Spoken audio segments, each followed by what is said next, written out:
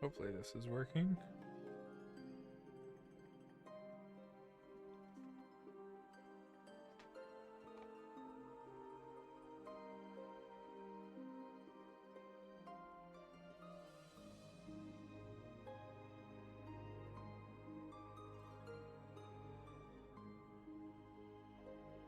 Hello, hello, testing, testing. This is working.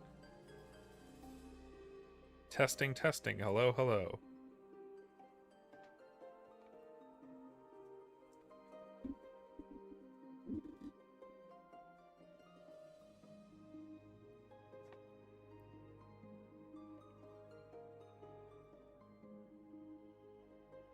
Hello, hello, testing, testing. This is working. Testing, testing, hello, hello. Okay, that should be good.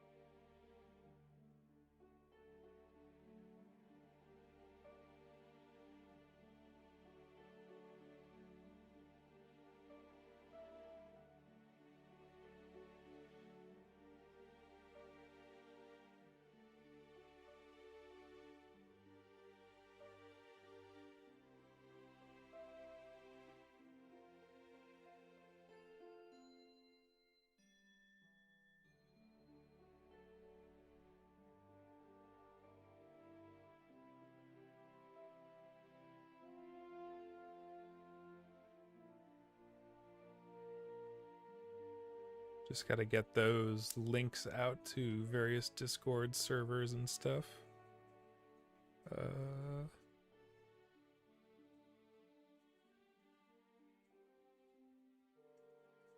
Public, done, save.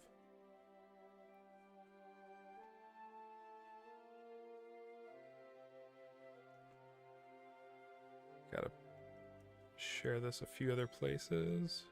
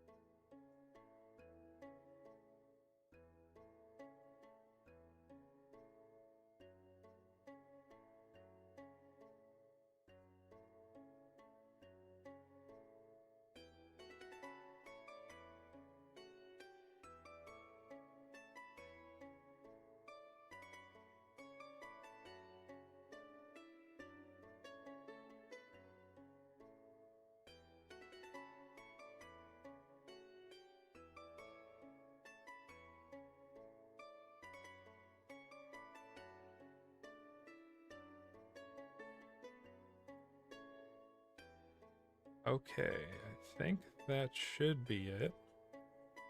I think that's the link to it posted everywhere.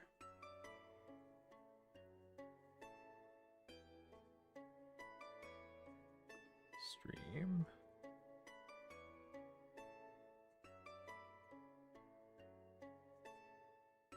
And back into Maya.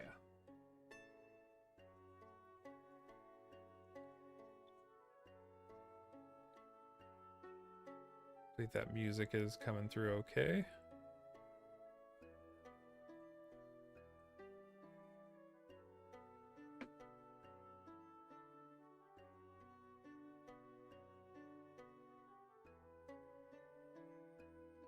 And and working on this cat character. I think that was pretty much it for the model that I wanted to do.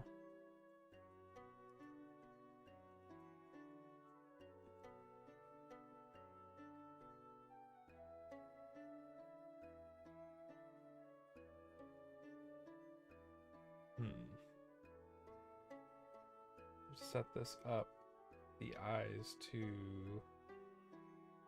kind of naturally be in this position. Actually, I might not even need some of these things. I have it set up for a switch between the viewport version of the eyes in Maya and the version that actually goes to render when it's all said and done. But I don't think I need to do that anymore since I'm switching to Arnold, and I think it can handle that on its own, but I'll set that up later. A lot of boring setting up shading networks. I think File, imprint, and save.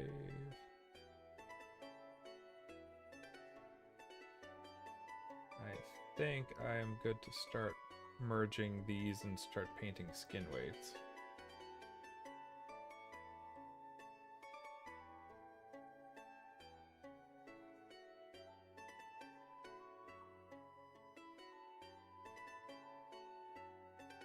Mesh. I need to go to... Where is... I always forget because there's like 5 different mesh submenus and I forget which one has which stuff in it. Move for merge. That actually... Nope. I was in the wrong selection type.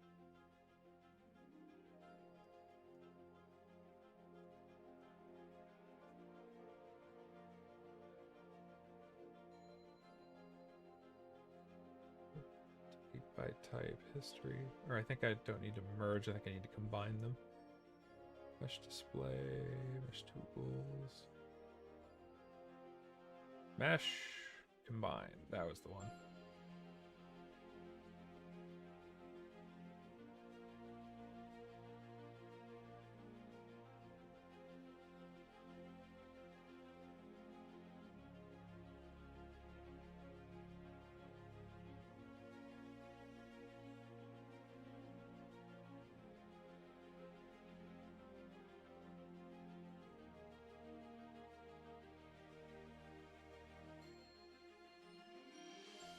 I do think I want to keep the little saber-toothed tiger fangs.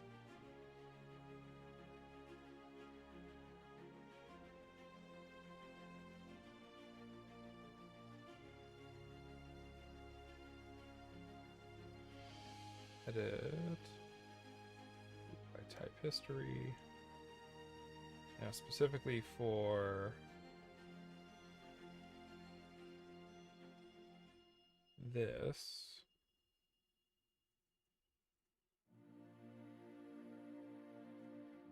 Merge these. Mesh display. This is where I want the merge tool. Edit mesh, merge.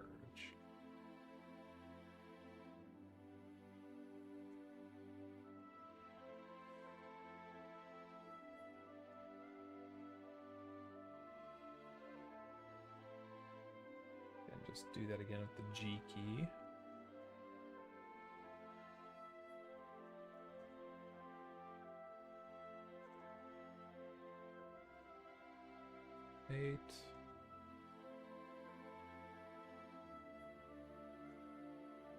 Edit by type history. Okay.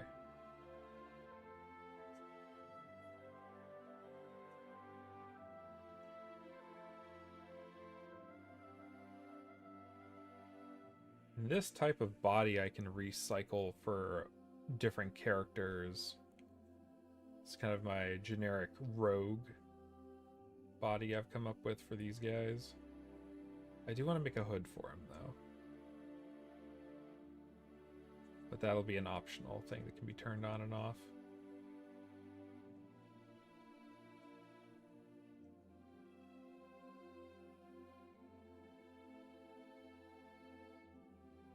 Mesh. Fine.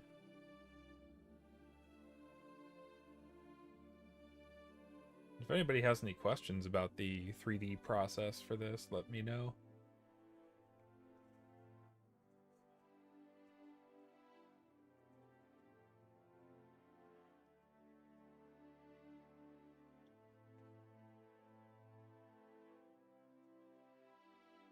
So this Windows outliner layers. These are temporary names because I'm going to be combining these all into the same character here at some point, or the same mesh.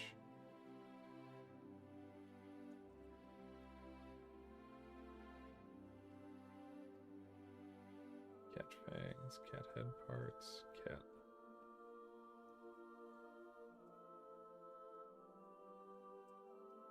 Cat head.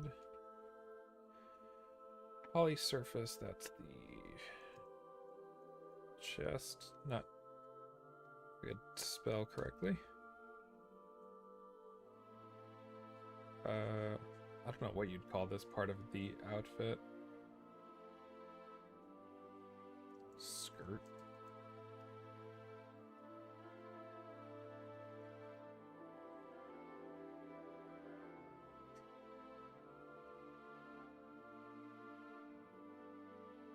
Where is...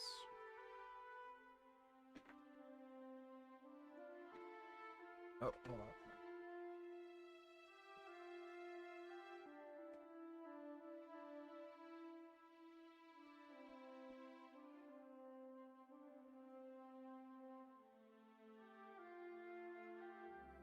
All right, so this is got to be smoothed out, or this has got to be smoothed out. Mesh display, soften edge.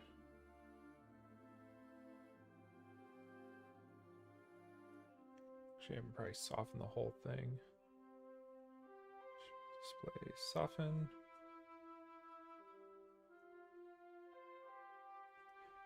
Did that not work? Apparently did not.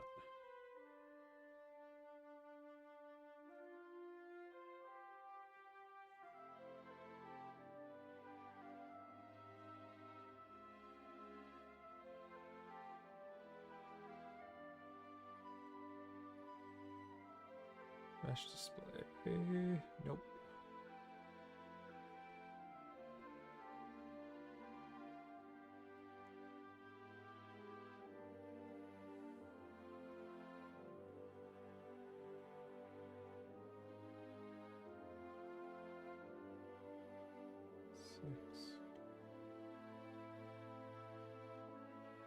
There we go. By type, history.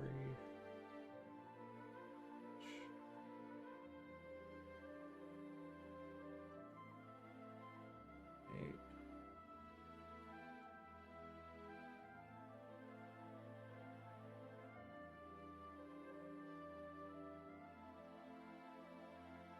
All of that.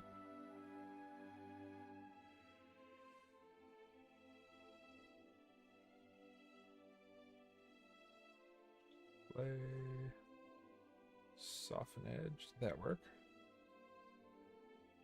Huzzah. By type history. Okay. Now, with any luck, I will be able to just copy essentially the skin weights over from the other character model.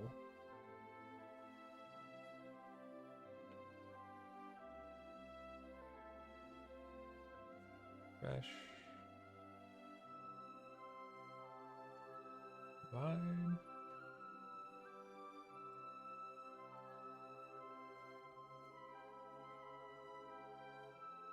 Type history. Okay. Gotta do that with the face.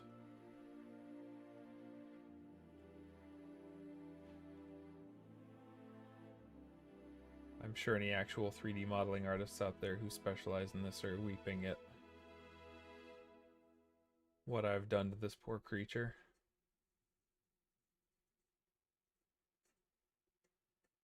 Let's display, merge.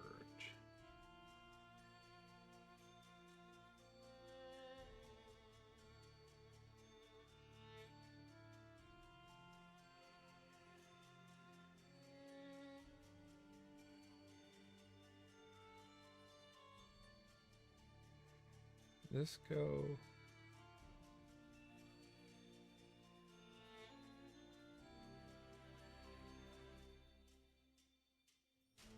Display, soften edge.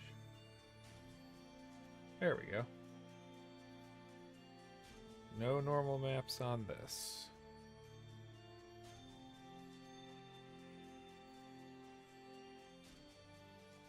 That is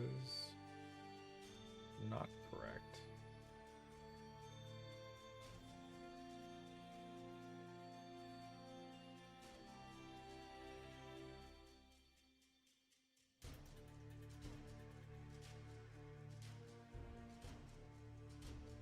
Add a mesh, combine.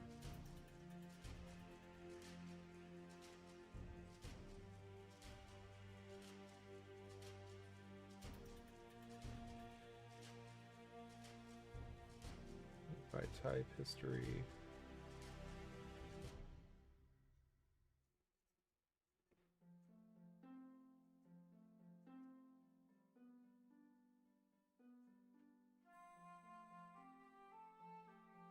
Actually, this is probably as good of a place as I need to put this control. I need to create a control that shifts the eye main positions over here. 6. Oh, that changed. His colors in a way that are not correct. UV editor.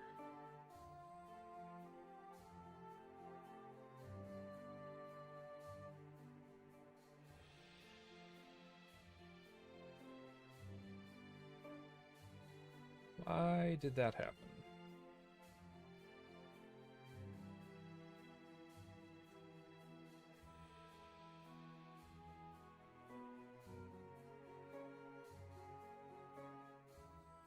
Let's see. It's always a trouble to be...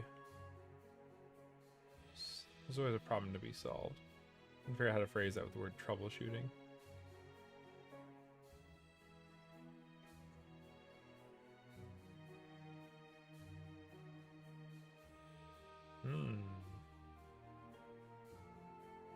That's weird.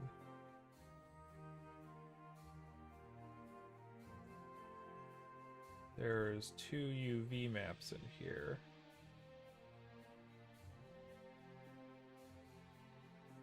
Textures. Shark Knight. No, Catfolk 1 is fine. Map 1.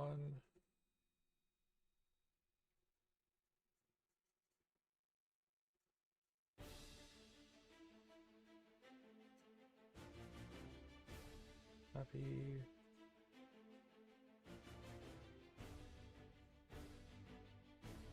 Resets.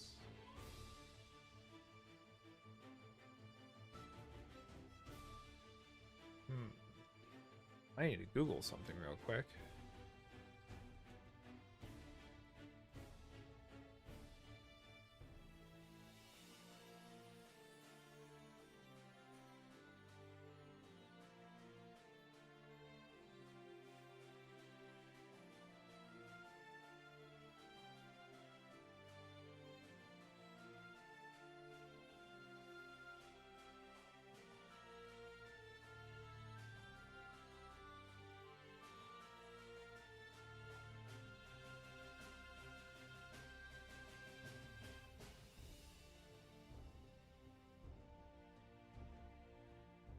Oh, I see. Here we go.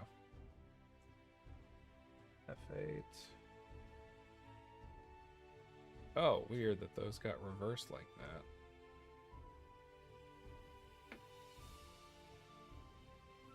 Hmm.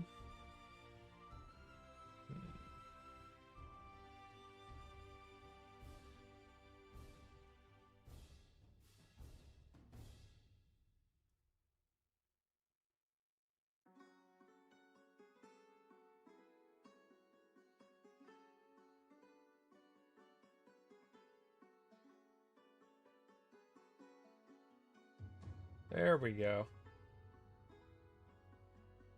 I don't know how that kind of stuff ends up getting broken in Maya so frequently. It isn't very often, but it's still frequent enough that I have to Google it every once or twice a year.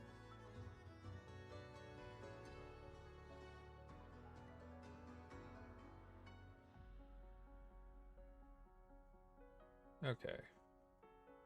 So with that,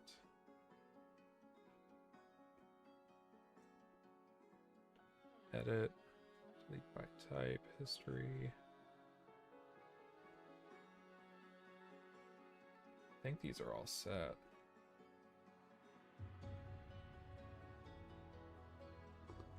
Thought I felt a sneeze coming on.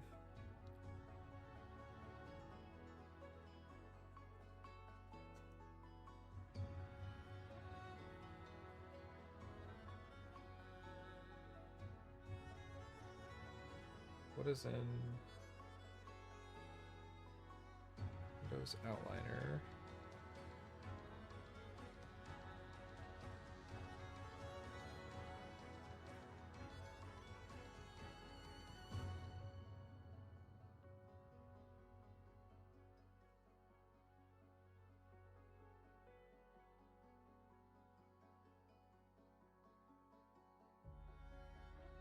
File increment save.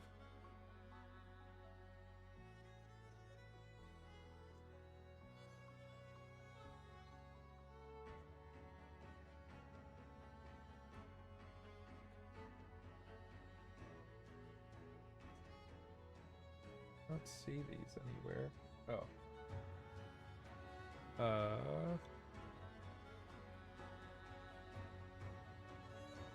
Is that really all that is?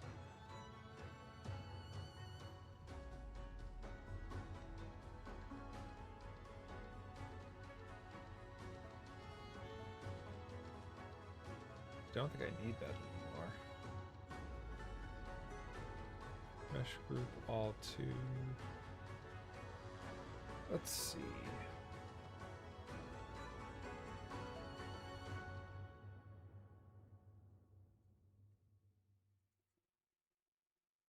That is the old knight body. That is fine.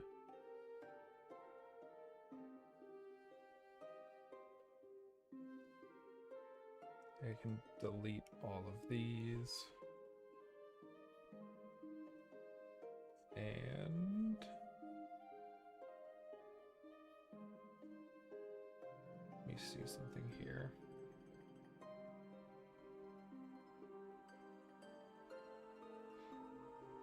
This is a problem to solve because these eyes were not meant to be looking straight forward.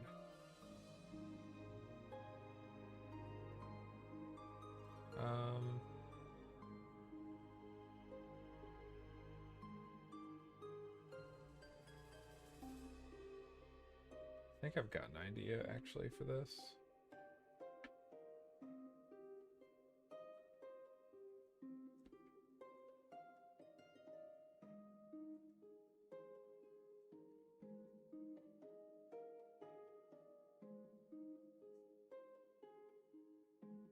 Group. These are scale constrained.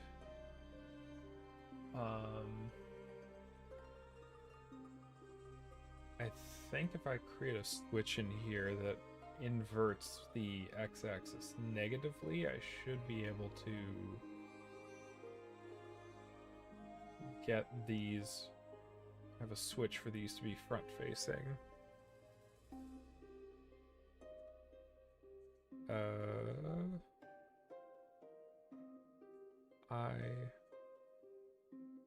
Ref, okay.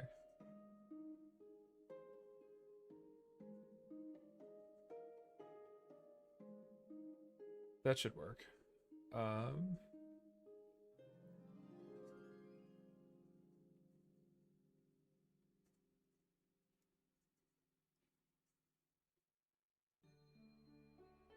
Let me set rotation. Set translation. Oh my god. Yeah, those eyes are only meant to be shown one way.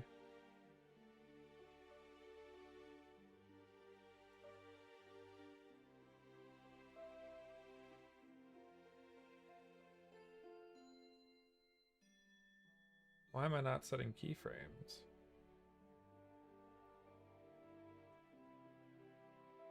That's weird. I think I need to restart Maya.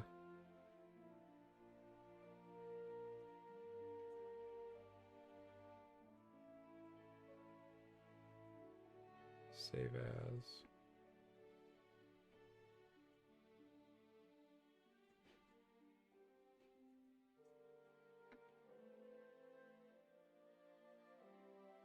Let me restart Maya.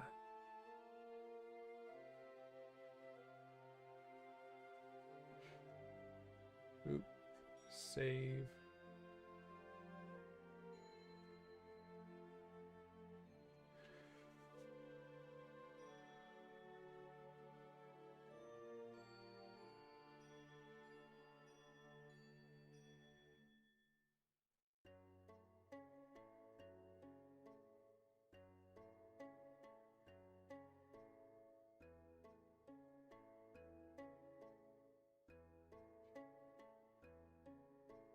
This should only take a moment.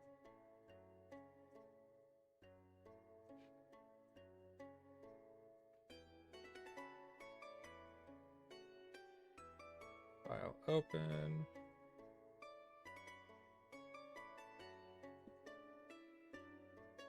All right.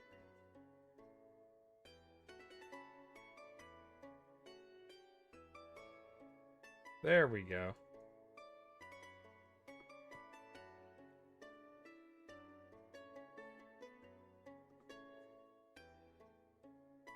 Yeah, that'd be a weird cat.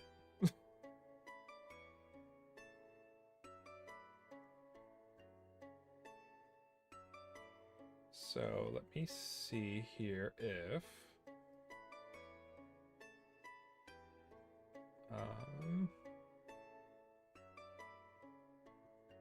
modify, add attribute. This is probably best saved as an enum.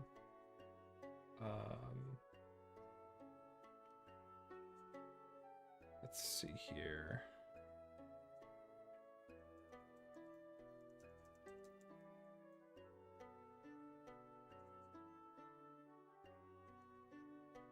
Lizard folk,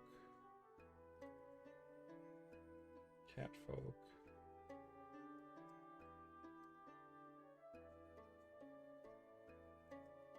Next. Long name, this will be I default position. My default position.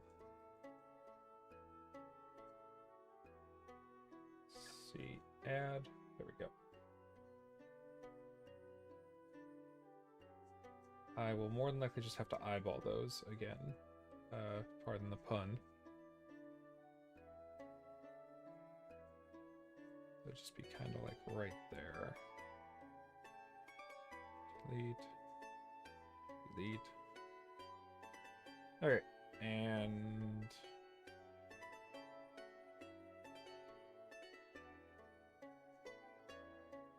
actually, Windows outliner. I wonder if I see.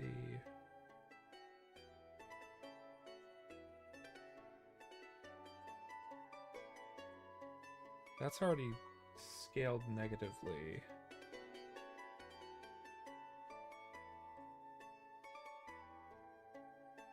Where does this...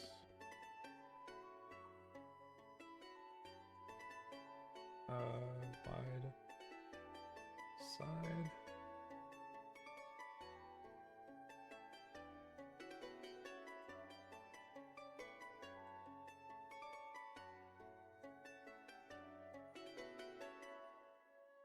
Okay, I need to...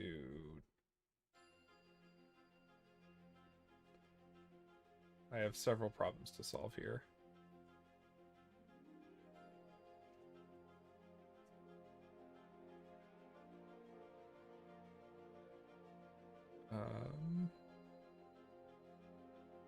These are parent constrained,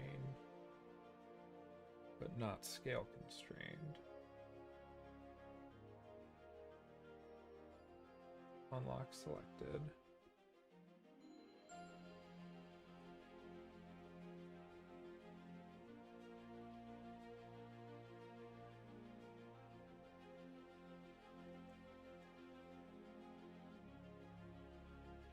That scale does not do anything there. Well, on its own. Which that is fine. I think I know how I'm going to do this. I think I need to put these in their own subgroups and have that be what gets shifted around based on set-driven keys from the eye orientation control attribute.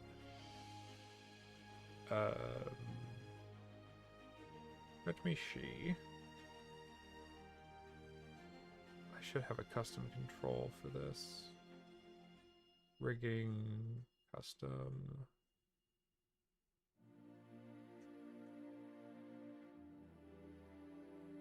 That should do it. Group, inner.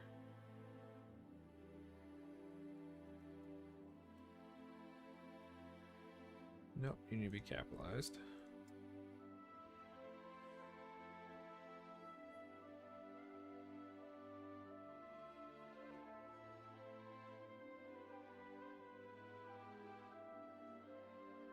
Yep, that will still work.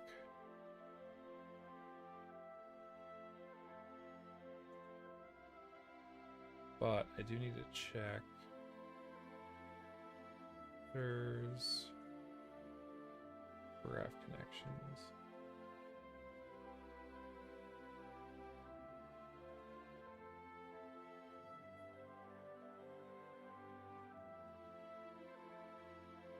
These are scale constrained to the iMesh group. Where does this one come in? Put in output connections.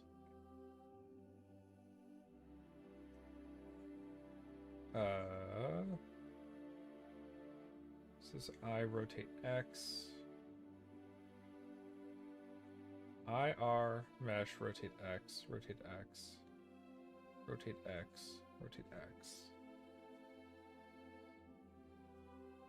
So I think if I put a switch node in between there too, I think it's a multiply divide node.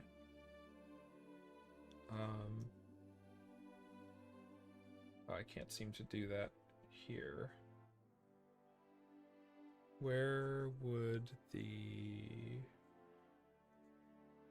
graph... I rarely use the hypergraph input-output connections to do anything more than like investigate things, so bear with me.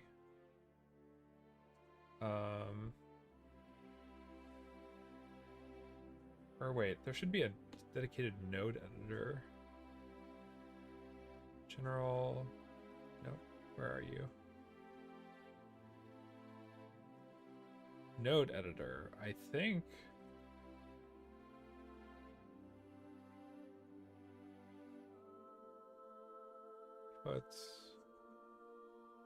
Outputs, all outputs, nope. I rarely use the node editor.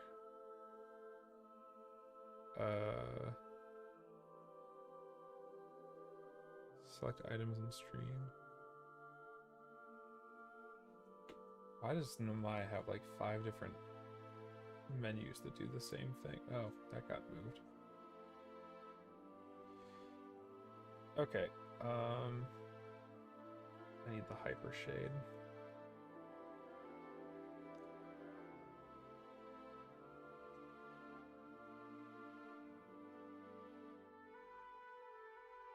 I think I can use set-driven keys for this. No, I think it'd be better if I just had a switch for it.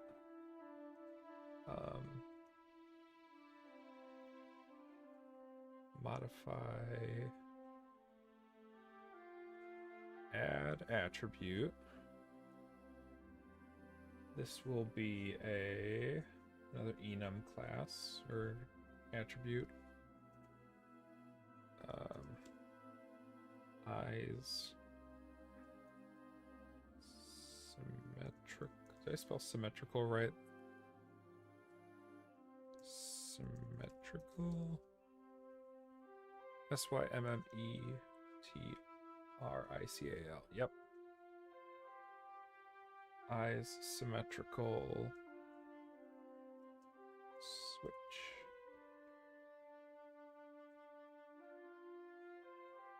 Or I can probably think of a better name for that. Front.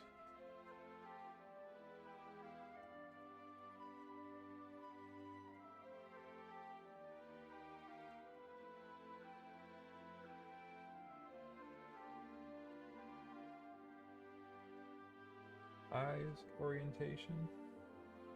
Side. Add. There we go. Okay. So let's see here with, I need a phenotype, multiply. I think what I need is a multiply divide node.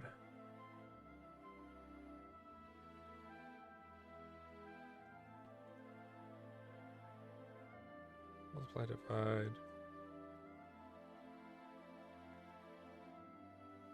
Eyes, orientation,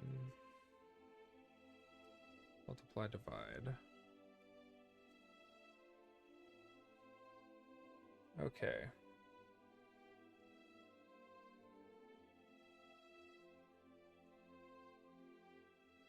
So I need the animation key, set driven key, set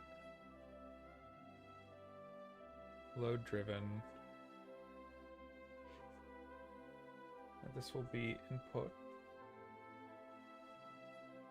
1. So this will be input 2x will be switched between 1 and -1 depending on what I have this set to. Now I start getting into the sub-window hell that is Maya sometimes.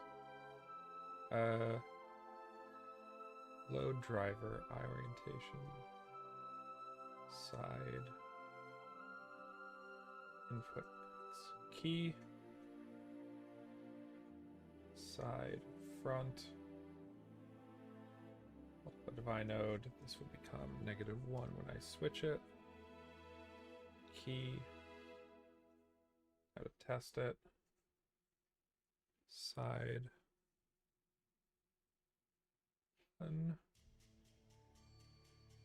front, -1. Okay. Do a Windows animation editor, graph editor. Don't think I need to worry about that, but I'll straighten that out just in case.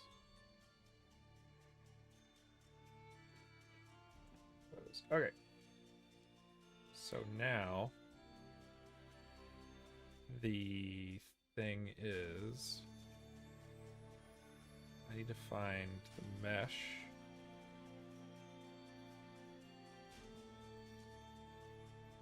Maya, you good? I think it was auto-saving. We should be regaining control any second now. There we go. This is what's getting the input.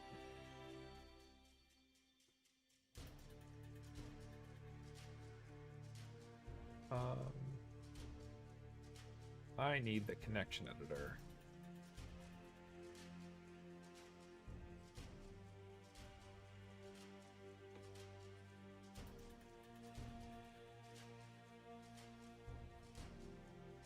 Actually, now that I think about it, I need two things here.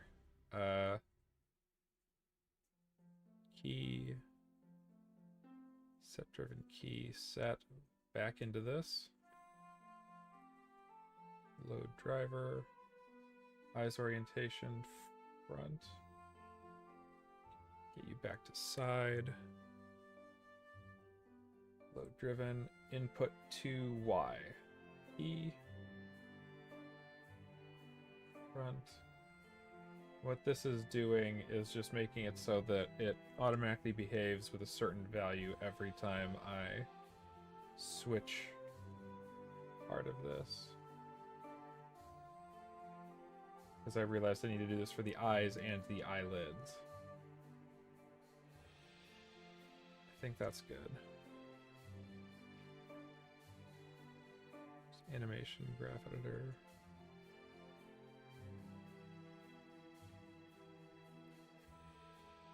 This is very technical parts of rigging and character creation in Maya, at least.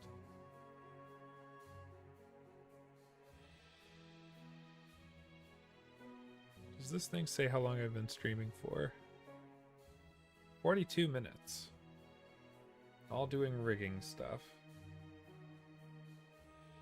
If this was more complex, I'd be willing to put it on my resume, but it's kind of simple.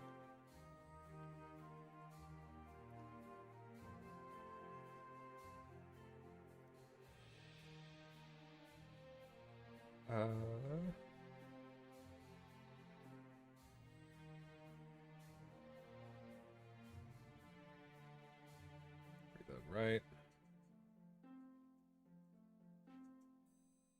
So this is rotate X.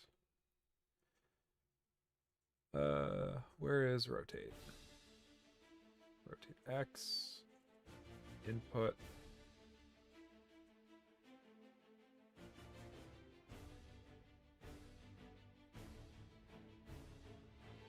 This is the eye aim, eyelid. Eyelid, rotate X to input Y.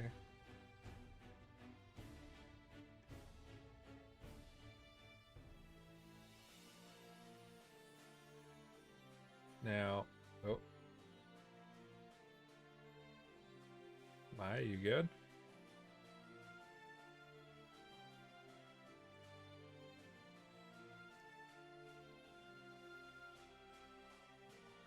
Textures, utilities.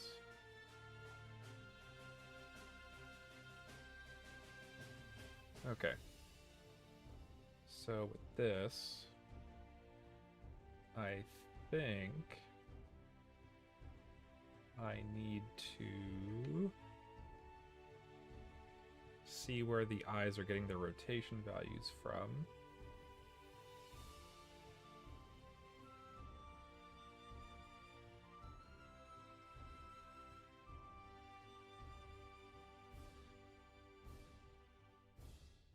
Why is that connected directly to there?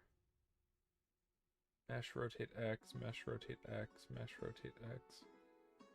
That should be... Those are constrained.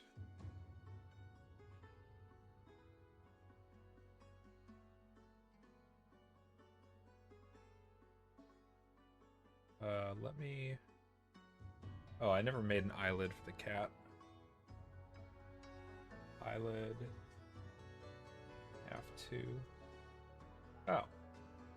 The color for the shark one kind of ends up working for right now. It actually looks like a cartoon character. Eyelid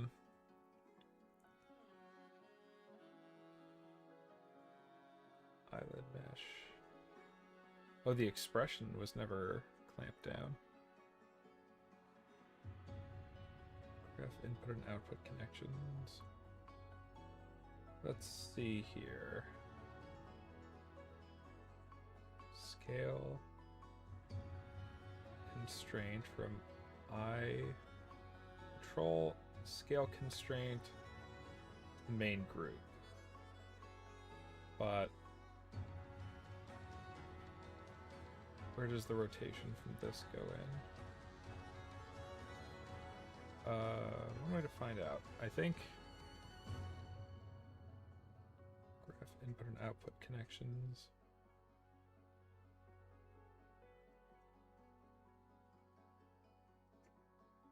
I control.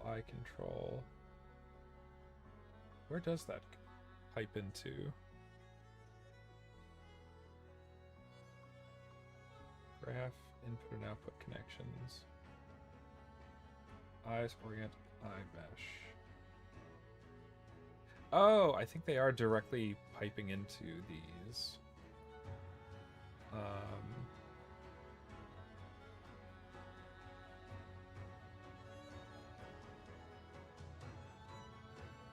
Oh, the expression never... I can go ahead and lock you. Lock selected. So let's see if iMesh unlocks it. Aha, there it is. They were just hidden by the locked state. Okay, so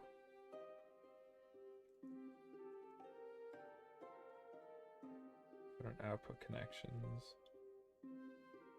Eyelid aim.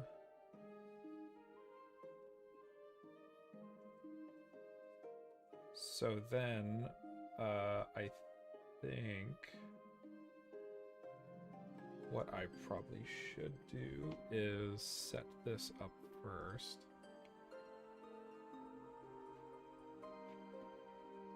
Key. I don't know why I keep closing the set-driven key when I keep using it. Load driver.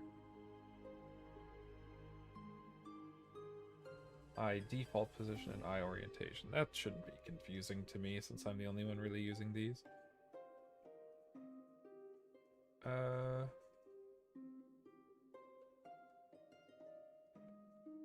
need inner and inner. Load driven. Translate, rotate, and scale. I get all three. Lizard folk, cat folk, and next. So we've got eye default position, but deselecting it. Key. Folk, cat folk. Okay.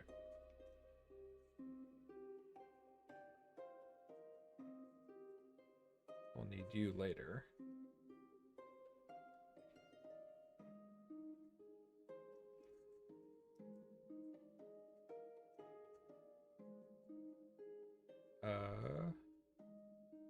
Truthfully, I only really need to do this once, and then I can just kind of set it for the other.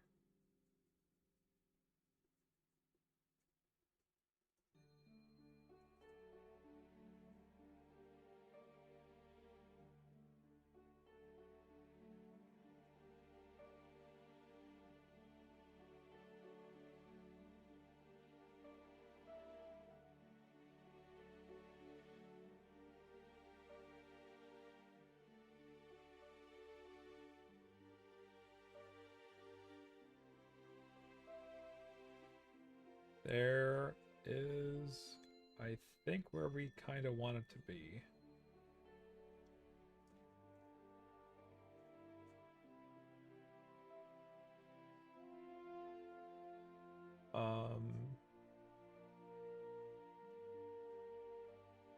I could try copying the keyframe, but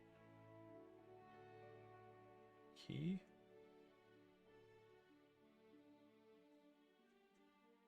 I think I'll just do it one at a time.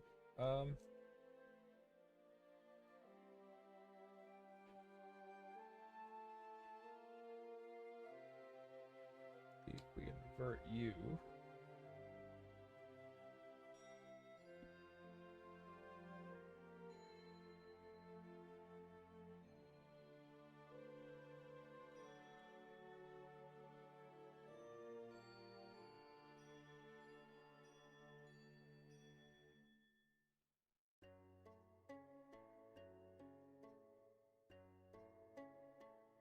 Copy.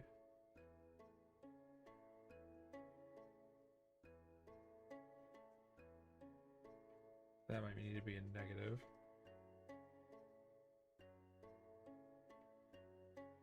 X. Yeah, that might need to be a negative. We'll find out here in a second. Oh, and I goofed on that. It's supposed to be this value.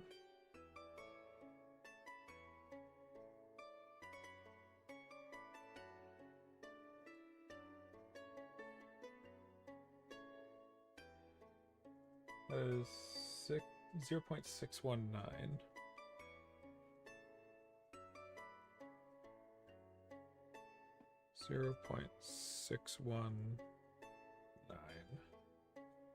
Okay, so some things are not perfectly mirrored by just copying the value, so I'll have to figure out which ones are supposed to be reversed for the negative value and which ones aren't.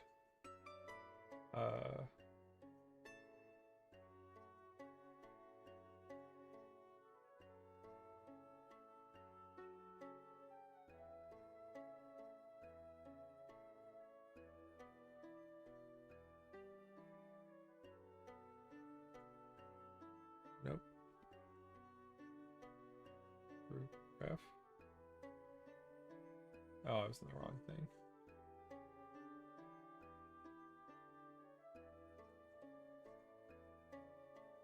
I think all of these need to be... Nope. You are probably fine. Z needs to be negative, though, I think. Nope. No, that is fine.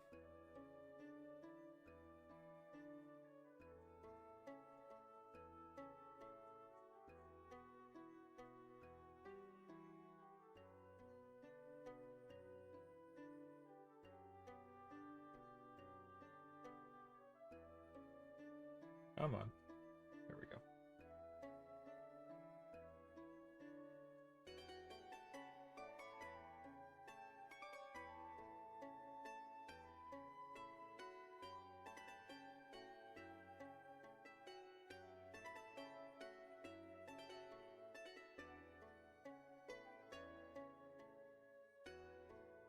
Something's not right here. Did that not actually need to be negative? That might have been the case. Z.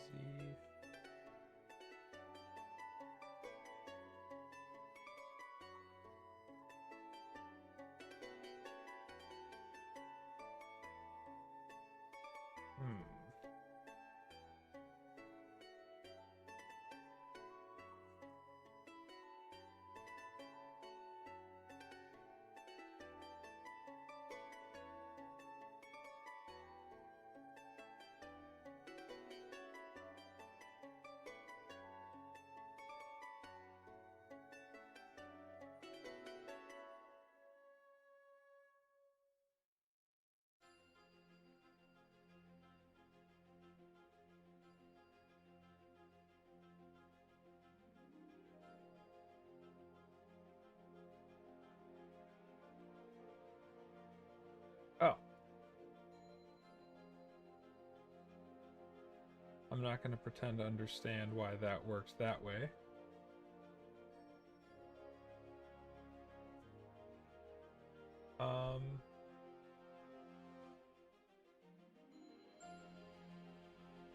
But why is that backwards?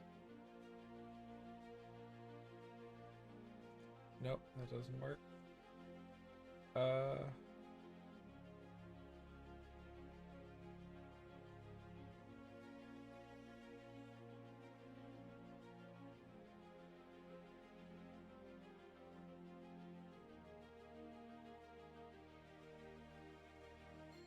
I might have to just eyeball this one.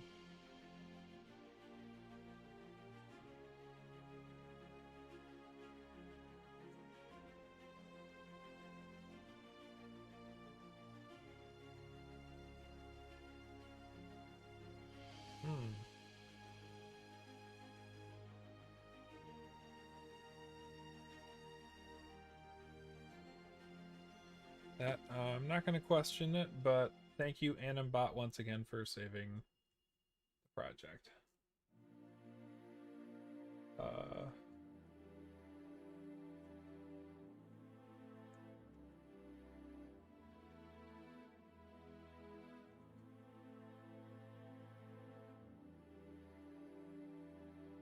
rest of these all look pretty good. 64, 5, 14. 64, 5, 14.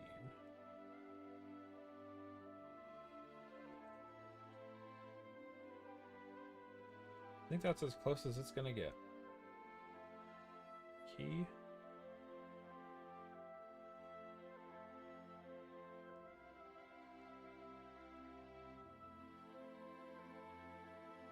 That looks symmetrical. And let me save first.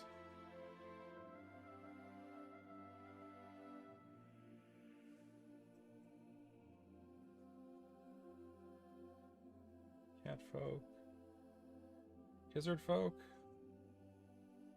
then back to cat folk. Huzzah!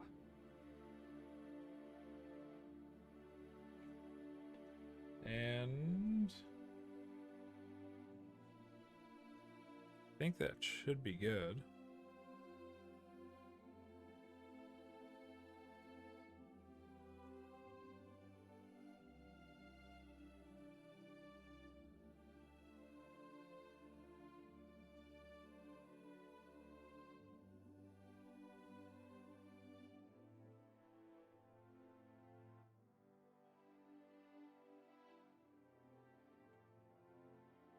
I think now I need to figure out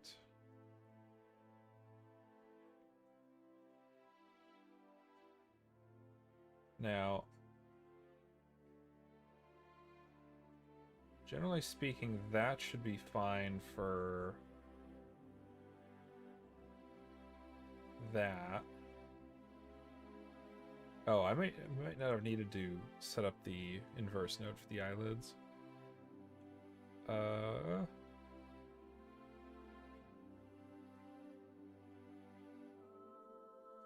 Output. Let me see. Okay.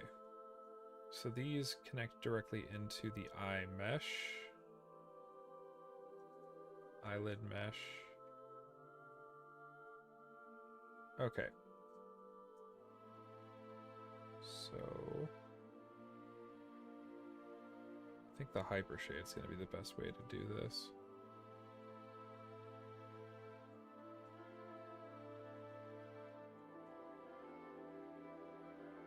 Graph network.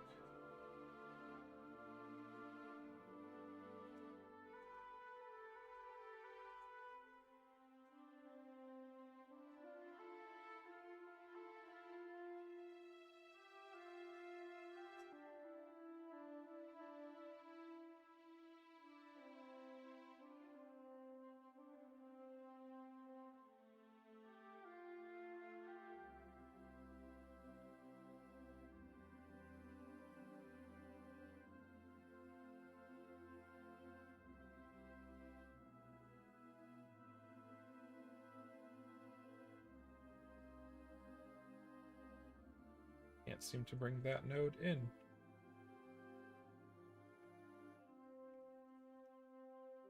I might have to do this with the connection editor. So I want the right. Reload right.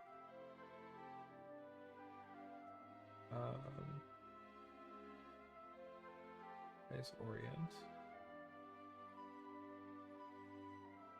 Nope, didn't mean to do that. Right mesh. Reload right. Where is rotate? There we go. Output X. Rotate X.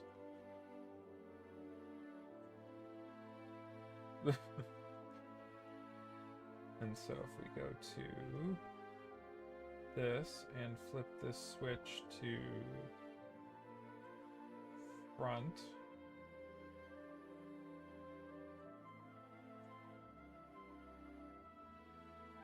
well, that partially works. I think I need another math node in here. Something that adds the value of 180 to it.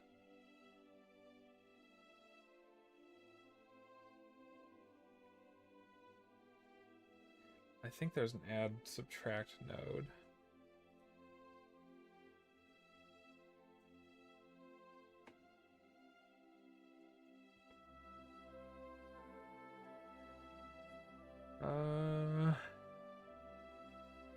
I've only ever had to use the multiply divide node on this thing.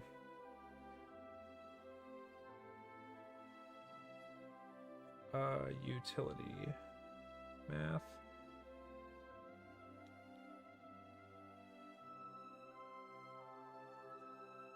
Those are all for Arnold. Shader.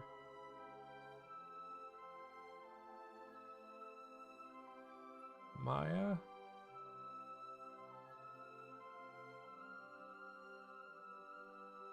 Wait. I just saw it. Where was it? Oh, no, that was something different.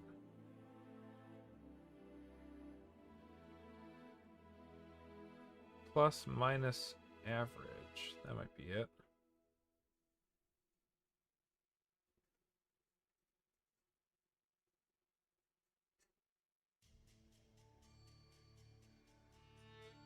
Sum. I think this is what I'm looking for.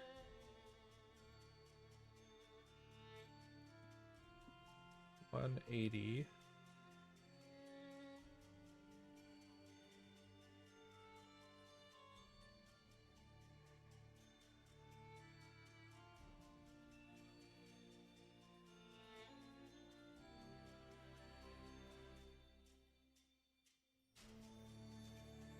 Let's see. Where is the... Here we go. Output. X. RI mesh. Rotate.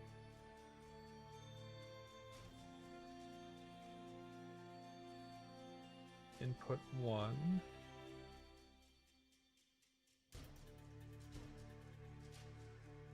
And then, so if I have this set a value of 180, I might need the set-driven key editor again. Set-driven key. Where is it? I know you're here. Set. All right. Input 2D X.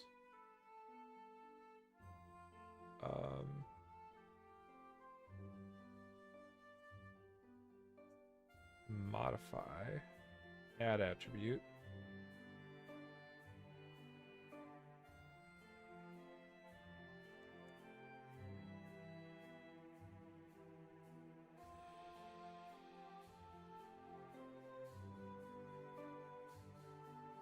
This can just be a Boolean.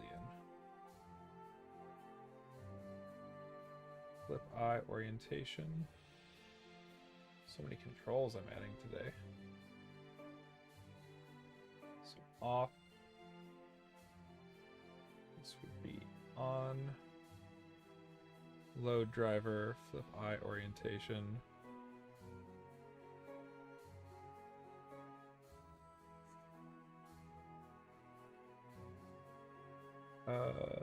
Output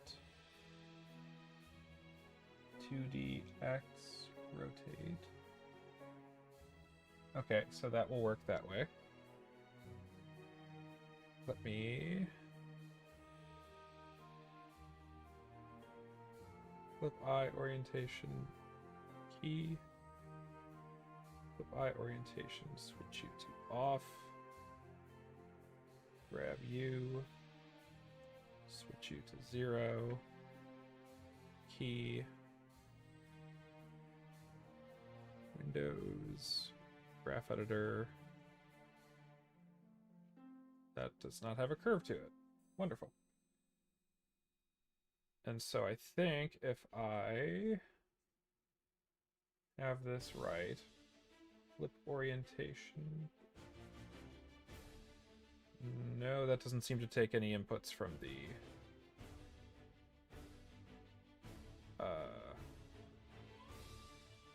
orientation front, side.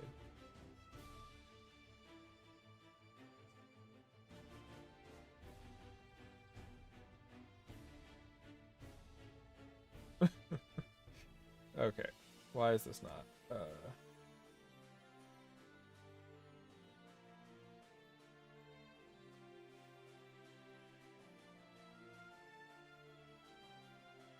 Flip eye orientation.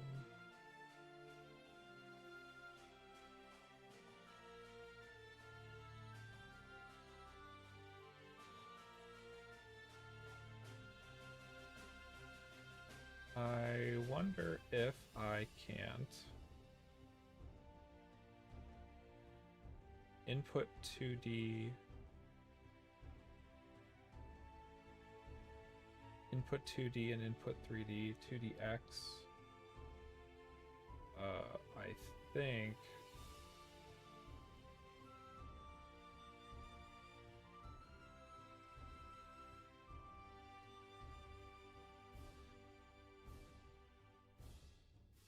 I can probably grab the value from that.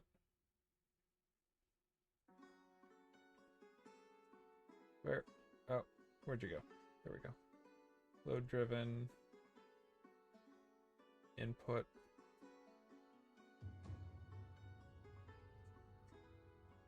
I think I've got this understanding correct.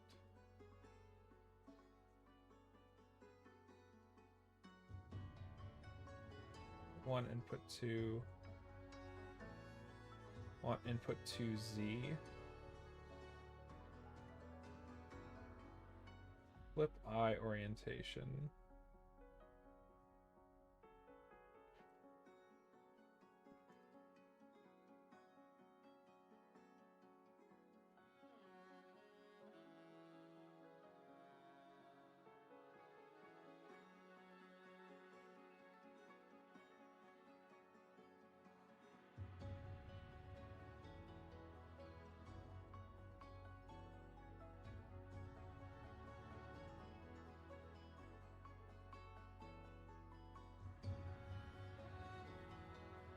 Where did I go with this?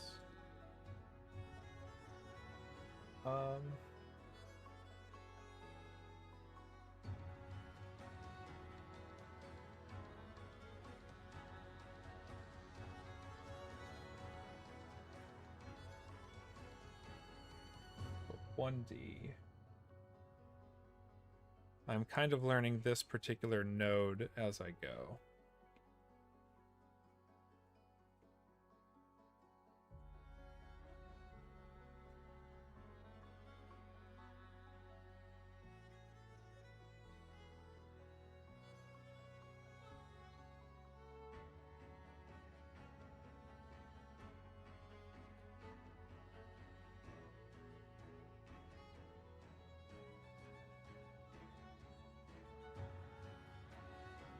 How did I have this set up?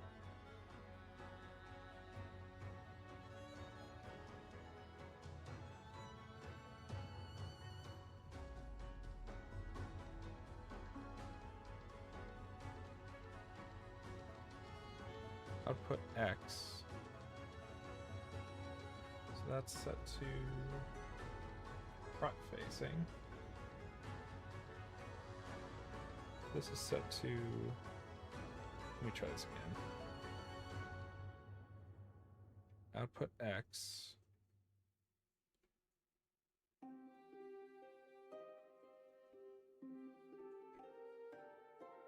Get this over there on the side.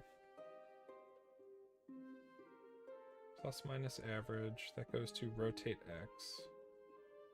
Input 1.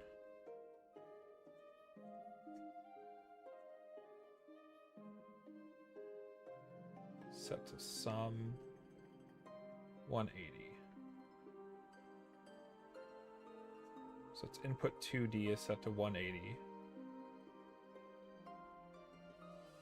So, okay.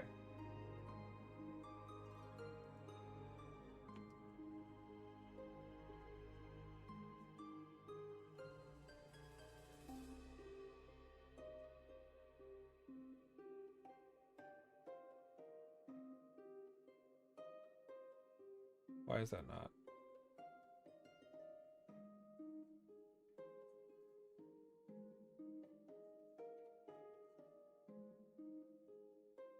I want that set to sum.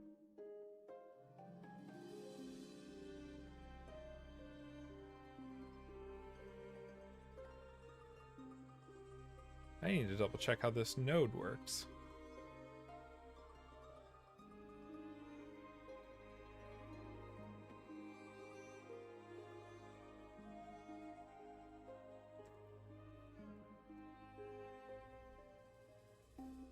Let's see. I don't even think I'm going to bother doing any skin weights today on this. As soon as I'm done with this that I'm working on, I'll probably just switch over to Oblivion. Valid inputs.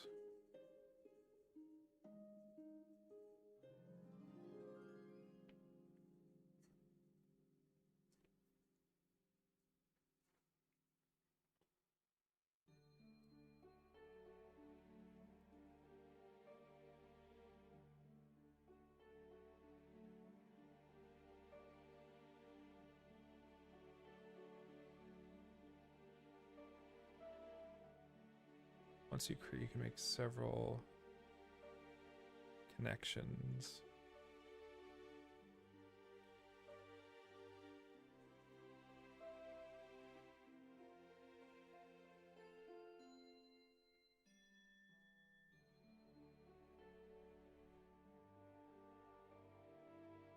Input 3D1, input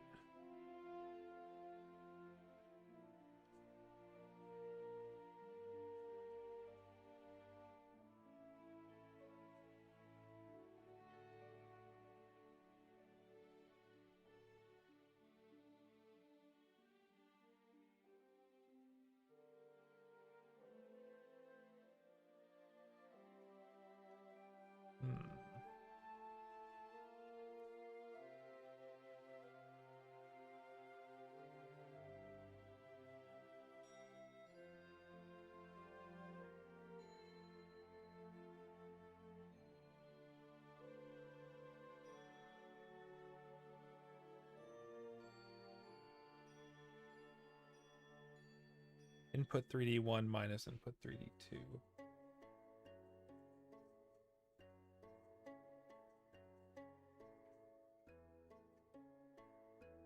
Oh, if I got this wrong,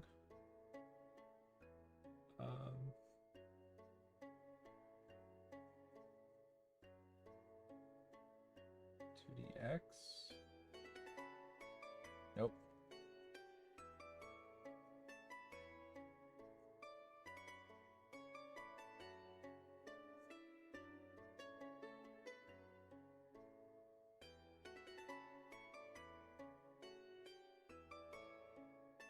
One D0, 1D1, 1D2.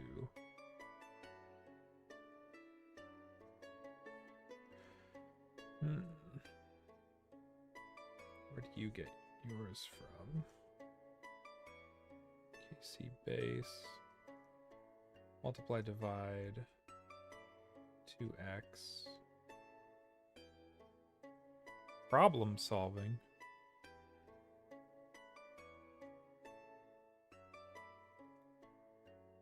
Look like they have a palm tree on their head. Yeah, that's just the shape of the control from the auto rig I've been using. It's plus minus average, even the utility I want to be using. Multiply, divide, plus minus average. No, it might be.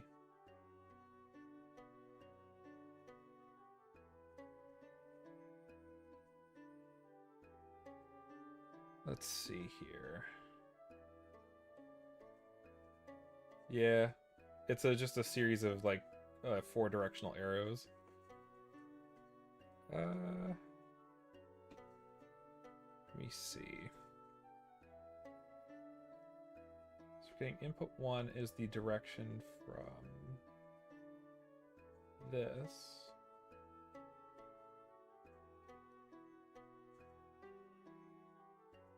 The layers are going to be kind of like popping in and out for that eyelid thing there.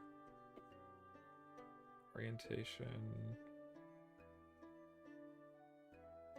Output Z.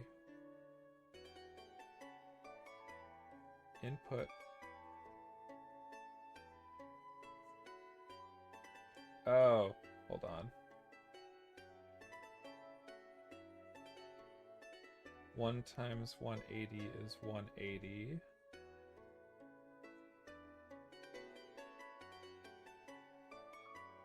So if I do output Z,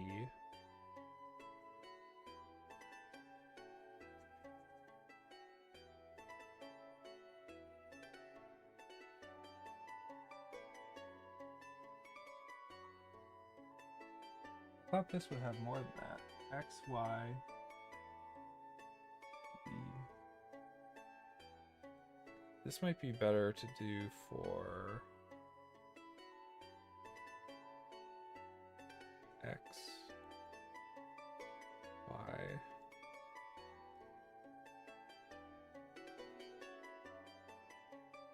IR mesh. Shape.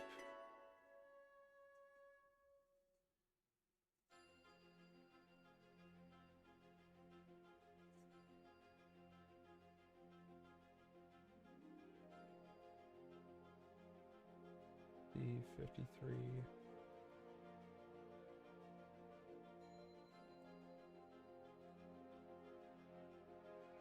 Plus minus average.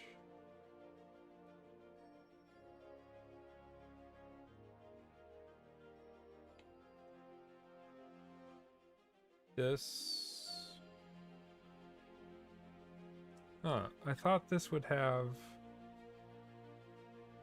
a different kind of thing going on here for the outputs. Put 1D.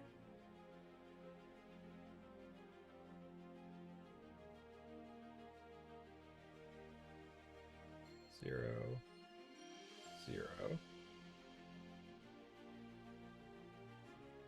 So if I do input D,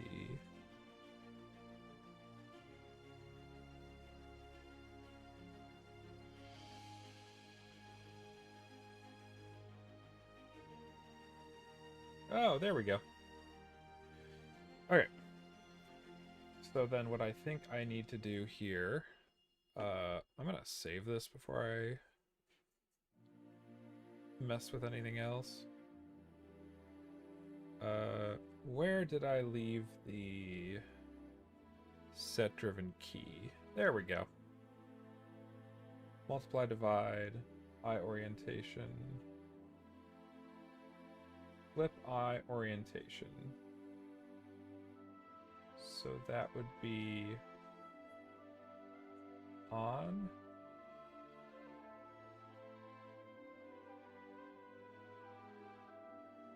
Flip eye orientation to this being input key. And then if I were to switch you to off, and have that correspond with you being 0, key.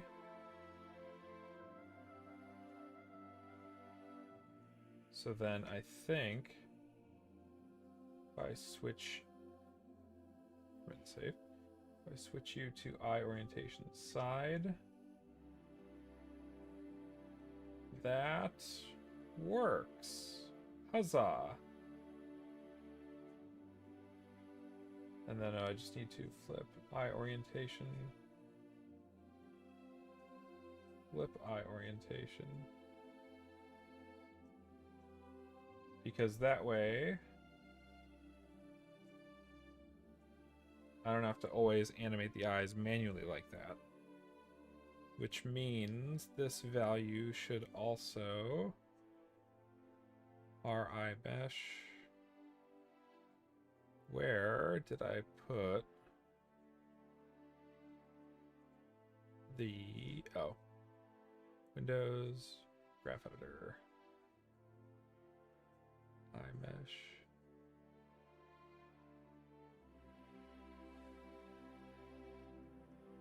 Let's switch you to that just because I always do that anyways.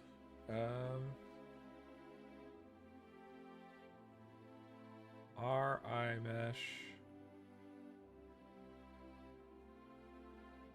Where's the other set of them? I'll worry about setting that up for the eyelids.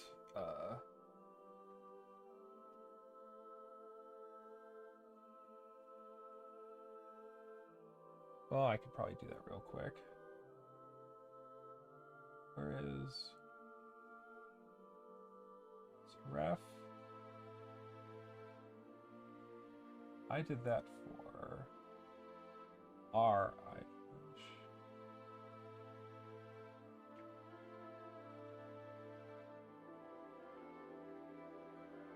Selected.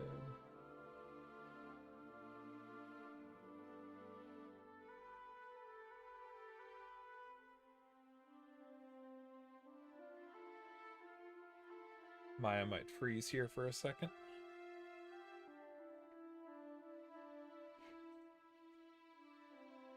Oh, right. I can't see anything when that happens. Animating. All right.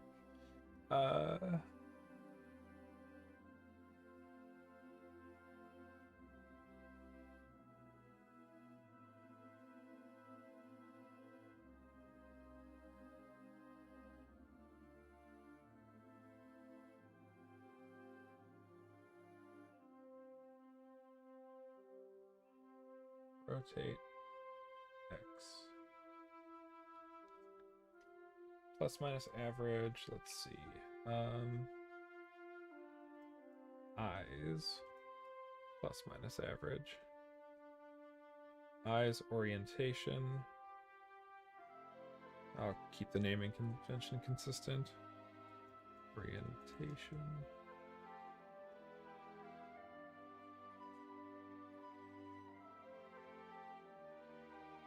I think I might need an extra.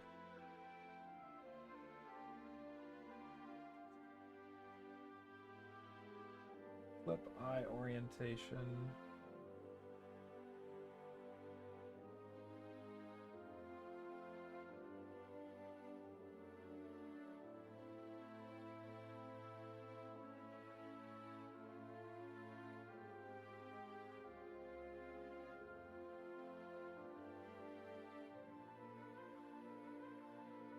I think I actually used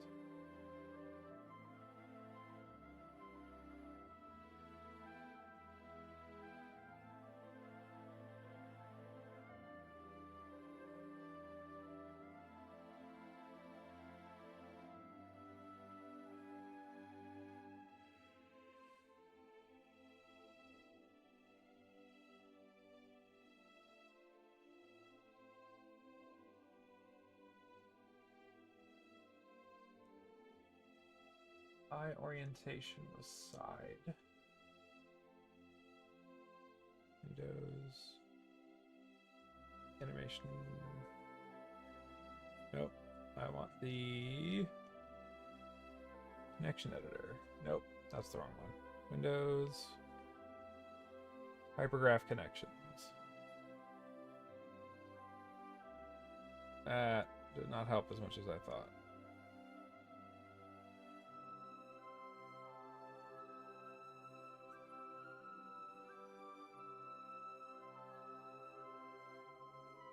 Orientation side.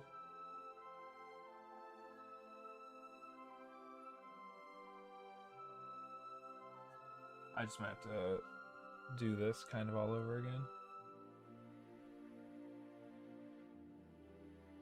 Mouth parent jaw constraint. Eyes orientation. Where is the eyes orientation?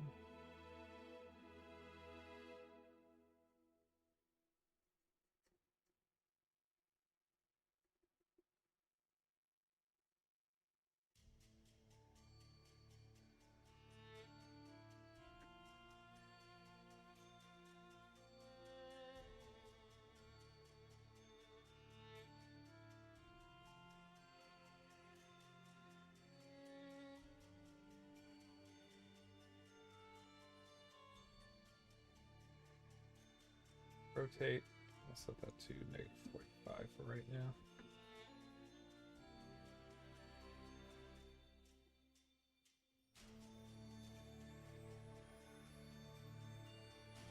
Break connection.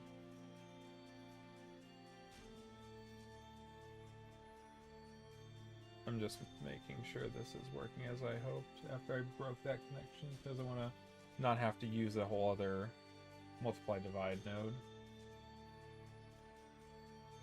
Although I might need to anyways. With I.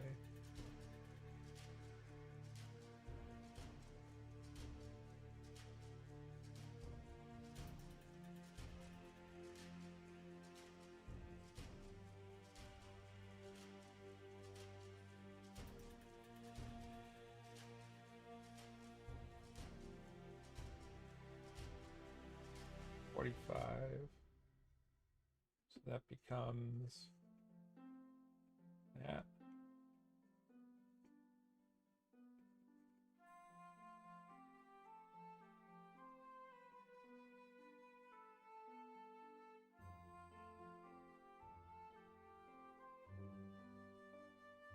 That I think works.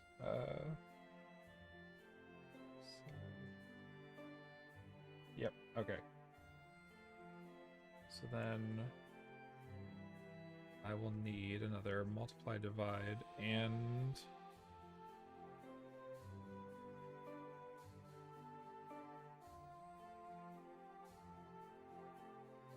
let me see. Duplicate. Eyelids orientation multiply divide. 0 0 0 0. Nope. Should get a macro for this. Duplicate.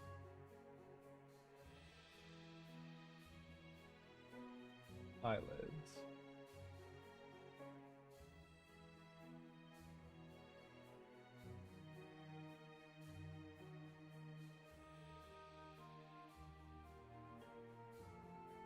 So that goes to input 1, input 2, output, or 1D, and then output 1D.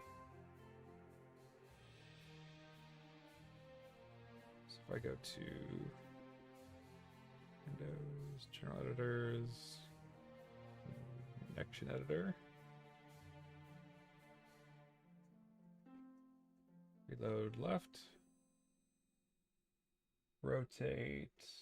X will go into reload input 1.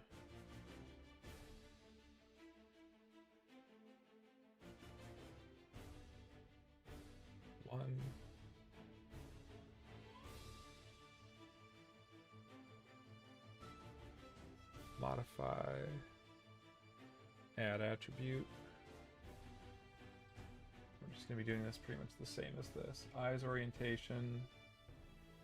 Front, side, and front.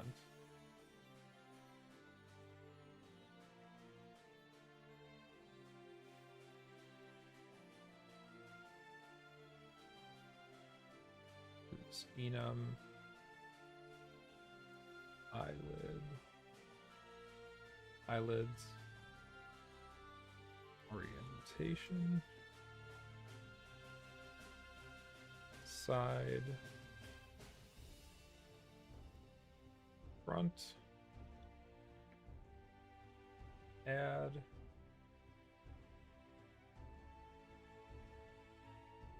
Boolean.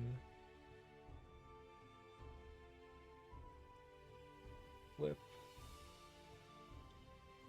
Eyelid. Orientation. Done this once, this shouldn't take nearly as long to do the second time. Key. There's set driven key. There it is.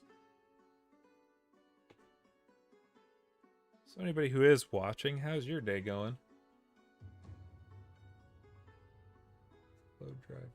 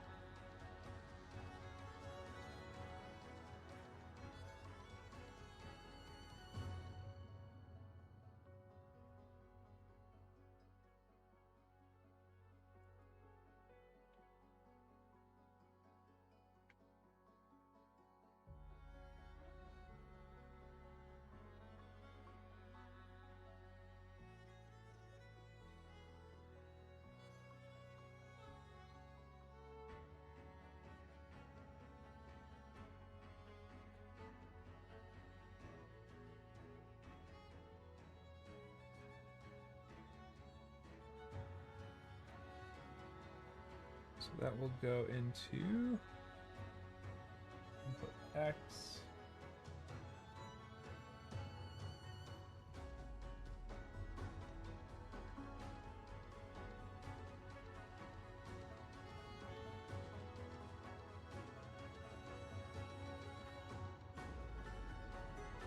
Input 2x and 2y already taken care of.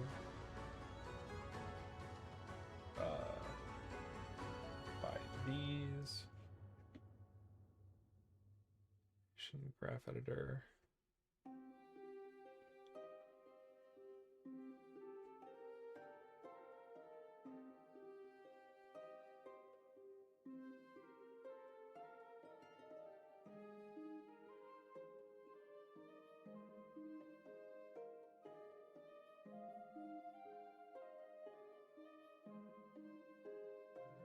Ah, I see.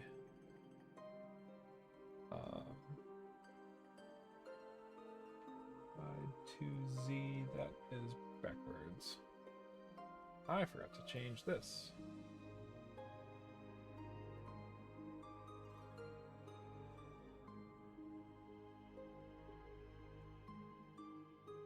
Zero, set you to off key.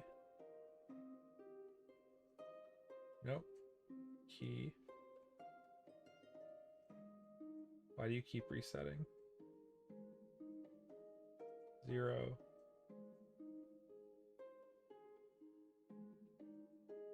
Blend weight.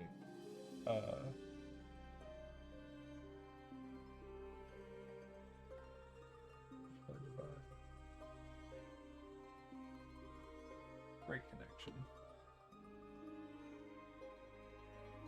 Let's try it again. Off. You are set to 0. Key. There we go.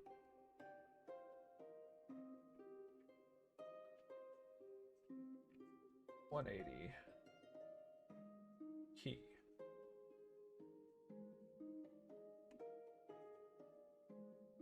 Eyelid, multiply, divide.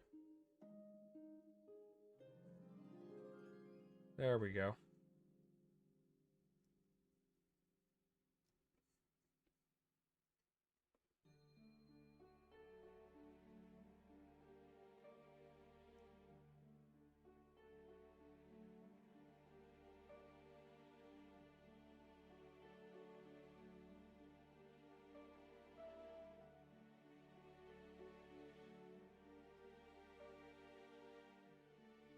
I don't know if you are connected to anything.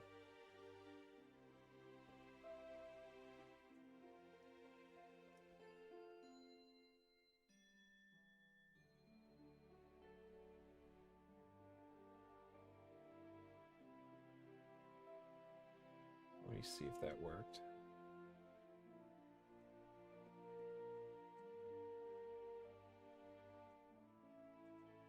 One front is -1. Okay, yeah, that works. And then where is, there it is.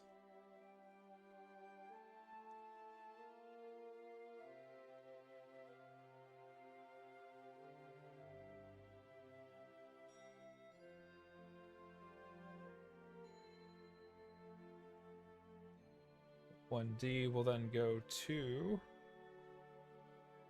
the eyelid.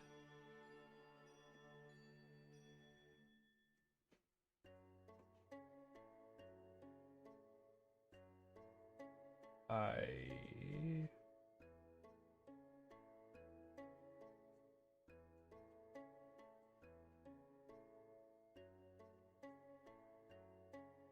might need to do this the other way. So output 1D to eyelid R mesh, rotate X.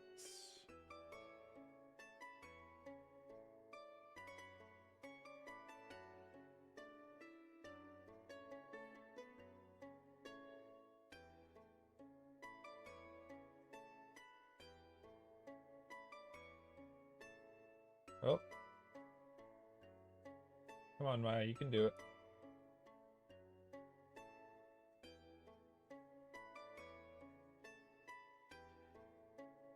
Come on, Maya, you can do it.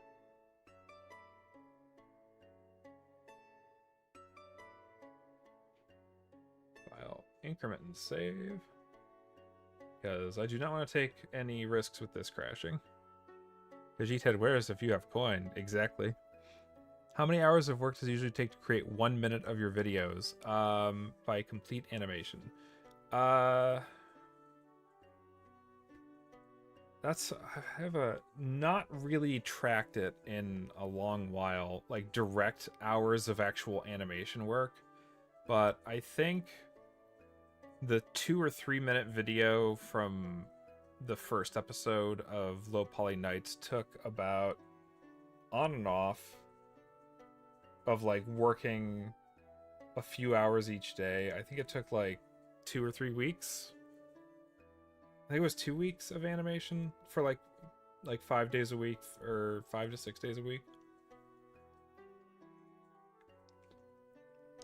But that was just like anywhere from 3 to 7 or 8 hours of animation, but I don't think it really took like a ton of time. I know I usually get, if I'm working on just an animation video, I can do 2 or 3 minutes in a month's time comfortably.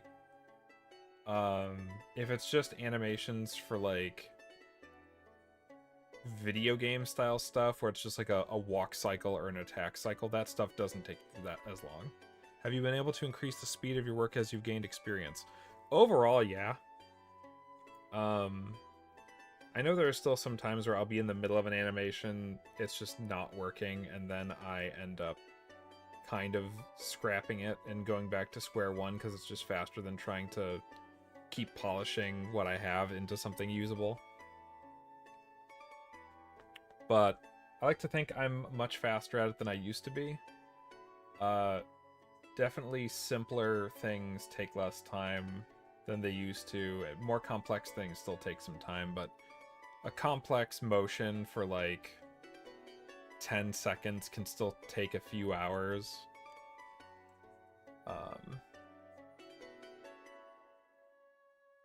And now, oh, where was I? Output 1D to eyelid R mesh, reload right. Rotate X. It's locked and cannot be connected. Eyelid R. Unlock selected.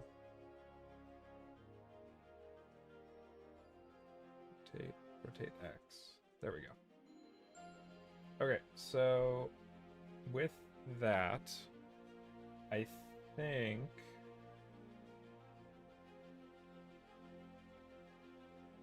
switch that to front,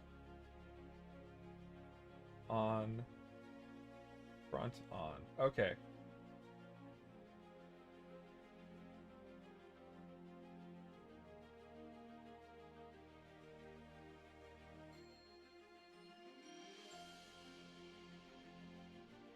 That is, I think, correct. I have now control over the eyelids and the eyes for, like, it's some weird math shenanigans, but,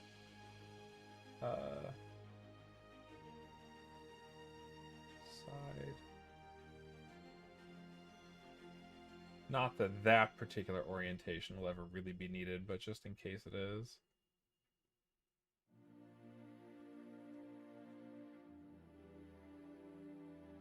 You know, now that I really think about it, I probably didn't need to do the add subtract one at the bottom. Just that first one there is probably good enough. Of course, in a perfect world, I would have thought ahead and would have just made these like rotational controls on the eyes themselves do all of these functions, but it is what it is. I can do that in like a future version.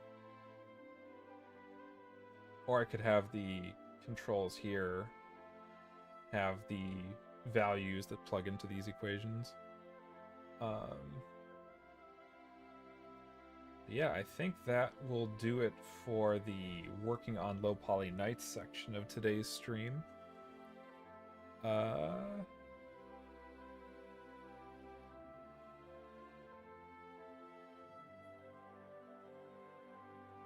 me save one more time. And then I think it's time for some Oblivion. How many hours was I streaming? I was streaming for 1 hour and 45 working in just Maya today. And I got some basic functions done of merging the two modeling halves of the mesh together. And got some of the rigging done. The eyes are now at a spot where I can adjust them for future rigs. Do you play with any mods for Oblivion Remastered? Yes, I do. I have mods for a few things. A few things that were just like minor improvements, but then the big ones, I know the two big ones that I mainly like really ended up liking was less degradation for equipment charge, like magic charge, and a less equipment degradation for like repair quality. My main save, which I think I'm going to start a new save here in a moment, is level 32, and I've gotten all the achievements in it with that character. File, save, close. Let's open Oblivion, and I will turn off the music before I forget for the stream. Need to open up. Now that should have turned off the music I had playing earlier. And I will use the restroom real quick. So let me... Whoa. Desktop audio. Hopefully that's not too loud.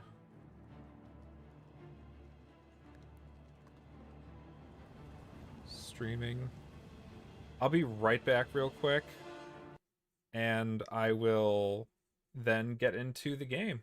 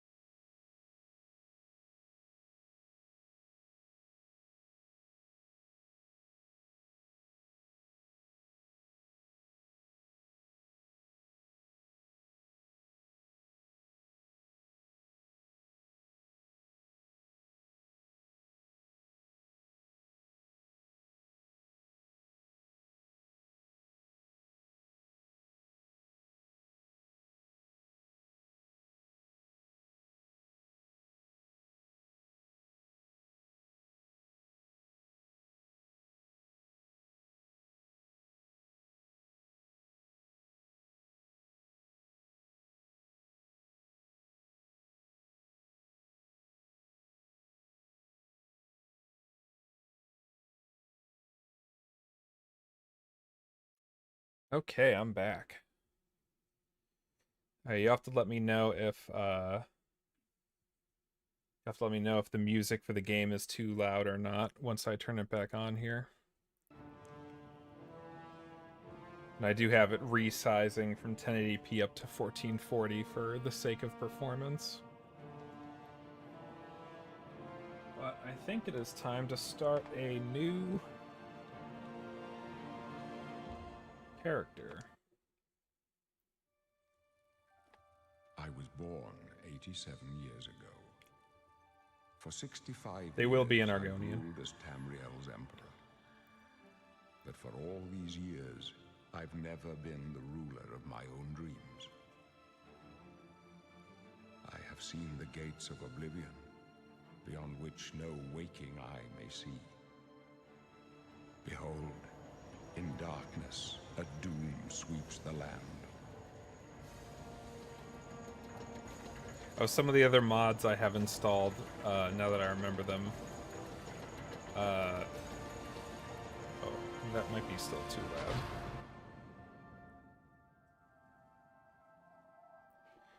This is the 27th of last seed. The year Oh, of I need to actually turn off the be right back thing. These are the closing days There we go. of the third era.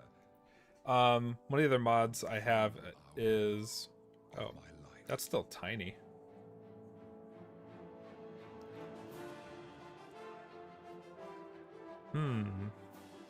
I might need to change that real quick here in a second. General stream.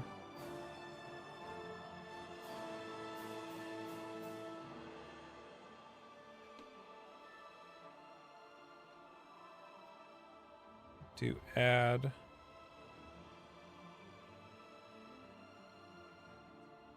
Game capture. Create new. Oblivion Remastered.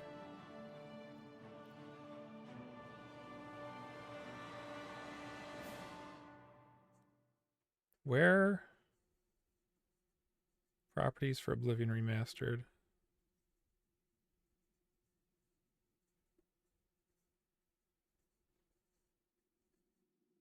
Sure, specific window. Oblivion Remastered.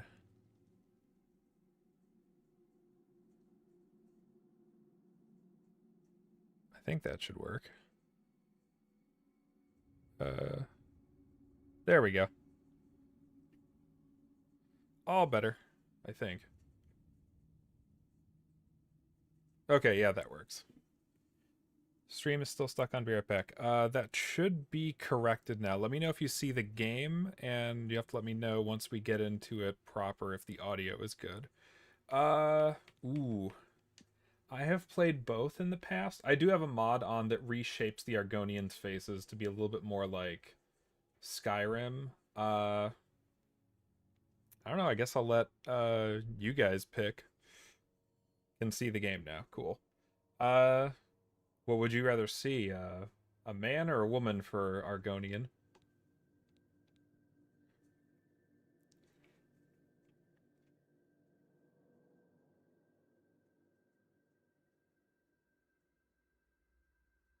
I would do a little poll, but I think there's only like 3 people here.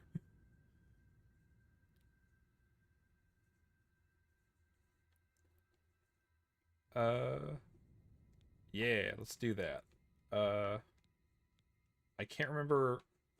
The problem I have with this thing where they separated the like what was traditionally the different sexes like stat distribution, because I guess sexual dimorphism, was because like it just separates the stats here, but it doesn't tell you what those stats are in like numbers. That's the only issue I have with that. Like they don't give you that information. You hail from Arnesia, where the slavers of Morrowind are still active. They hide and seek. The hide and seek every time there was a raid made you extremely quick and nimble versus Thornmarsh. Your birth region is called the Jewel of the East, but behind the nickname lies a dark reality. You dabbled in magic just to survive, and your quick wits allowed you to live until this day. I think I'm gonna go with that one. Body.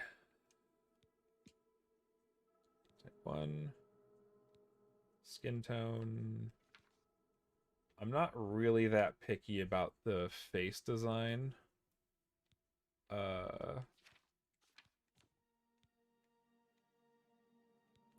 Eyes. This is probably better to do on keyboard and mouse. I normally play with a controller. One of the mods I have installed, though, does the... You can cancel an attack animation by blocking, which they kind of went with a Dark Souls approach to the committing to animations in the remaster. Unlike in Classic. I think in Classic you could just block to cancel your animation whenever. I played it often enough, I should know it, but I would need to double check. I can't remember which eyes were traditionally the Argonian ones. I think it was these. Those are the Dark Elf. And these are the Khajiit.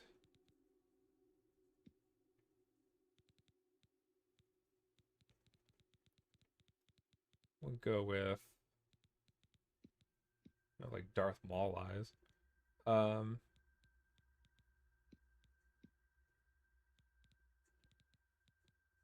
Everything in green?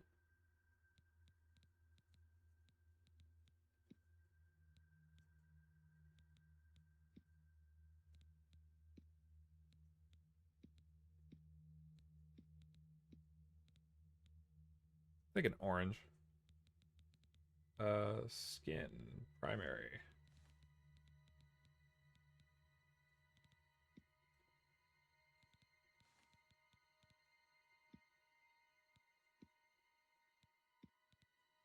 Secondary was the majority there.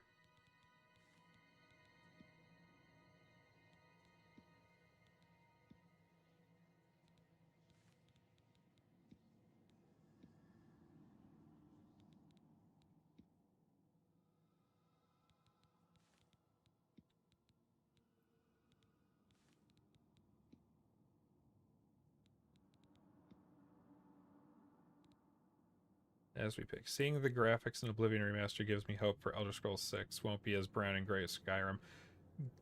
Dang, I really hope so, because Skyrim had a few places that were pretty, and I think one of the mods I played with in my last few years of Skyrim has been one that gets rid of like the color filter that kind of desaturates everything, and it is so much nicer to have like the color back in the world. But there are a few places in Skyrim that aren't like as bad of a dreary winterscape, and the dreary winterscape sections are really kind of a turnoff for me. Like they're okay for short bursts, but I really like the like New Zealand Lord of the Rings like basic medieval English countryside. It just looks pretty. Take a sip of water, hydration check if anybody else has a drink next to them. But Morrowind was interesting, but I definitely prefer the green lush hills and old medieval forts of Oblivion.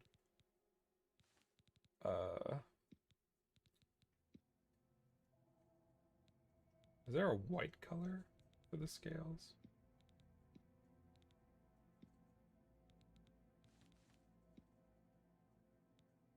Guess that's as close to white as we get.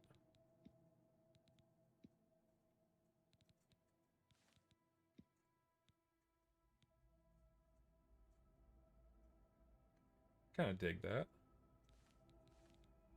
Where's the accent color? Oh, the rest of the head. I also prefer the landscapes and architecture in Oblivion. Yeah.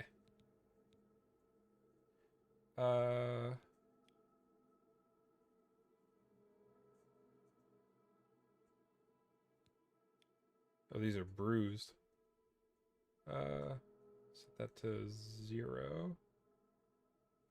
Makeup.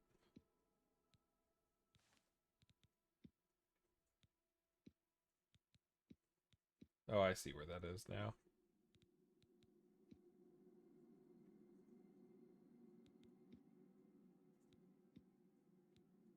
We'll leave it at that. Skin, head, skin, makeup. Where was the...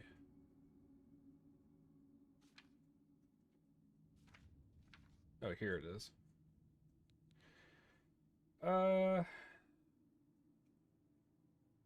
Elder Scrolls 6 won't be out until 2028 at the soonest, by my reckoning. Yeah, I have no earthly idea how long it'll take them to do it and how much they feel like they're going to want to course correct based on responses to Starfield and Oblivion Remastered. I kind of like this, but I also always feel like I want to pick like the hair type that will go best with like a helmet. Like would make sense that could crunch down into a helmet, and the horns usually don't. I usually go for the feather hair, but at least in Skyrim.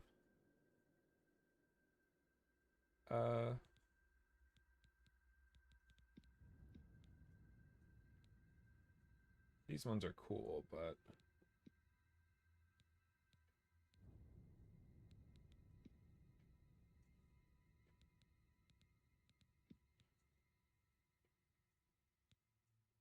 thinking the fin mohawk.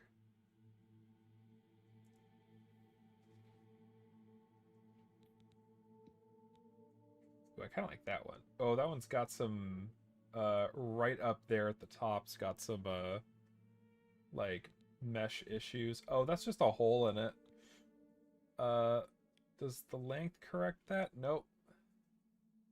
I can see where some vertexes are pushed up and out there, and that is going to bug me. Why can't they fix that? I am wondering when they're going to give us a patch. I thought Starfield was alright, but I really hope that Elder Scrolls 6 focuses on being dense rather than being large. I do too. My biggest complaint with Starfield was that every instead of one world or like a few select worlds you could explore to find all the cool things in, they were all spread out with like one or two or three things on each planet. And so if you just picked a planet at random and like started wandering, you weren't really finding much, and that was one of my biggest annoyances with it.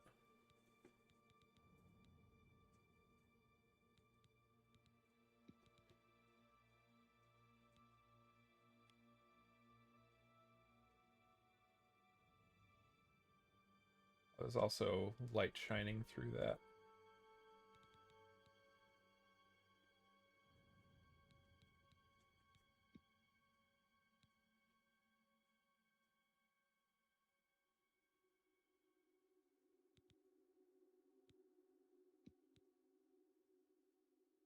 I wonder if anybody has a mod that fixes that hole.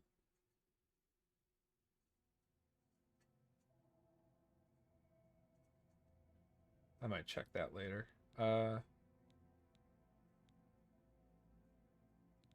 Let's see. I think I'll go with this head fin type. If the Elder Scrolls 6, excuse me, map manages to cram a Starfield amount of content into a map that's slightly smaller than Skyrim's, yeah, that I would have no complaints with that. Uh,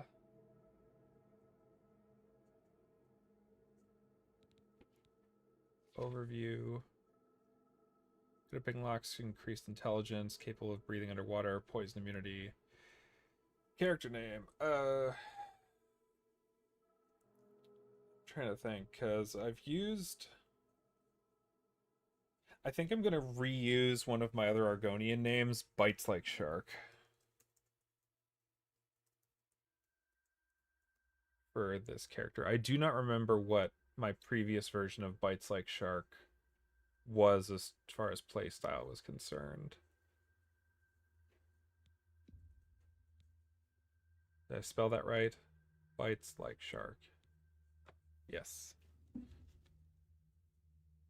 Oh yeah, also I had a summon chest. Like a treasure chest. Oh, let me. I often keep subtitles turned off for the sake of taking screenshots for Oblivion loading screens.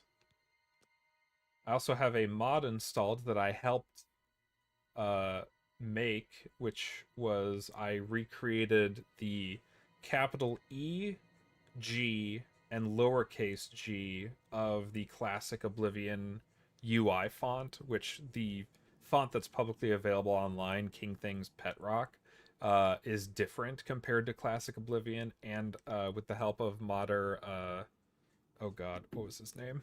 I need to tab out for a second to give proper credit. Me sign back into Oblivion loading.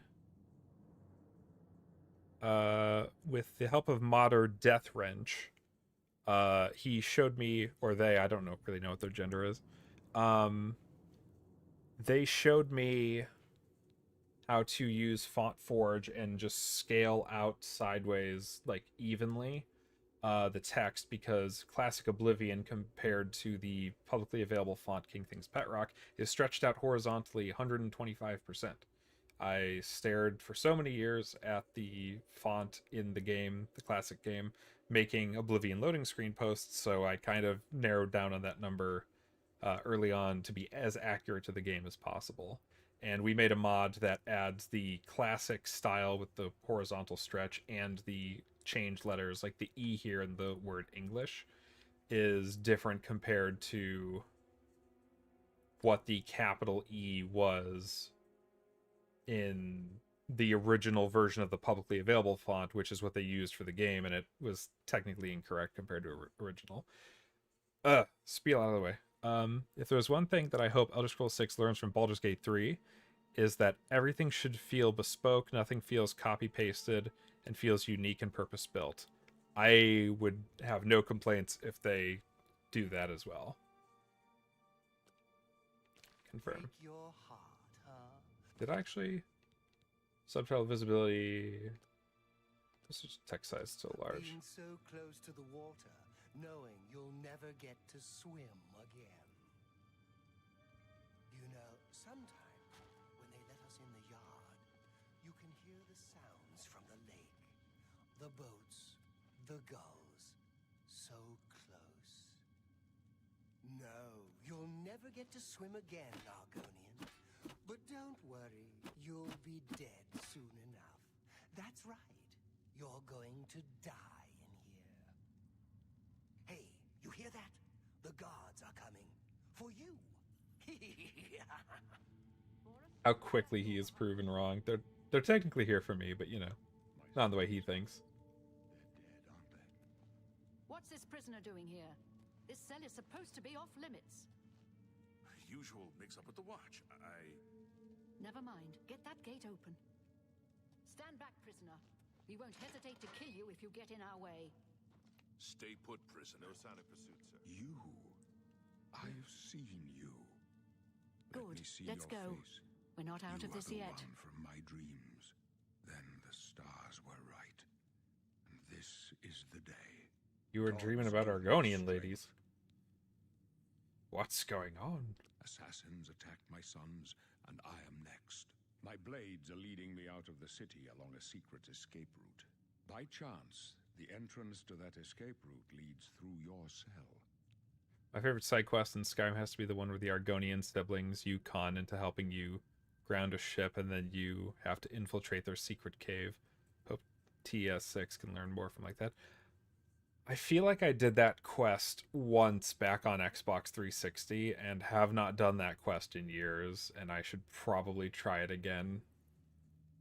Just because there aren't a whole lot of Argonian-centric quests, even if it's just the characters you happen to be interacting with. And I have not done a whole lot of the ones that were in Skyrim in recent playthroughs on PC. Why am I in jail? Perhaps the gods have placed you here so that we may meet. As for what you have done, it does not matter. That is not what you will be remembered. So I'm free to go then. Wink. I am your emperor, Uriel Septim. You're Patrick By the grace of Stewart. the gods, I serve Tamriel as her ruler. You are a citizen of Tamriel, and you too shall serve her in your own way. I go my So own do we way. all. But what path can be avoided whose end is fixed by the almighty gods? Please, Yes? sire, we Oh, there we must go. keep moving.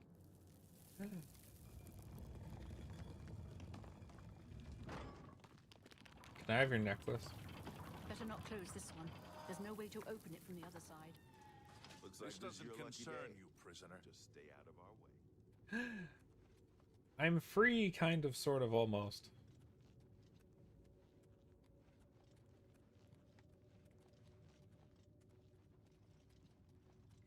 Close up left. Ah. Protect the Emperor. I'm so... You have no idea how happy I was that you could choose the colors of your, like scales in the different patterns in Oblivion Remastered, because Are you all right, sire? even Clear for now. in Skyrim, I couldn't really make my, like, silly Sorry, sire. animation character Blue the Argonian, and I essentially made him as my first playthrough character For us here. uh Don't know, but it's too late to go back. in now. this in Remastered. Don't worry, sire. My favorite We'll get you out of here. voice acting role from Patrick Stewart has to be the great Prince of the Forest in Bambi 2. Let's move. I don't even think I've seen the original Bambi. Try to follow us. Or if I did, I was like way too young and I barely remember it.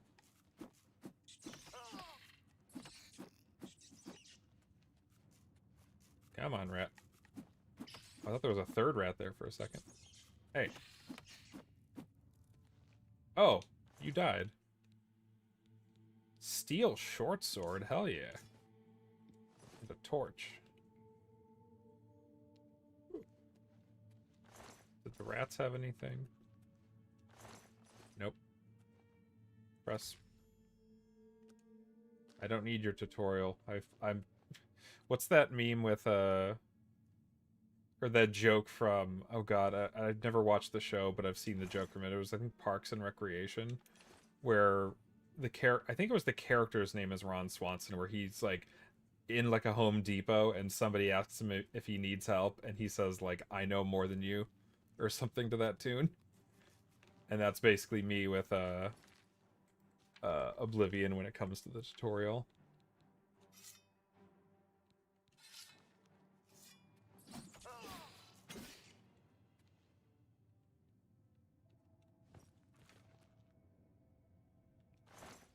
Lockpick, weak potion of healing.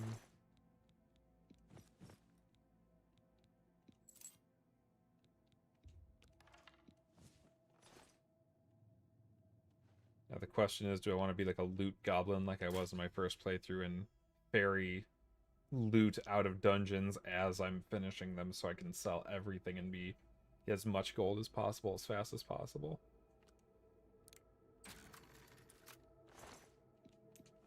Also, I know there's been debates recently on, like, at least the Oblivion subreddit, which I dip my head in every now and again, about, like, oh, you should just learn the lockpicking mechanic versus getting the skeleton key. And I think what I did in my last playthrough after a little bit, I was like, I actually want to learn the lockpicking mechanic. I don't know why it clicked for me better in the remaster than it did the original, despite knowing on paper how the mechanics work, but I learned it much better in this. I don't know if they made it like a little easier for like the tells of like the speed of the tumblers. Flashbolt, iron key.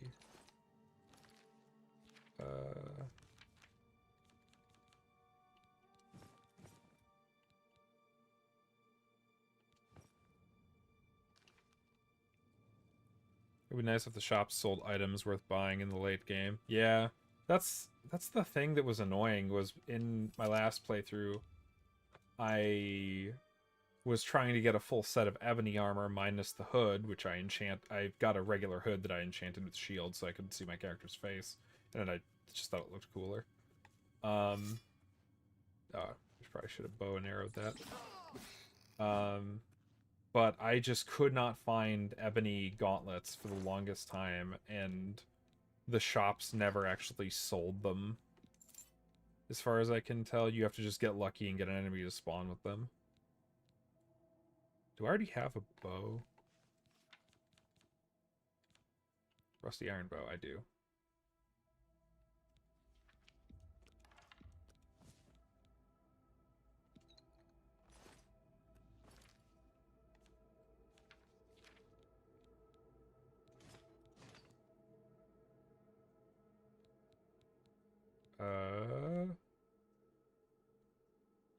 Weak potion of healing. Where's my weapons?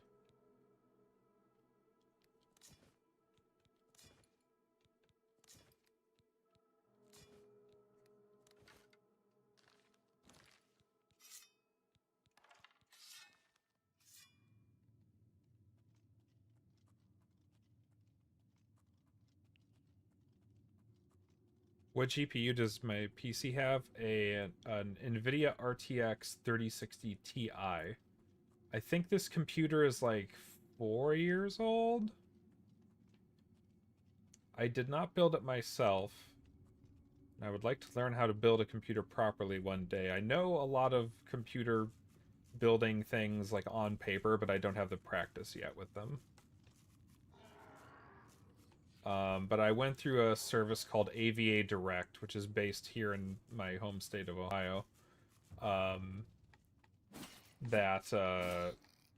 paid, I think the service fee for them to build it was like $150, $200.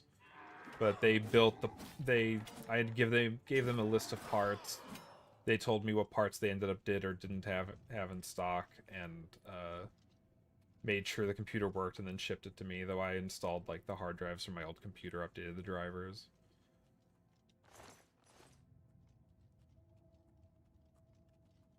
Oh, alright. Health already came back. I still sometimes forget that your health heals out of combat automatically in this.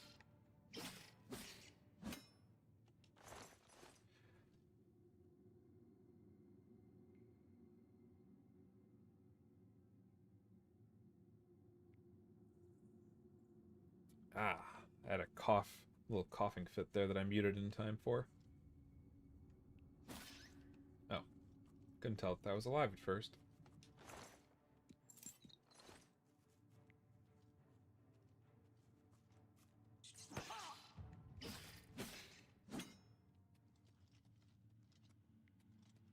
I recently bought a new PC trying to get set up with big purchase before the tariffs kick in.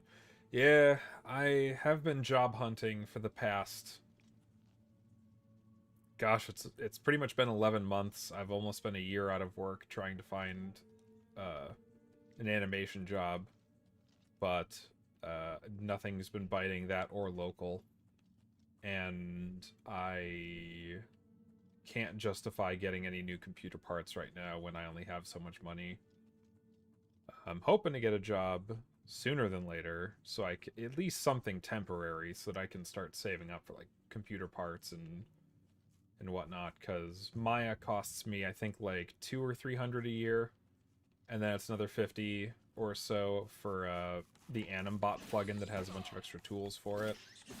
I already am switching from V-Ray as a render engine in Maya to Arnold, which comes standard with it for free, because I can't justify the renewal, but I am trying to find a job local so I can do that and pay off. I have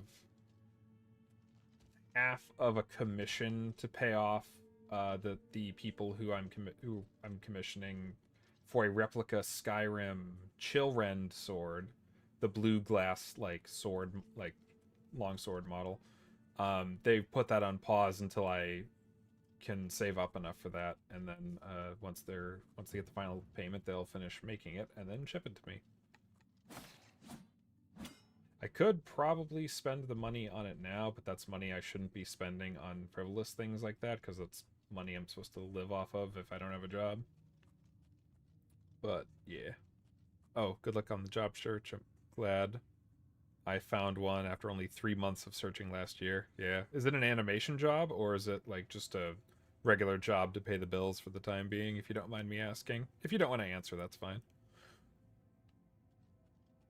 Because I definitely want to pay off that sword commission, and then I definitely want to get some beefier computer parts, because it runs okay. There's still frame stutters and hitches outdoors. Oh, I haven't saved in a while. Or ever on this character. Save. New save. Law clerk. Oh, just graduated from law school last year. Nice. I sadly don't think I have the brain for any legal related fields, because I tend to forget things quickly if I don't use it on a regular basis. Which is why I try to use Maya and whatnot so often. I need to use Blender more often, but I need to find like some good character rigs to practice animation with, and every single time I think I've found a good one, it turns out to not be so good, or some of the work on it is not quite up to par. And I'll find one at some point, and I know I have friends who will help me learn Blender, but I have so much knowledge in Maya, it's just easier to do any project that I want to do in Maya. And if I need to port things from Blender to Maya, so long as they don't have blend shapes, because those tend to get lost with the translation of the FBX file format.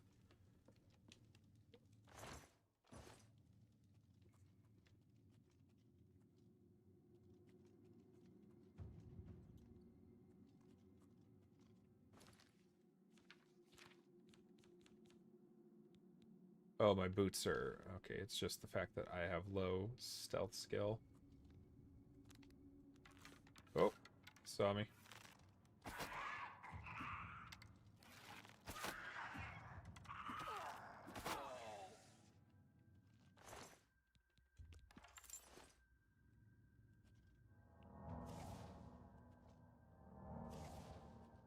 The eyes full. Yeah, I know how stealth works.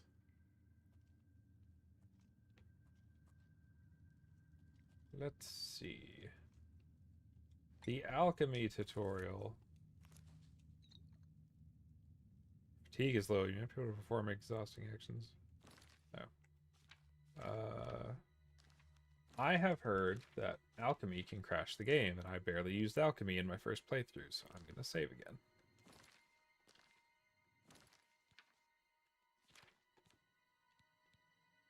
Oh, one of the other mods I have installed is that on the MISC tab, it like sorts and puts like filled soul gems and repair hammers and Azura Star right up at the top.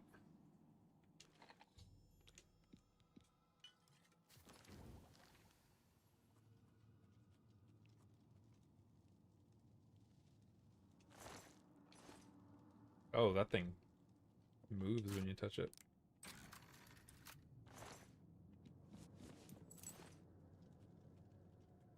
Forgot how many lockpicks they give you in the tutorial.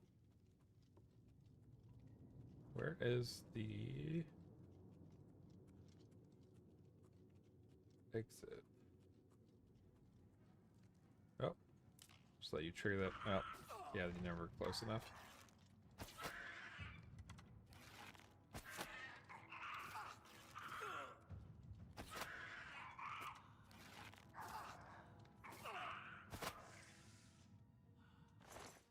Give me my arrows back.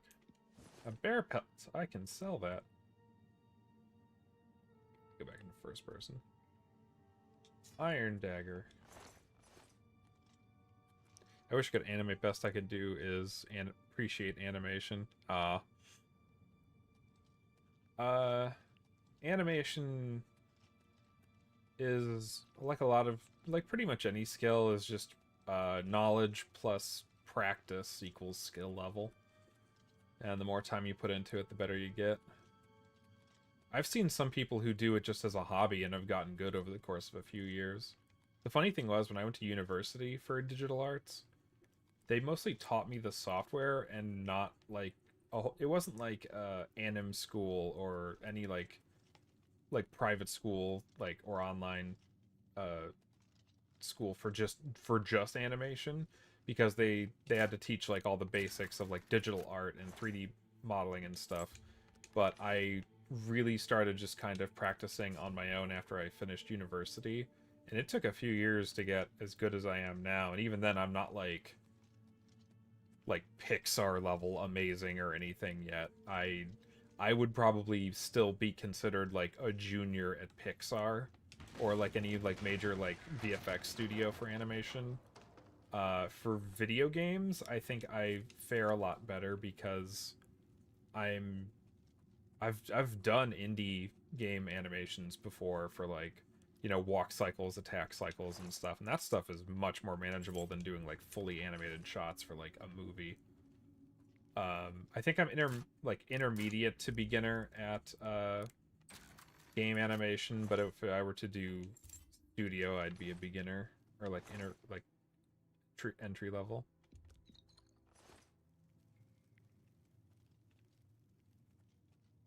And then there was the time I was at Rooster Teeth, so that was not really the best for my animation skills, just because they had me doing mocap the whole time and I wasn't really getting better at keyframe animation.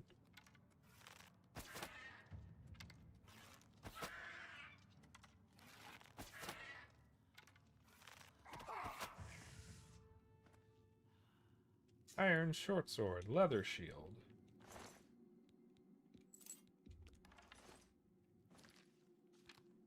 I usually end up over encumbered by the end of the tutorial.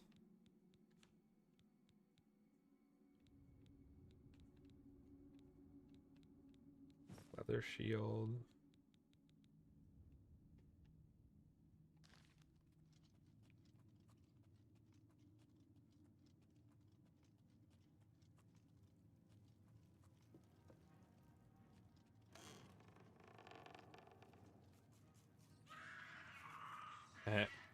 Oh.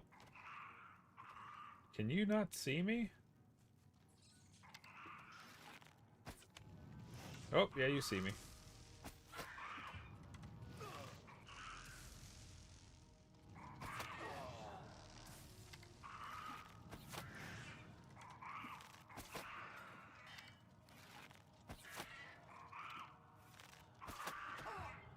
Oh, come on, move. Oh, I'm caught on something.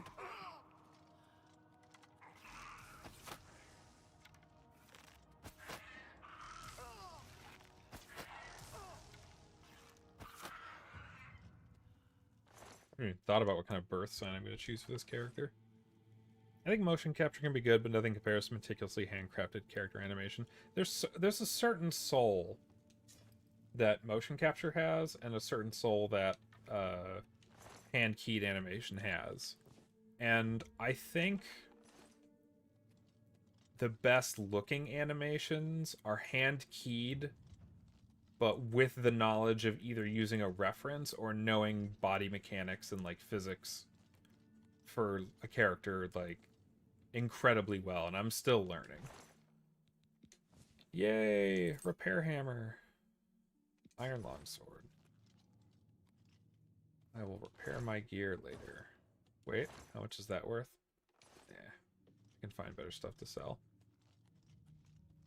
But motion capture gets like too perfect a lot of times, and it's a decent jumping off point for certain things. Another way you can use motion capture is to like get your keyframes from motion capture and then tweak them from there instead of just using all the raw mocap data, something that I ended up relying on way too much at Rooster Teeth. But that was the first time I'd ever used motion capture. I didn't really know the ins and outs of it like I probably should have on that kind of a job, but I thought that was one of the dream jobs, so I went along with it anyway. I always pick up the steed. My character's speed to do literally everything in the game, so doing that faster appeals to me. Yeah. I don't remember what even all of the birth signs are, because I usually just pick warrior, thief, or mage. Here they come again. Help! What makes you think help will get here before more of those bastards? We need to get the Emperor out of here.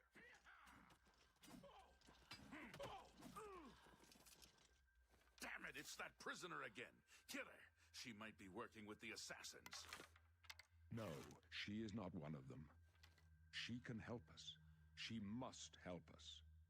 They As you cannot wish, sire. understand why I trust you. They've not seen what I've seen.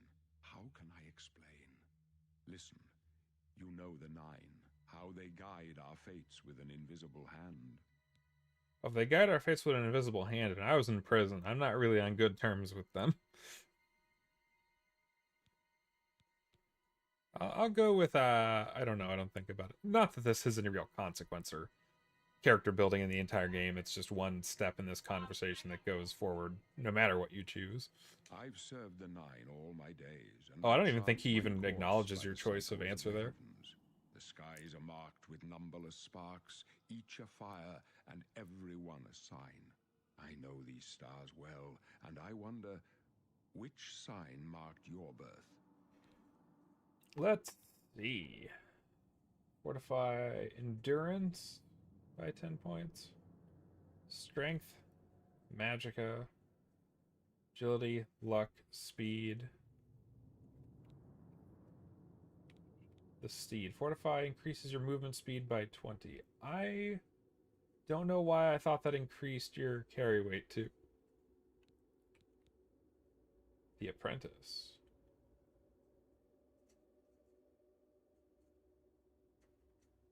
Magic bow hunter. It's always the things that like you get this buff, but you also get this drawback that keep me from picking the ones with any drawbacks. Even in thinking Fallout New Vegas at the beginning, where it's like, do you want to pick like a trait or whatever the ones that were, it was a second series of perks, I think, where you could get like some bonus, but you also get some like negative, and I always never picked any of them because I always looked at the negatives thinking like, how is that going to screw me over? Warden Tower reflects.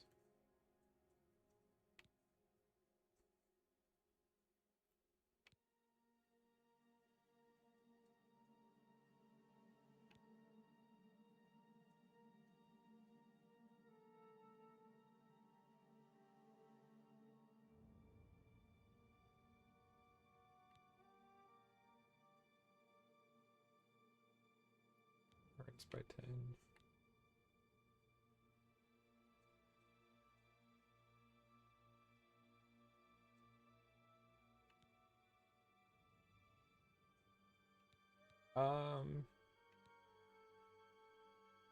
I'm thinking I might go with the Lord because I heard they buffed that and it's kind of a lot better than what it once was. Those born as Lord.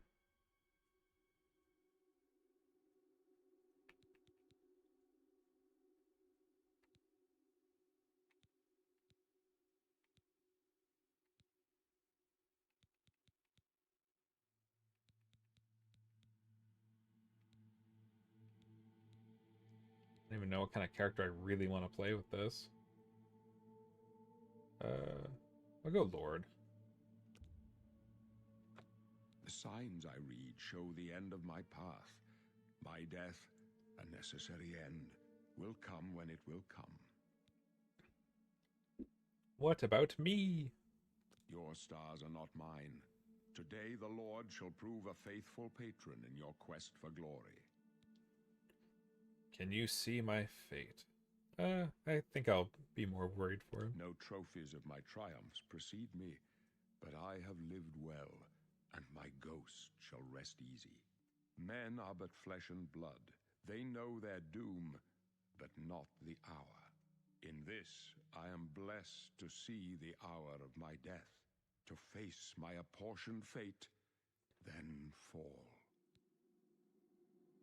So, you knew what your doom was, but not the hour, but, like, can you at least tell me if mine is, like, I don't know, potato-related? My dreams grant me no opinions of success. Their compass ventures not beyond the doors of death. But in your face, I behold the sun's companion. The dawn of Akatosh's bright glory may banish the coming darkness. Oh, it will. With such hope, and with the promise of your aid, my heart must be satisfied. I go to my grave. A tongue shriller than all the music calls me. You shall follow me yet for a while. Then we must part. Let You us may go. as well make yourself useful. Here, carry this torch and stick close. We're the Emperor's bodyguards. Our job is to get him out of situations like this. Although I admit, things are not going according to plan. My job is to make sure the Emperor gets out of here alive, and I intend to do it.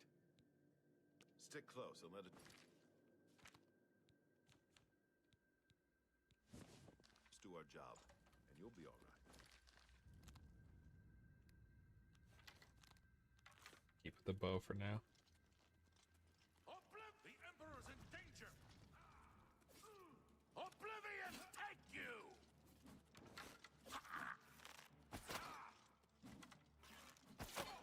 You thought we'd go... I fought not press more fearsome than you. Oh, my shield is equipped when it shouldn't be.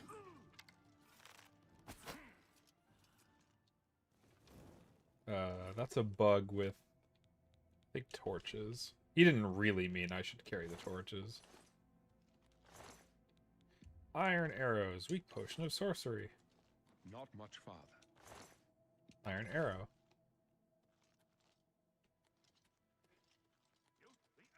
I was surprised to hear that Larian is using generative AI to develop their next game. Rapid prototyping and iteration. I hope it helps them make good games faster. Yeah, the how to put this? The kind of AI that I know Larian has used in the past is different than what we call generative AI, which I'm personally against because of the environmental harm it causes, not to mention the rights issues and thievery that is involved with it. But the AI that Larian uses, I know they've used bots, like artificial intelligence programming for like game engines, to essentially play their games and use AI as a tester for the game to see if it can find like weird case scenarios where like the game breaks in certain ways. And that's actually really clever because they can essentially have the game kind of run through its own logic. Like, okay, it's the character's turn to move, pick 1 square to the left. Okay, now pick 2 squares to the left. Now 3. Now 1 square forward. Now 2 squares forward. And go through every iteration of every move that the player could make and do that over and over and over and help test it like a lot faster than a human could. But that's still one of those things where you do want human game testers because, let's be real here, even if you have a bunch of human testers, there's a lot of things that the player will want to do that the developers need to know that the player will want to do to either anticipate it or let it happen. But nothing will compare testing a game, like the internal testers or at a test like a QA company, than hundreds of thousands, if not millions, of players playing it out in the wild in its full release or in an early access stage. So, if anybody has ever wondered, like, how come the QA department didn't find this very obvious bug that is here on the game on day one, it's because, well, they didn't have 2 million people testing the game at once, now did they? That, yeah, like 600 or 1,000 testers might have found it, but it might have been such a unique case scenario on like once everything was said in the final build, or once like you get some weird hardware configurations on PC. So but if they're using generative AI, I'm unsure what ways they're using it, but there are ways I think that can be done ethically and without like a lot of harm that could probably be useful for things like that. AI has its uses. It's just a lot of people don't use it in an ethical way at the moment.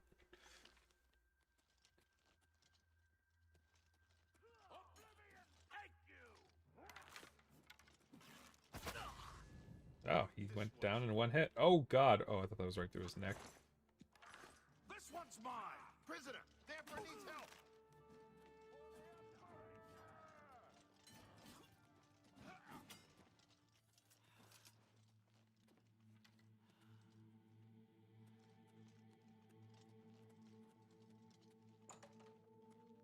Through the door.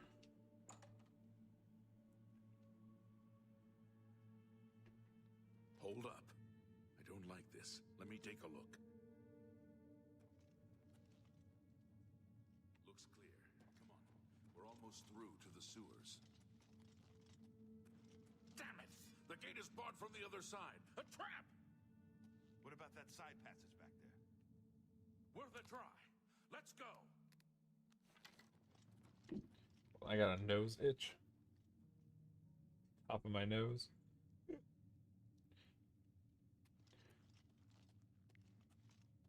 Now, there is... I'm going to save here. There is actually a separate speech he gives than the "I can go no further, you alone must stand against the Prince of Destruction and his mortal servants." There's a separate line he says, if combat is not initiated close enough to him, and that is the rarer of the lines to get, and I only learned it like a year ago, because I went back to the tutorial to get like some screenshots for Oblivion loading screens, and got that line by sheer coincidence, and I recorded it through a few series of like game DVR clips. But I always hope that I get that line. Did I save just here? Oh, I didn't. They're behind us. Wait here, sire. Wait here with the Emperor. Guard him with your... Die, Can I push him? Die, you scum!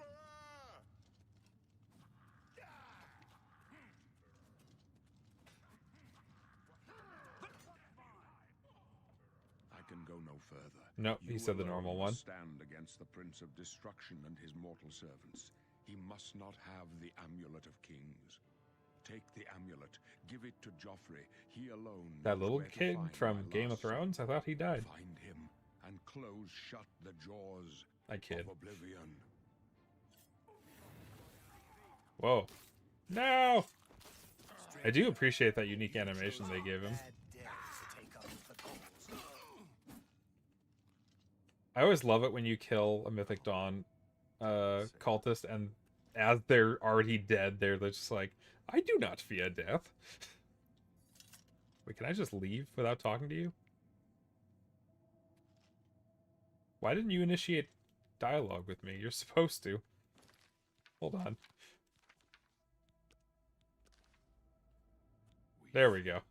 I failed. The Blades are sworn to protect the Emperor. Now he and all his heirs are dead. That's The okay, dude. He amulet said was he the was gonna amulet die. of Kings. It wasn't on the Emperor's body. Oh, he gave it to me. Strange. He saw something in you. Trusted you. Well, I'm They the say player. It's the dragon blood that flows through the veins of every septum. They see more than lesser men. The Amulet of Kings is It probably doesn't appeal to me either. I picked up on details from it from pop culture osmosis over the years. Some of my friends in university, when it was like first airing, were really into it, and I would hear about it from them. But I have really no interest in Game of Thrones or its other things. It's like too much. I don't know. It's all bleak, and there's like never any real hope, it seems, in that, and from what little I know of that. But it's, hey, your favorite character might die any moment now. I don't like that. Joffrey, he said that? Why? Nothing I ever heard about. But Joffrey would be the one to know. He's the Grand Master of my order. Although you may not think so to meet him, he lives quietly as a monk at Waynon Priory, near the city of Coral. First, you need to get out of here. Through that door must be the entrance to the sewers, past the locked gate. That's where we were heading. It's a secret way out of the Imperial City. Or it was supposed to be secret. Here, you'll need this key for the last door into the sewers. There are rats and goblins down there. But from what I've seen of you, I'm guessing you're an experienced pilgrim. Am I right? You must not choose your class. What does Pilgrim do? Blunt? I never used Blunt. Custom class, as always. Specialization. I don't know if I should do I think I want to do combat again. My next character will be like a pure mage. Oh, right bumper. Let's see here. Endurance. Personality, speed, agility, with daggers, short swords, and bows. I kind of was digging short swords a little bit more than long swords in this in the remaster.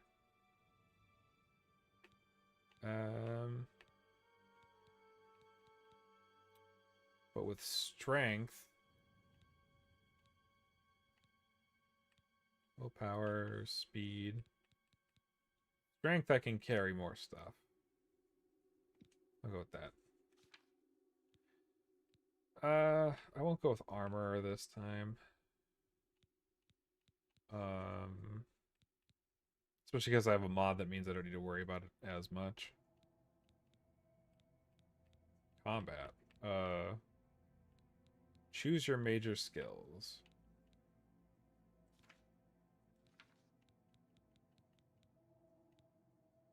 Isn't there like, oh, they're set into categories. I forgot. I've only done the character creation in the remastered one, so I'm not used to them categorizing and sectioning off these lists of skills. Blade.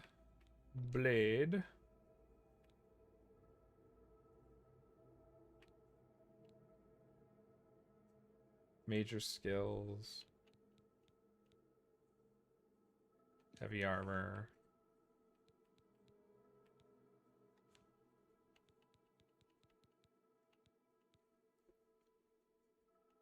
Destruction, restoration.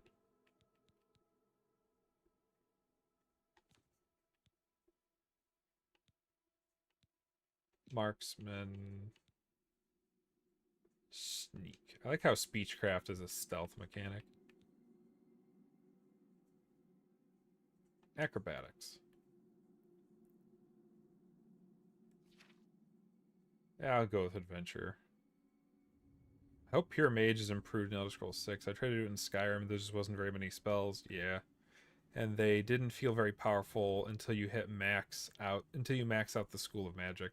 I've never gotten a magic skill in Skyrim very far because it feels like it just takes so long. And like by the time you're like halfway through like a fight, you've used up all your magicka.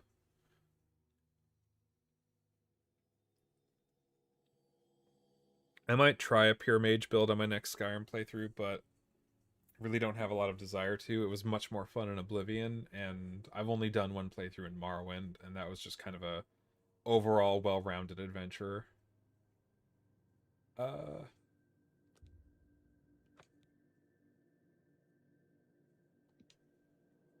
Continue. Really? I would never have guessed. Still, I don't think you'll have any. The only thing I'm sad is with that, I can't remember. I went through it so fast just now, but there used to be a thing where in the classic Oblivion it would say, "Are you sure you want to be a?" and then just the name of your class you just made. So you could say things like, "Are you sure you want to be an idiot?" or something like that, and it would just be a funny little moment. You must get the amulet to Joffrey. Take no chances, but proceed to Wayne Priory immediately. Got it? Good. The Emperor's trust was well placed. I like how if you say, "No, please explain more," he'll be like, "Oh god, what are you, an idiot?" In essence, but not, that's not literally what he says. He's like, "Oh god, why did the Emperor pick him? We're all doomed." I'll stay here to guard the Emperor's body, and make sure no one follows you. You'd better get moving. May Talos guide you. By the way, thanks for recovering Captain Renault's sword. I'll see that it is given a place of honor in the halls of the Blades. I wanted that sword. Leave the Emperor in peace. What did the assassin have? Potion of Night Eye. Aw, you died. I forget if Boris is the only one who ever survives.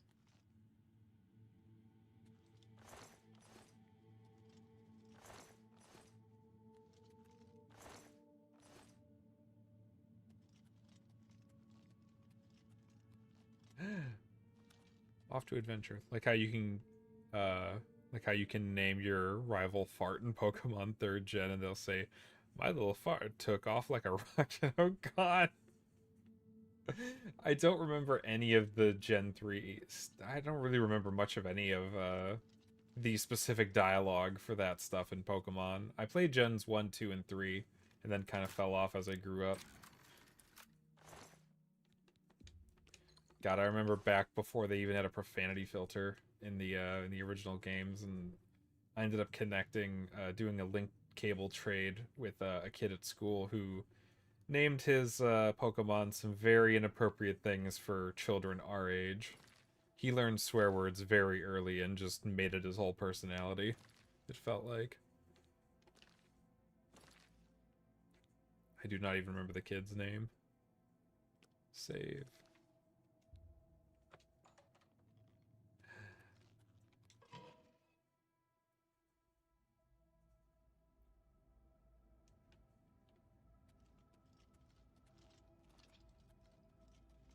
Although the one memory I always keep from like middle school was, I can't remember, I think it was just Pokemon Red and Blue were out at the time. Gold and Silver hadn't come out yet.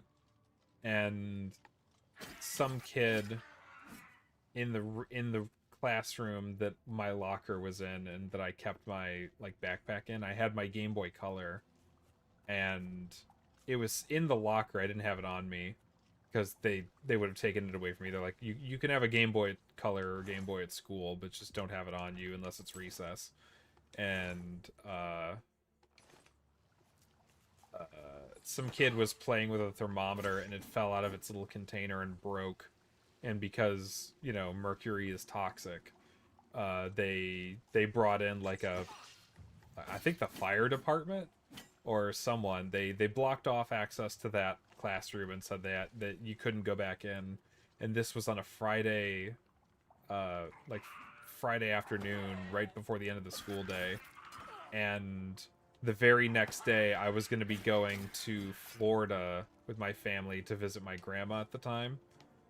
And that Game Boy was supposed to be my entertainment for the flight. And I did not have access to it. I was sad.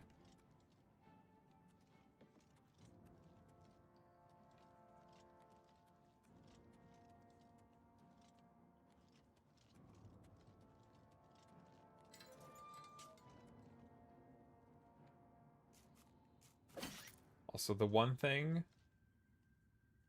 that I always forget... Wait, was that the sewer rat? Was that the friendly one?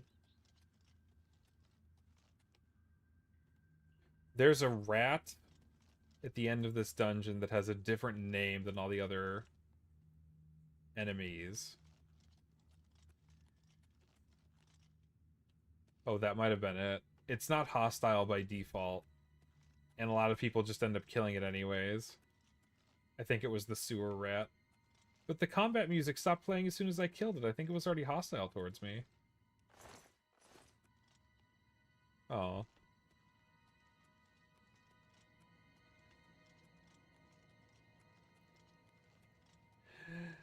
Off to adventure. Where's my steel short sword?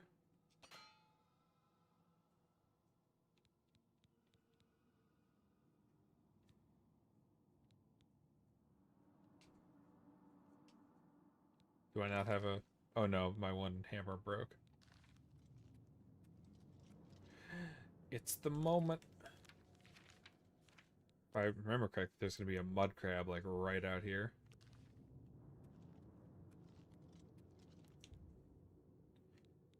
Finish exit sewer.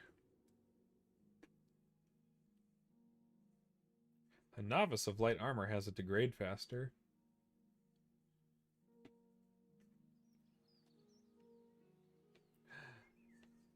I always prefer it when it's like midday when you get out of the tutorial dungeon. Also, I will be very thankful if they can fix the issue, because right now my sword is causing an issue with the screen space reflections in the water.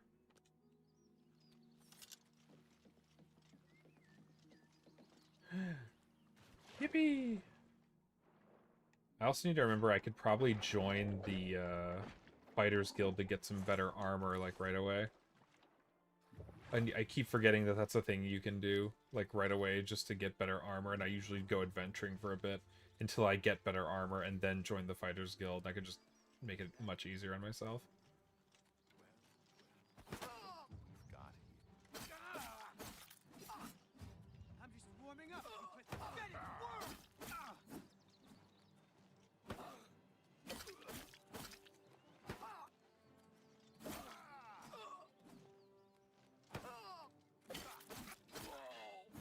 Oh. Aha. Iron bow.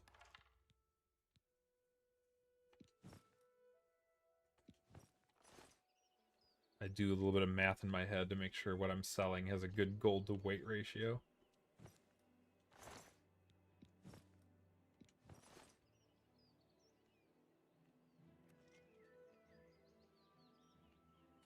You know, I usually always book it to Leowin first, just to get the White Stallion Lodge as like a free home at first, but I might do something different.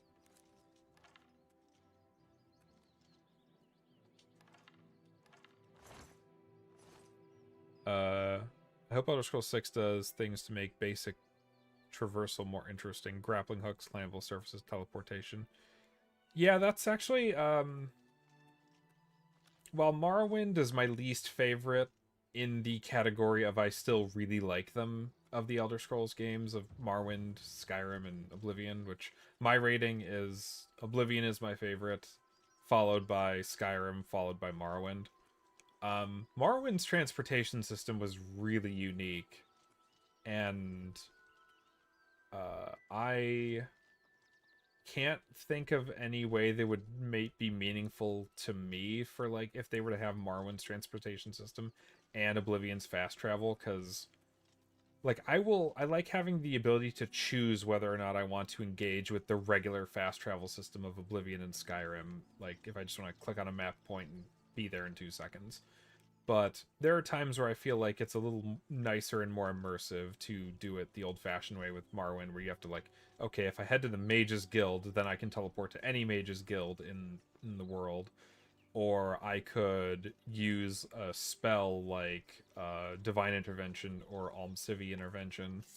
Or, oh god, what was the third one? Like the boats and the Silt Striders, like having like a Skyrim-style, like horse and wagon kind of deal. Just having options is always nice, or at least give me the option in the settings to turn off regular fast travel, even though I probably won't, but at the same time, it's like, give people who want to have that experience without having to use mods or just kind of use their imagination. I would just rather have all of the methods available at all times and just choose what I want to use in the moment, but that's me. More options is better. Is that everything?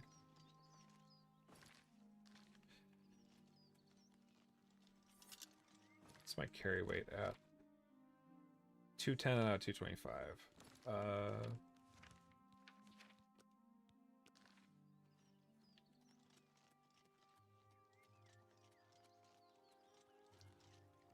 Woo.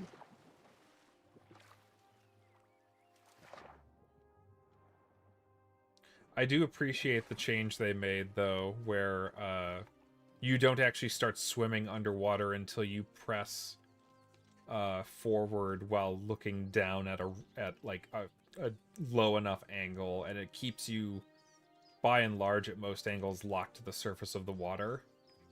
That's just a lot nicer, because a lot of times when swimming in Classic Oblivion, you would just be swimming what you thought would be forward, but you were at just the right angle that after like a few seconds you would just start dipping beneath the water, and you just constantly course correct so you can see past yourself and see forward and all that.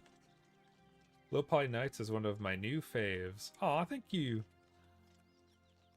I got some work done rigging the Catfolk character and the new rogue body to go with them. I do at some point also need to make like a fox character. I've got a friend whose voice I have in mind for that, but I don't know what I would use the character for yet. I need to think about it more. You have my ear, citizen. I have the next episode written. I just need to finish up what I'm doing on the Halo 3 Machinima show that I'm volunteering for called Crash for the current episode. And then I will get back to work on Low Poly Knights after I finish rigging this character. I do need to rig an alternate version of the Drakizardfolk character to be a bandit for one of the jokes, and then kind of give the writing of that a second pass and see if there's anything I want to change, anything I want to add. And then I'll get to work on that proper, because I've been distracted by Oblivion and job hunting, and I'm also trying to learn bits of Unreal Engine animation, like workflow, for putting that on the resume. I can't sell everything to anyone yet.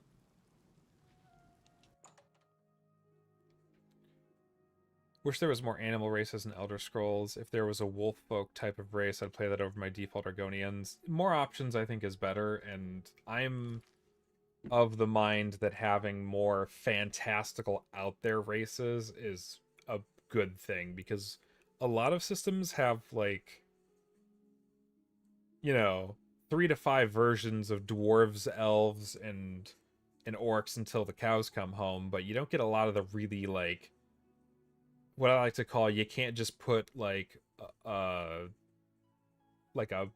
face paint over this dude or prosthetic ears on them and call it a day. Like, you don't get a lot of really fantastic races.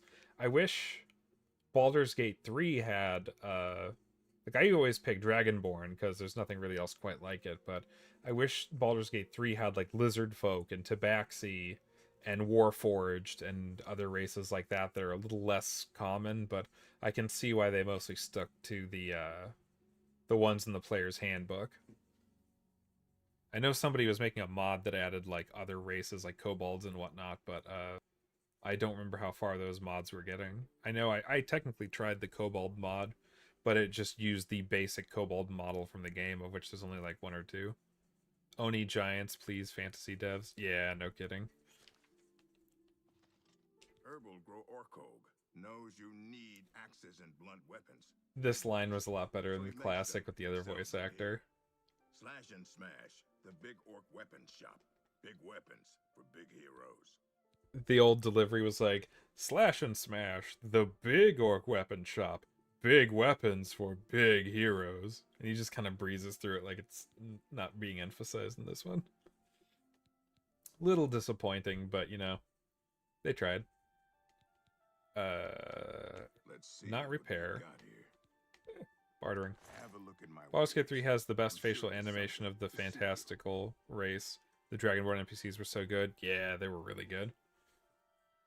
There's an issue in Oblivion Remastered where it's like the base shapes for the mouths are sometimes either too high or too low, and so you'll get the lips clipping through them, or like going way, like the bottom lip will go way too far up, or the top lip will go way too far down on some characters because of the facial customization, and it bugs me. 2-1. My rusty iron stuff is probably better. Rough leather cuirass.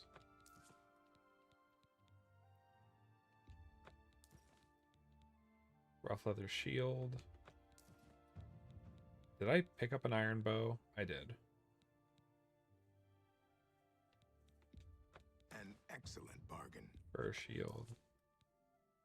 If I remember correctly, fur is worse than leather. Yep. Only this time I think it's all on it's not Bethesda's jank with those facial animations. It's all Virtuous Games. Cuz I don't think they use the old system from Oblivion to do the voice acting. Fur boots. Fur cuirass. That seems a fair. You've made a good bit of gold. Sapphire, That's more than I- silver nugget. An excellent bargain. Iron short sword. That's I have a good steel deal. short sword. I don't need iron. A good price for. That's a fair deal. A fine transaction. An excellent bargain.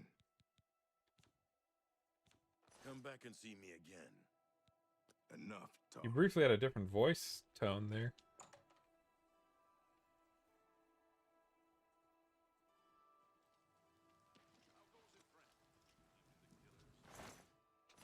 Now my hunt for repair hammers for free. Oh, gold.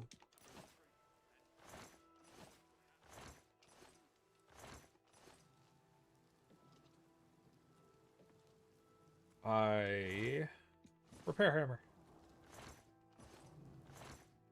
I should probably book it to Coral just to get the main quest started, and then join the Fighters Guild to get some better armor. I try not to fast travel to the cities until I've been to them once.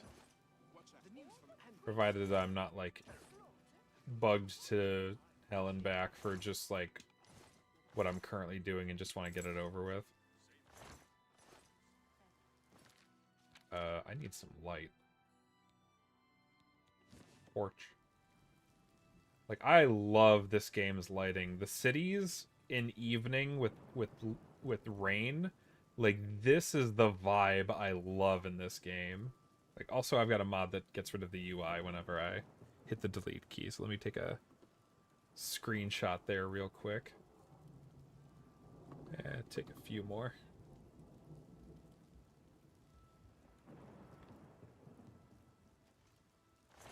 Can't wait to get a proper photo mode.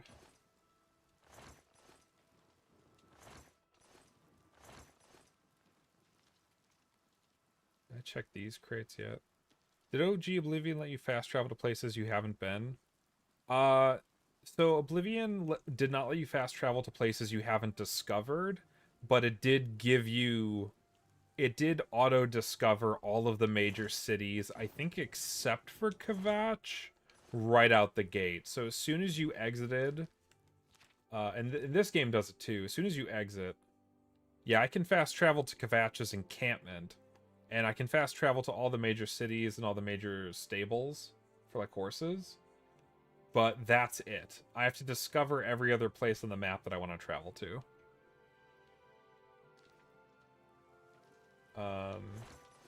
Check those. Look, once you get your speed up a bit, this animation does not feel out of place at all, and I love it. Hammer. could, in theory, be picking up the clothing and selling them.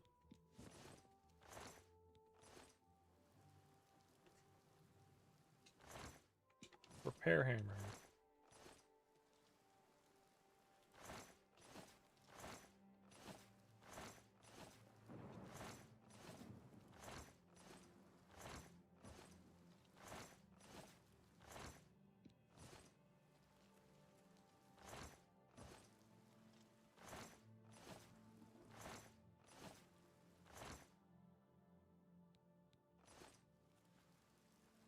I'll pick up the cheese.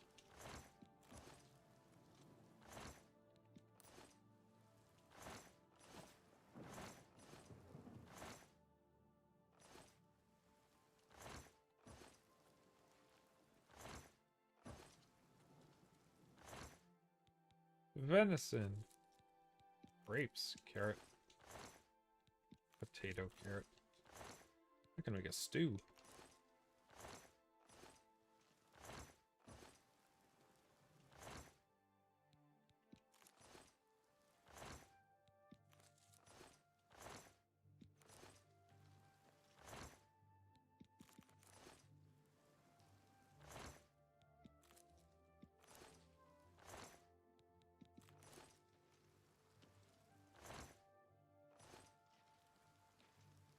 Get you some carrots cooked in some brown sugar. Oh, delicious.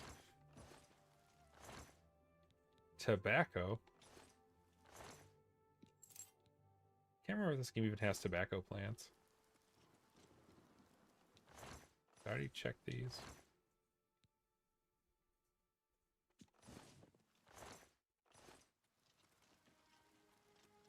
How much gold do I have? Save that ring for enchanting. I don't have gauntlets yet. I probably should have saved some fur gauntlets from those bandits.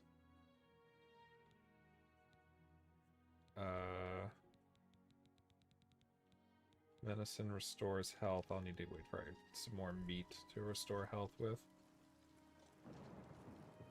I'm only asking. Ooh, I know what I can do. Although I don't think I use hand-to-hand in this, so this might be kind of a waste.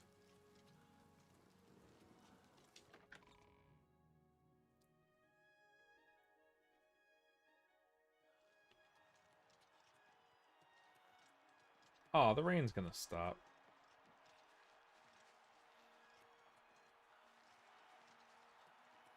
Oh, I'm out of stamina.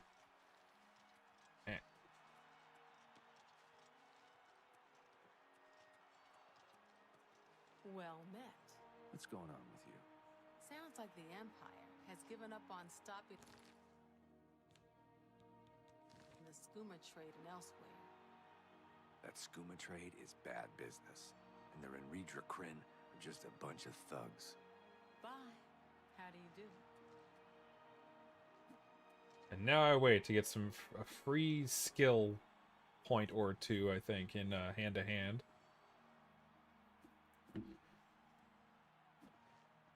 Nope, I don't want to do... I really don't like the arena that much.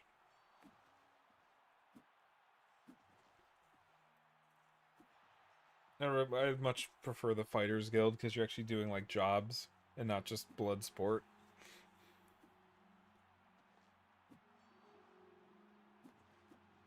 They're so discombobulated here.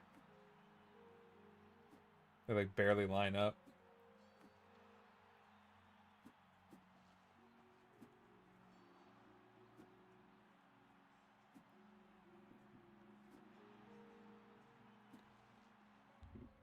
There we go. Increased by 5 points. That was it.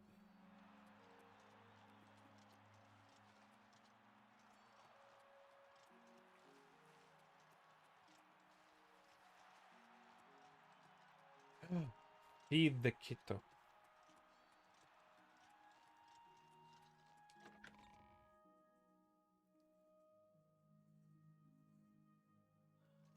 What? Yeah, have to be a grouch about it. I think I will go into those alien ruins and loot them.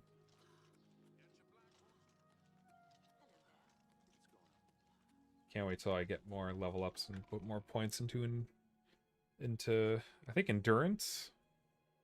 No, which one gives me more stamina?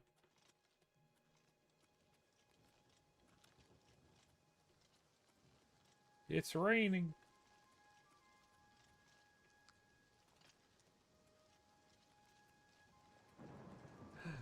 Oh, this is.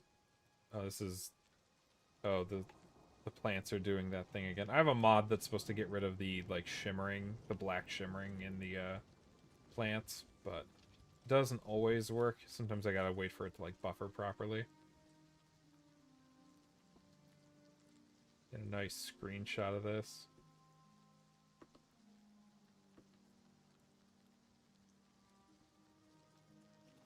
This game's graphics being remastered, a lot of things are like really pretty and it's such a vibe. Love it.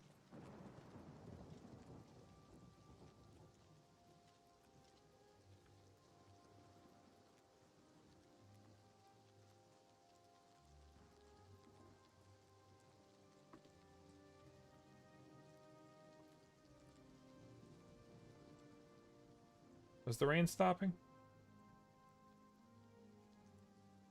I think it is. Darn it. Whoa, what the... That's weird.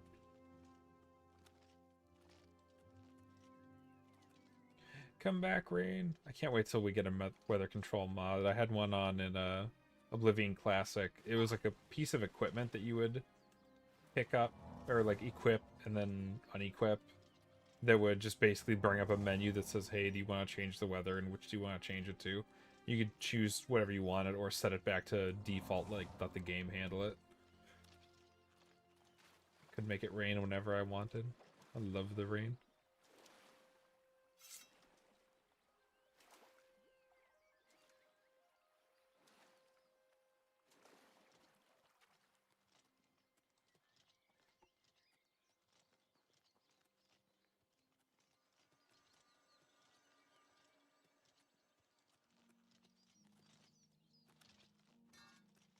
Wait, there's a skill book over here, isn't there?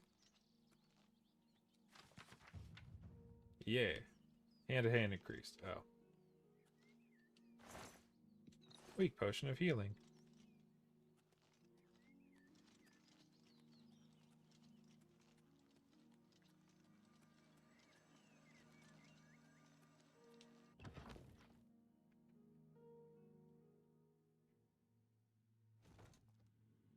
I misread the level as level 11.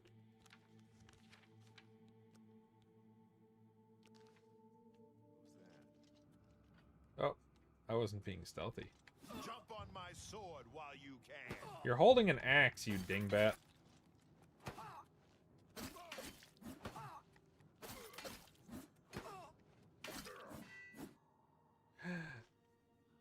That's my axe now.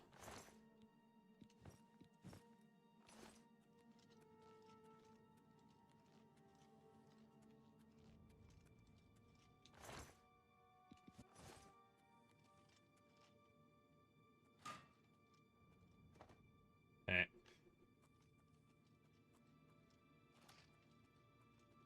Sometimes there's chests down in this little section.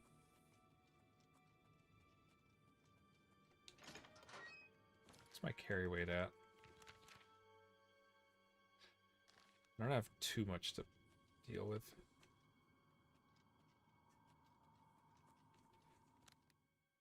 Oh, right. Nope. Show shortcuts, left stick. Oh, right, magic.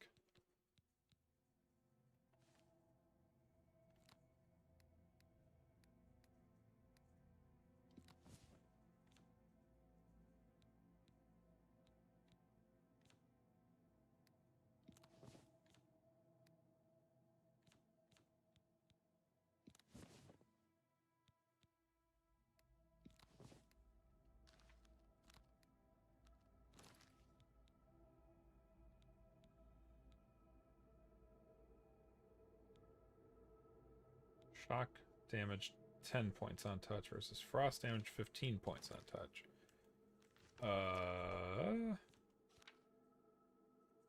I love The Lord of the Rings and really like The Hobbit. How do you feel? Oh, I missed the first part. How do you feel about the Peter Jackson Middle-earth movies? I love them. I love the Hobbit movies too, which I find is not very common out there. I love the Hobbit movies. I love the Lord of the Rings movies. I like them both equally for different like kind of vibes and reasons. Hard to put into words because I just love them. But there's two different kinds of senses. One, the Hobbit movies feel like you're just going on an adventure and then the stakes turn pretty high, versus the Lord of the Rings movies, which are like the stakes are pretty high and you have to go on an adventure because of it. It's kind of like the reverse of it. And I just love them. I rewatch them usually a few times a year, sometimes on the treadmill, which I like to joke is the actual like immersive VR experience for watching those movies, because you're walking along with them on their walking journeys. Yeah. Where is... I am pressing the wrong buttons.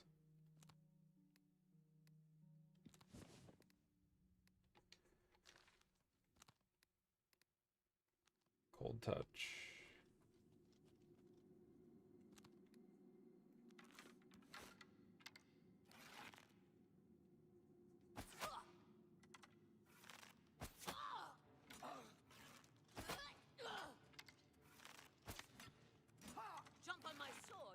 You're not even holding a sword. You see, you're holding an axe.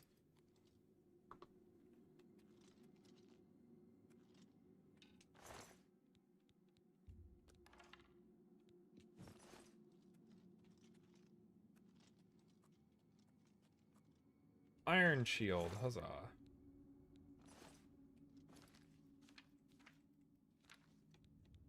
There are some times where I start off on like the rightmost side of the like tabs in the character menu, and for some reason my brain just doesn't think, oh, just tab over to the right and be on the left side faster. It's like, nope, just commit to pressing the left bumper like 15 times in a row.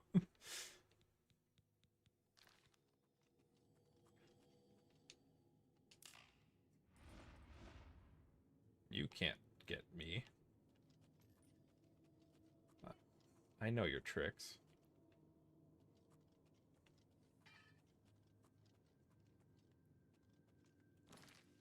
Where's my last save? I think once I clear this floor out, then I'll go back to the Imperial City and sell what I have and then keep going. Better iron.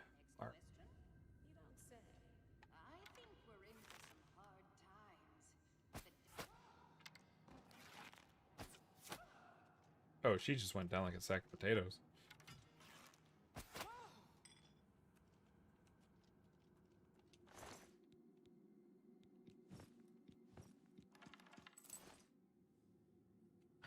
Over encumbered yet?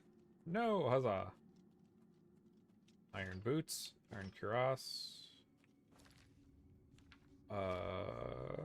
What's the rusty iron worth?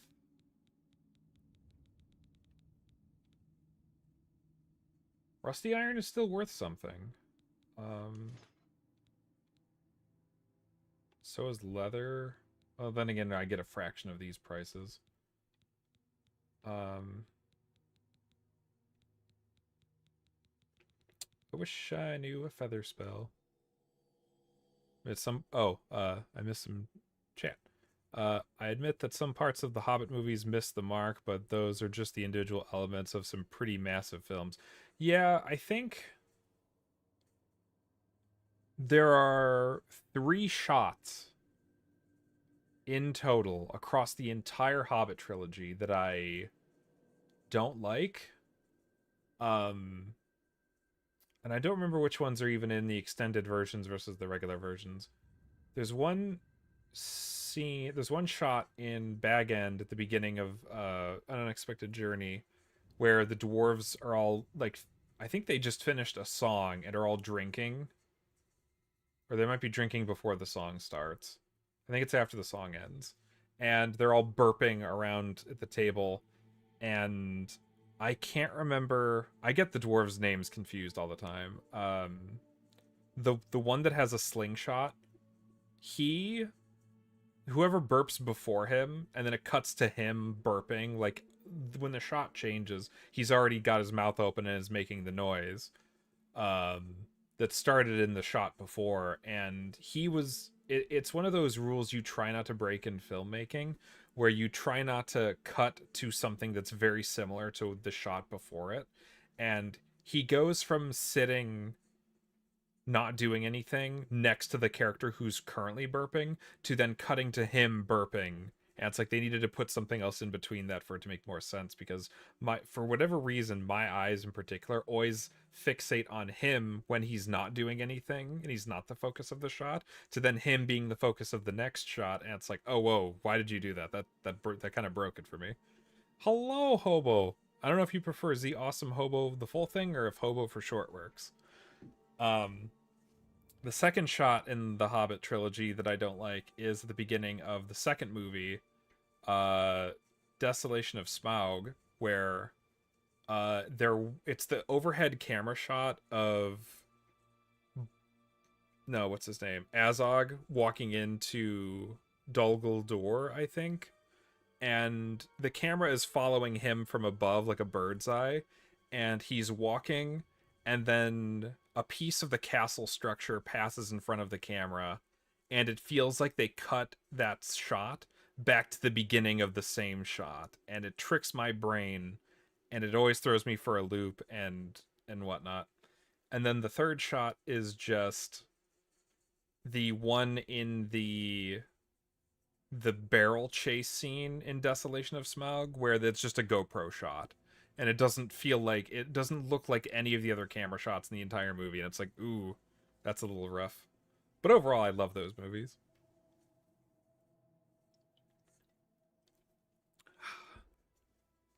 There's also technically a fourth shot that bugs me, but it's too hard to explain why it bugs me, and it's my brain playing an optical trick on me when I see it. I would need to make a 3D model diagram just to explain what my brain sees in it, but it's a shot when they're about to, like, going through the caves after the warg chase in the first movie, before they get to Rivendell. And there's like an optical illusion my brain plays on me that doesn't make any sense, but it does it anyways. And I need to draw like a diagram or make a 3D model to show how it tricks my brain for other people to understand it, because nobody else sees it the way my brain does except for me. The mounted camera angles on the starfighters in the new Star Wars films. I sadly lost my really big interest in Star Wars after I kind of grew up, after growing up with 4, 5, and 6 and then the prequels. I've seen 7 and 8, episode 7 and episode 8, but I haven't seen episode 9. And of the like side projects, I've only seen Rogue One, and I really liked Rogue One. But I'm just not really that into Star Wars anymore. And they did the mounted camera shots in Mandalorian super close up, make me giggle. I also haven't seen any of the TV shows because I generally have a hard time sticking with TV shows overall. And I don't want to pay for Disney Plus right now. The only shows I've seen that... And for me, to really sit down and watch a show, it has to be something that I'm already really interested in. I have yet to find any kind of, like, plot or premise in a show that I wasn't already interested in that hooked me enough to watch the whole series. But I've seen Monarch Legacy of Monsters at a friend's place. And because I'm a huge Godzilla fan, I wanted to see that one, but I don't want to pay for Apple TV either. And I've seen... oh god, I forget the full title, but it's The Rings of Power on Amazon. My family shares an Amazon Prime account. And I've seen the Fallout TV show, which I really liked. But there were some parts I had to look away from. It's just like, that's a bit too gory. I don't really like super gory things. Andor season 1 and 2 is good, leads right into Rogue One. If I were to watch any of the Star Wars TV shows, I feel like it would be Andor, from what I've heard. Rogue One is top tier Star Wars. Love that movie so much. Absolutely, yeah. I as much as I love and loved growing up episode, like, you know, the prequels trilogy and the original trilogy, Rogue One has become one of my favorite Star Wars movies of all time. My evil Star Wars opinion is that the animated stuff has always been better than the films. I've heard a lot of people say that, and I can see why they say that, but I've never watched any, like, hardly any of the animated stuff. I remember catching the occasional episode of the Gendy Tartakovsky, like, 2D animated Clone Wars show back when the prequels were actually coming out, and I was like a kid watching Cartoon Network. But I never really caught enough episodes to really get the whole picture of the story leading up to episode 3, I want to say. Okay, I am carrying way too much. I don't want to drop. That is it like 1.4 gold per pound on the rusty iron cuirass? I'm bad at math. That's why I need math nodes to do it for me in Maya.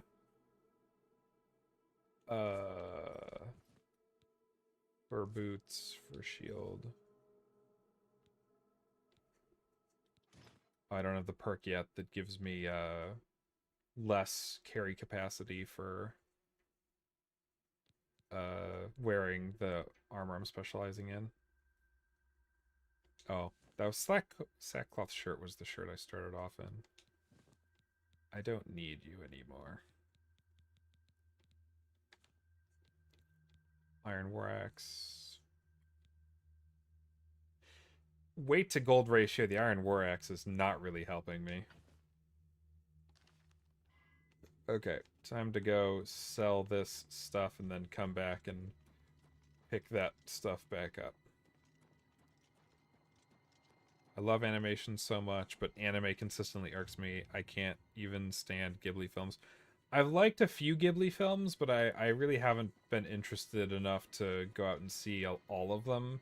But the ones I've seen, I was entertained. I really liked Princess Mononoke, but that movie, like, a lot of the gore and blood and stuff in that is kind of a bit much for me at times. But I've only seen it once all the way through, and that was within the last year or two. I watched Spirited Away not long ago with a friend for part of her birthday celebration. And I think I've seen bits and pieces of some of the other ones. But I, by and large, don't really go after anime to, like, watch, because the time investment for a lot of those series is wild. But at the same time, there's so many anime out there, a lot of them start blurring together and not feeling really all that unique. But that's a me thing. That's not, like, an issue with anime. There's a lot of people that really like it, and more power to them. I need to wait. I would go and rent a room somewhere, but I kind of don't want to waste the gold right now. Doesn't do proper lip sync. I mean, that's one of those things. They just kind of do mouth open and mouth closed, I think.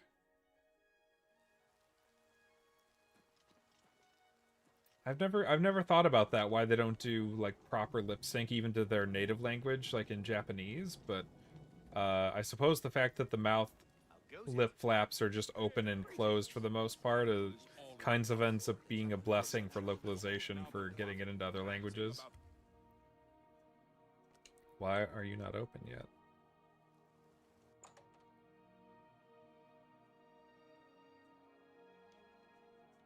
Yeah, I'm not really that into anime. I used to be when I was in, like, high school. I used to subscribe to a service before Crunchyroll even existed called Naruto Fan. And essentially it was a subscription service. I forget how much it was. It might have been like $5 a month. And they would put up and host on their website, probably illegally now that I think about it, episodes from Naruto, as soon as they aired in Japan, someone would record them off their TV and upload them. And then if you waited a day or two, somebody would put a fan translation and subtitles to the episodes. And that's how I watched them. And that subscription, actually, they had other anime under their belt besides just Naruto. And I watched a few that I was probably too young to see, as it turns out. But yeah. 2 or 3 frames of lip flaps are just easier to work with. Probably. I like it when the lip sync is so good that you can tell what the character is saying even when the audio is muted. Yeah. I don't know why they don't do that as much in Japan, I guess. I don't know if there's even really any anime out there that do it Armor, like weapons, to I that have it degree. all. How may I help you? Sell the Iron Battle Axe. Iron Warhammer. Leather Shield. Rusty Iron Cuirass.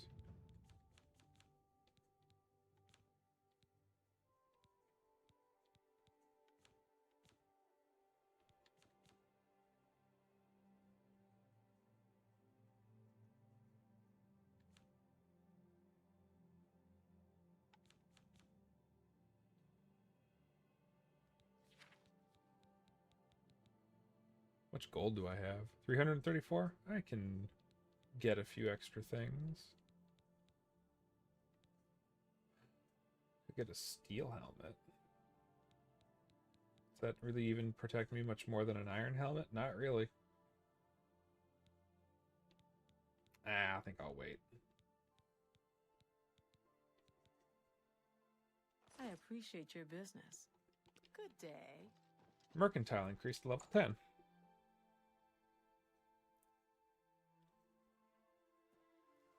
I do find, on the subject of like lip sync, I always find it funny that like my brain never really needed to care about the fact that Halo 1 and like Morrowind. I didn't play Morrowind back in the day. I played it, really played it late last year around Thanksgiving. But like Halo 1 didn't have proper lip sync. It was just mouth open or mouth closed in the same way.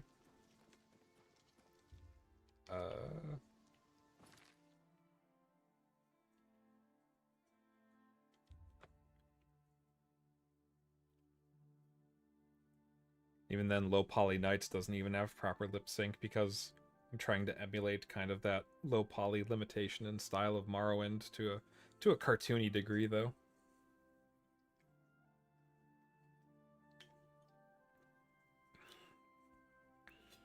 Can often just be stylistic if you're shooting for emulating an older style. Missed that earlier. Onion. I don't like onions.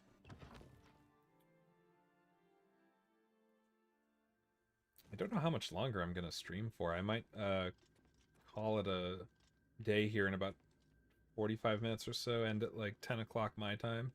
It's 9:16 now.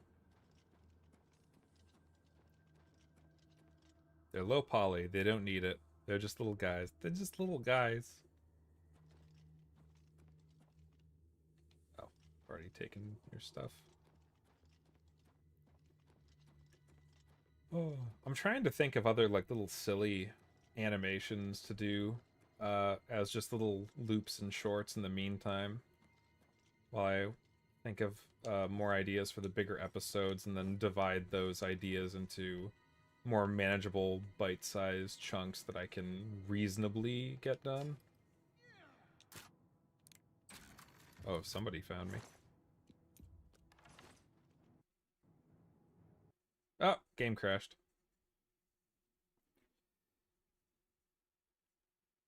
Close. Let us relaunch the game. That wasn't bad for going that long without crashing.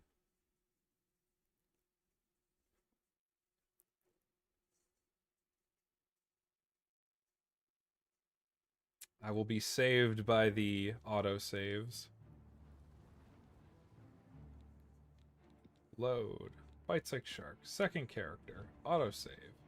Right at the moment. An hour and 47 minutes on that playthrough so far.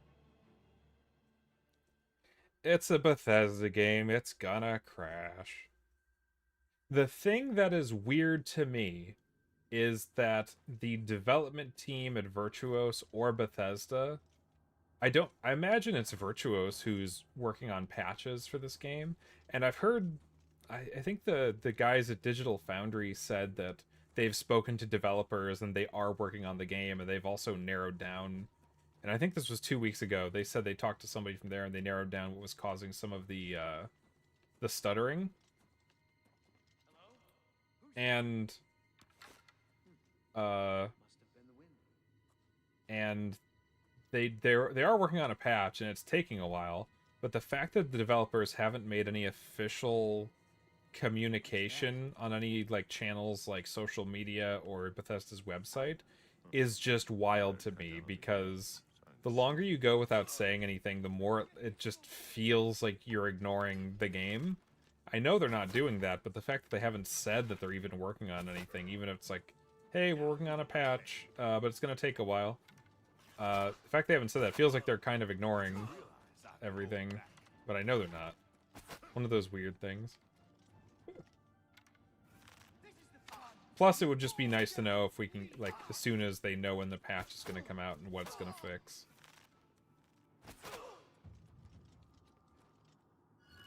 Oh, I don't have... there we go.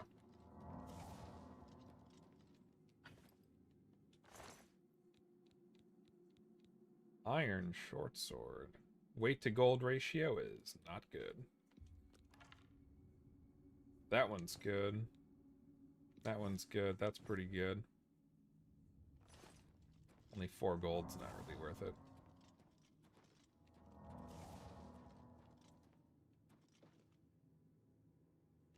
Flour. Todd is working on porting Skyrim to the next gen of Smart Fridge. So, while we're talking on remasters, though, I don't have a nostalgic connection to Morrowind like a lot of people do. My nostalgic connection was to Oblivion, and considering how little like mainline Elder Scrolls content we've gotten since Skyrim initially launched in 2011, I am glad we got Oblivion Remastered first before other projects. On a selfish level, I'm glad we got Oblivion first. But I'm looking forward to the Fallout 3 remaster, because Fallout 3 is really the only Fallout game that I really like a lot. But I know that you'd have to like appease the Morrowind fans, so I don't know if like full voice acting would be in the cards. If it wasn't, I'd be fine with it all being text-based again. But I would love for Morrowind to get the remastered treatment as well, just because I've liked it so much in Oblivion. But I know that like change too much of the formulas that made it what it is, like for quality of life, and you might like piss off some of the people who like certain mechanics. But regardless of what they do, if they do remaster Morrowind, I'm probably going to be happy no matter what changes they do, because I can always get mods that will I can get the game tweaked to my liking.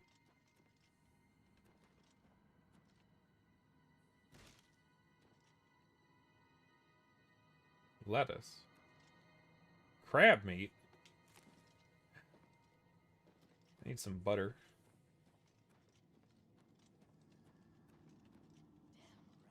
Nothing to worry about, I guess. Just my eyes playing tricks on me.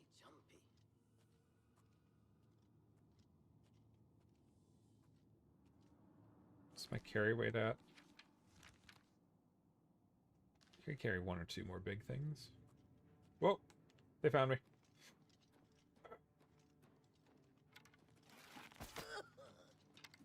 Right in the noggin. Oh, I missed that completely. Hello. Who's there? Oh, you didn't discover me.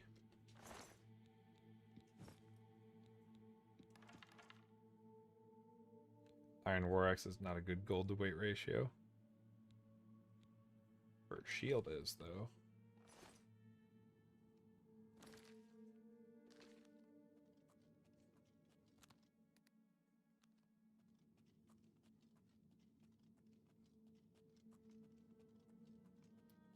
I'm proud to say I have not been shrimping in my chair. Back is pretty much straight right now. So I do have a friend who very recently got diagnosed with back was too straight-itis, and she, kind of like a reverse scoliosis. And she needs to work out with her doctors how to get more of a curvature to her spine. So I don't know if that was like genetic or caused by keeping your back straight on purpose too much, and in which case sometimes shrimp checking might not be the best course of action, but I'm not a doctor. Talk to your doctor. I saw Oblivion Remastered already has VR support, and that looks fun. I don't know if I can handle VR. I'll be honest. I might get bad motion sickness, because I get bad motion sick in car rides if I'm not like driving pretty easily. Okay, I'm only 1 unit of weight over. I don't think these are pounds. A solid pound of crab meat is wild. Nope, that wasn't enough.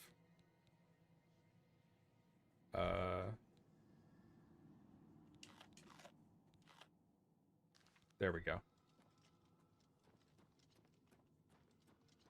Time to go back to town and sell stuff. Back to straight disease must be nice. Actually, it's quite painful. She's been having issues where like her back will, for like weeks on end, every few months, will just get super painful. And she has been having a rough time. It was also one of those things where like, if your family has like a history of a condition and doesn't realize that it's a genetic thing that you inherited, and it's just, and they forget to tell you like, oh, by the way, when you turn 30 you're gonna start having like, I'm just gonna make something up here just for the sake of the example, when you turn 30 your foot's gonna start like turning sideways and you just have to deal with it. And it's just like, why didn't you tell me that back when I was younger so that I could get a doctor to tell me more about it? Which it happens. The spine sure is a fun bones. My brain will come up with weird phrases that I just think sound silly and just start saying them. And for me, the most recent one was when it comes to like talking about like retrospectives and like how things have advanced in society. I just been saying time is a funny sponge. And I don't know why. It doesn't make any sense. It's just funny. Oh. I did it again.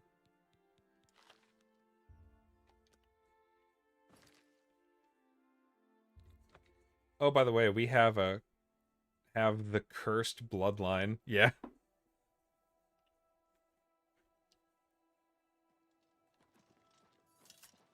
What time is it? No, I'm too late. Businesses are open from 8 a.m. to 8 p.m. Motto has been miles of running and hours of swimming have paid off. You are an apprentice of athletics. You are no longer regenerate less fatigue while running. Huzzah! You know what? Time is a funny sponge. I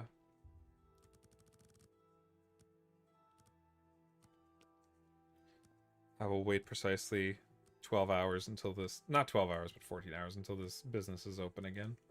For some reason, this store wasn't open at 8 p.m. last time, so I had to wait a few extra hours. Come on. Open!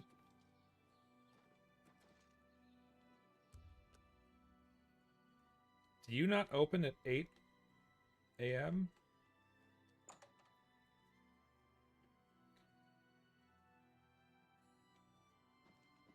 Go ahead.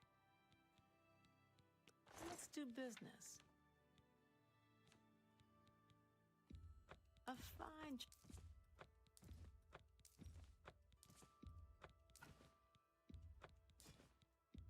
A good price for a good customer.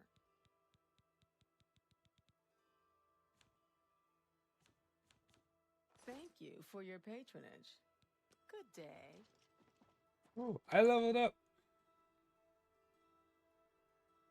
Sweet.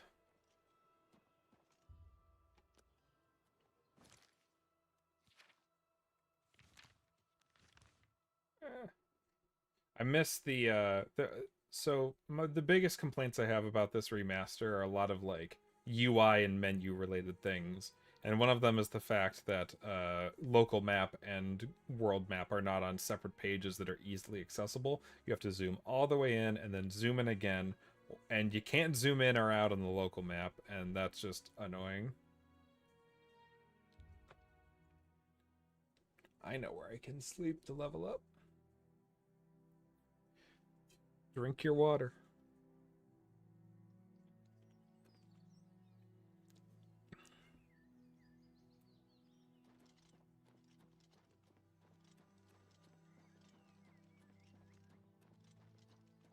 And then I rest my head for an hour, and I am better at, like, 3 things. Woo! You realize that all your life you have been coasting along as if you were in a dream. Suddenly, facing the trials of the last few days, you have come alive. Strength, please. I wish to carry more.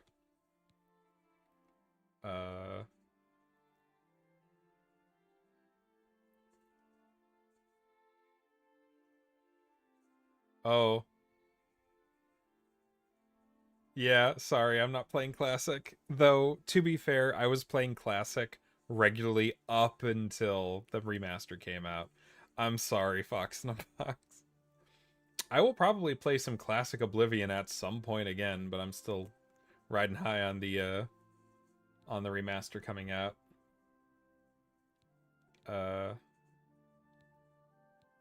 Where is... Oh, the one thing, if I don't know if you immediately dipped out of the stream, Fox in a Box, but the one thing that probably confused you is a mod I helped get made, which brings back the classic Oblivion font, like, style.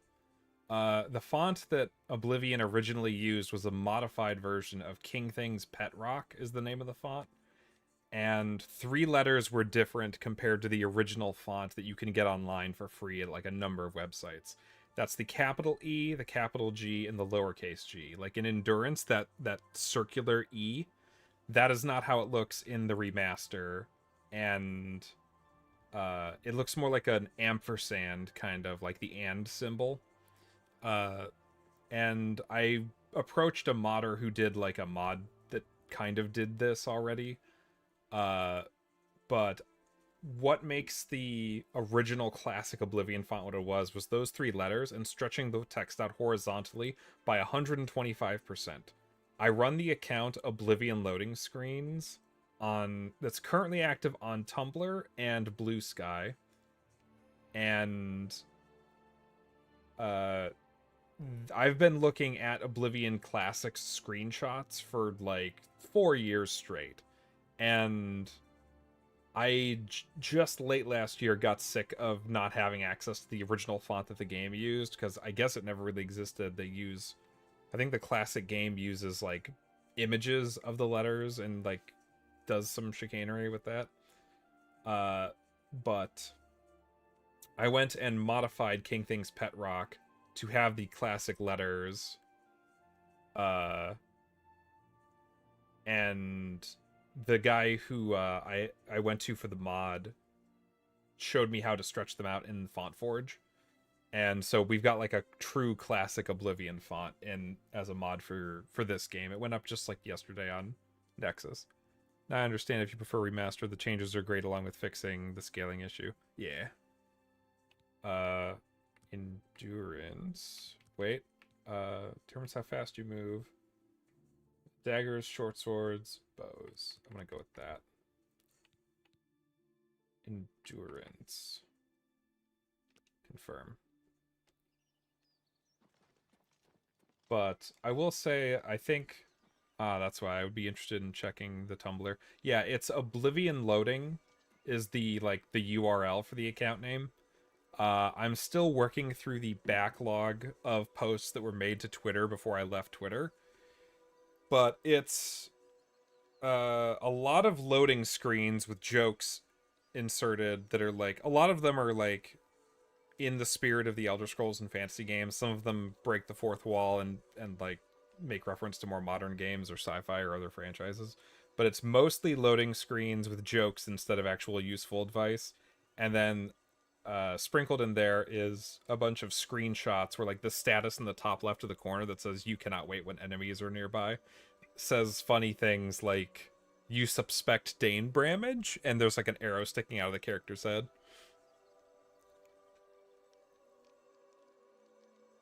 Just checking the Tumblr. I think it's crazy that a lot of games' custom fonts are just like 32 images cosplaying as a functional typeface. Yeah.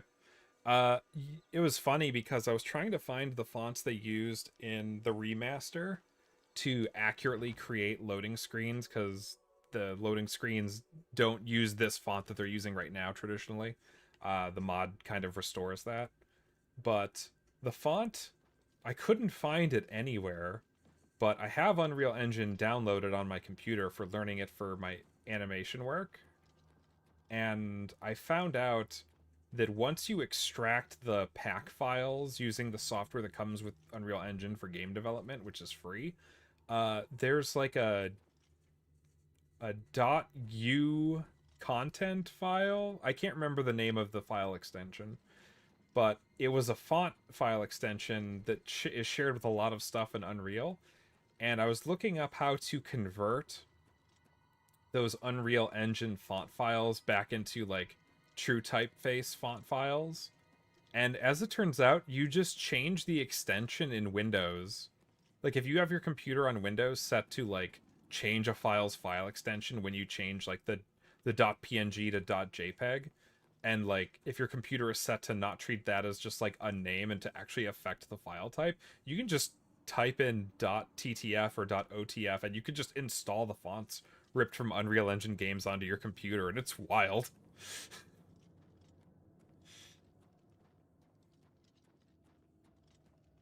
And that's how I got the fonts from Oblivion Remastered.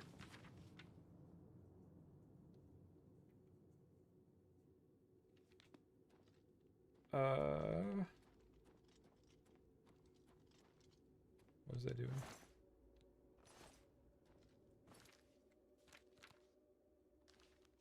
I can carry more. Let me save.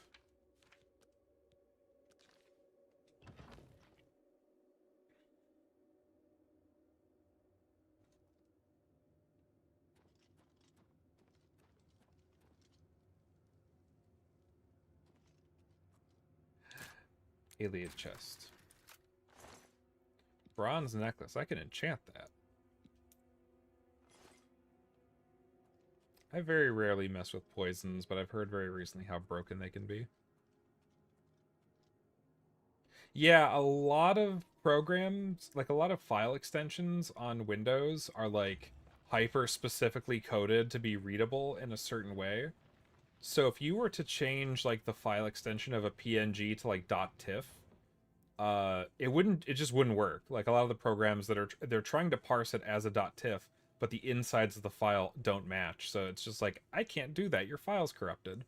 But there are a few instances where some programs in Windows can just fully accept the change, and the Unreal font file back to UTF and TTF is one of the ones that just magically works. And to a degree, I think JPEGs and PNGs are interchangeable in like Windows, like standard image viewing applications. Like, oh, I can't remember the one from Windows 10. I brought it over to my current computer.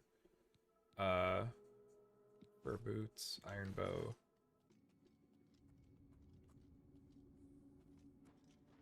Oh. Something saw me. I might as well take care of that.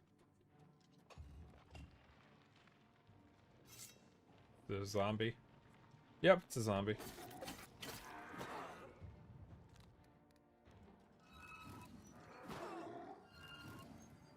Please don't infect me with the disease.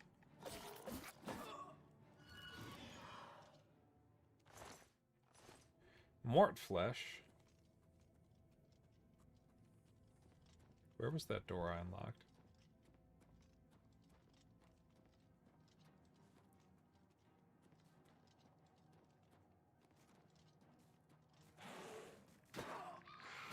My first skeleton! Which sounds weird out of context.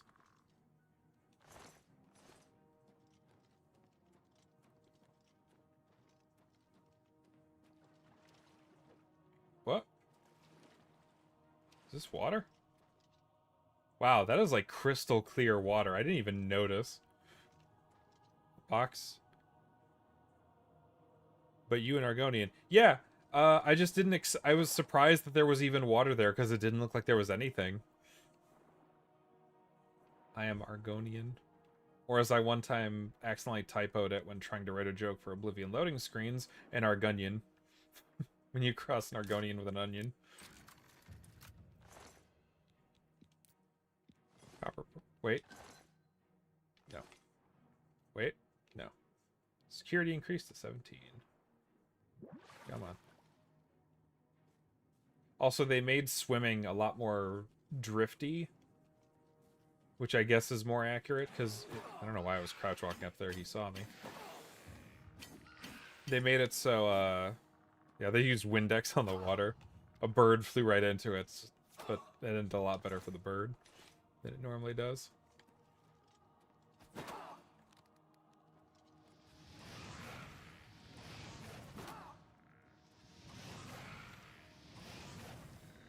Explode, skeleton.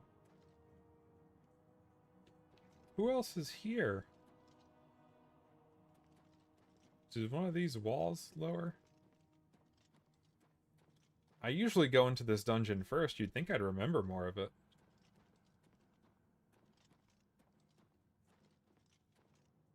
Oh god, also with the joke of Windexing on the water, I just imagine, what if the water was Windex?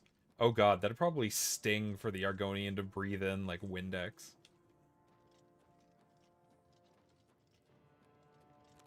Let me heal.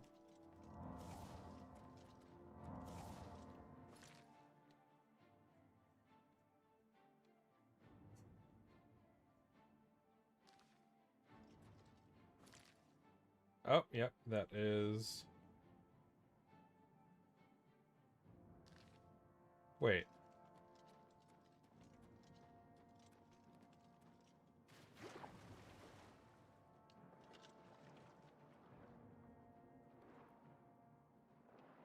They made combat in general so much better. Your attacks actually had strength instead of hitting each other with rubber swords till one of you drops. Yeah. That was the funny thing, because when they said they added hit reactions to the combat, I'm like, didn't it have that already? But then it's like, oh no, it was just for power attacks. Like, I misremembered that.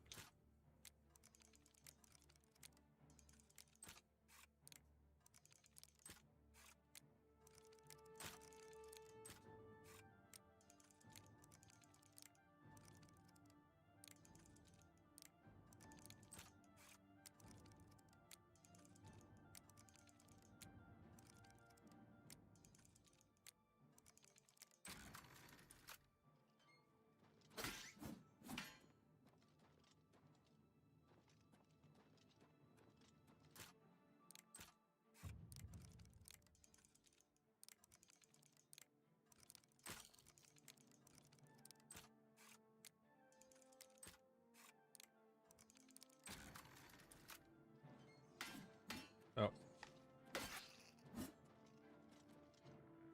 What else is here? Oh, hello. Can I please...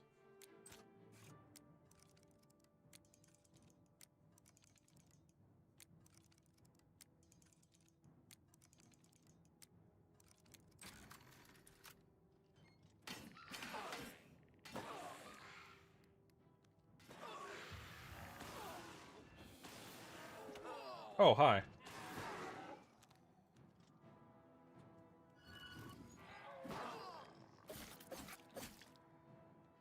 You are nasty looking.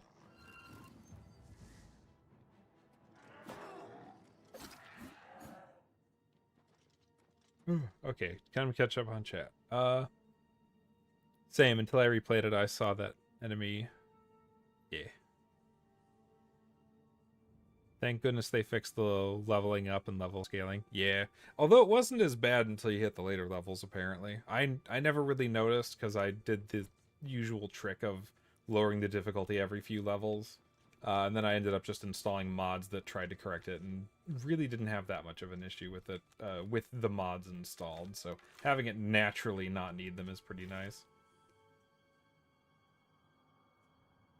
Wait.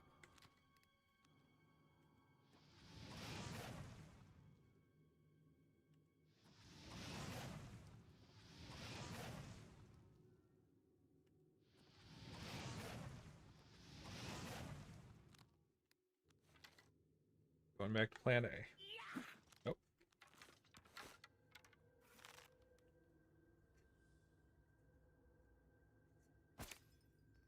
There we go. Where'd the arrow go?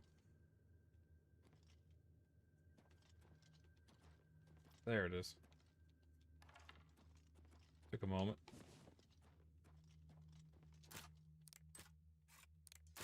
Oh. Oh, also, won't budge unless you use a power attack. Yeah.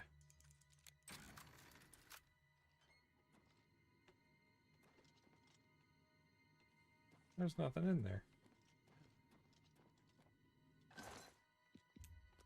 Steel arrows. I will steal those steel arrows.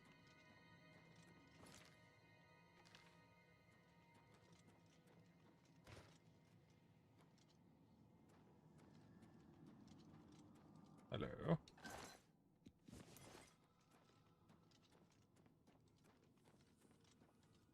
What's my carry weight at? Still got quite a bit to go.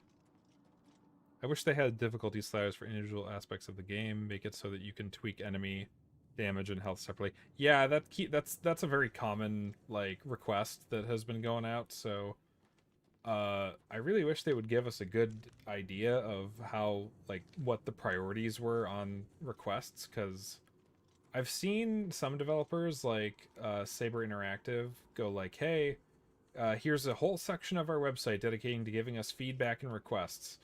And Saber has said on some of them, this is too hard, it's not a priority for us. And some of them, they just go radio silent on, and then when they added it to the game, like, I'm assuming it was like their plan already to add it. They're like, hey, look, we finished your request. And it's like, no, I think you were already planning on adding that. But Oblivion Remastered, the official Bethesda Discord server, has a section for suggestions, and that's one that keeps popping up. You know, one that keeps cropping up over and over again. Oh, I goofed.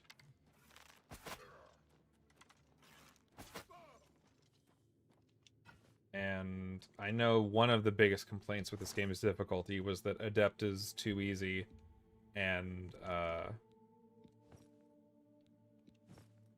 the next one up, Expert, I think, is too hard. The classic difficulty slider would have been appreciated. The fact that they gave us something kind of worse to fit more in with Skyrim is weird, but separate sliders for enemy damage versus your damage would be much appreciated. Iron Warhammer.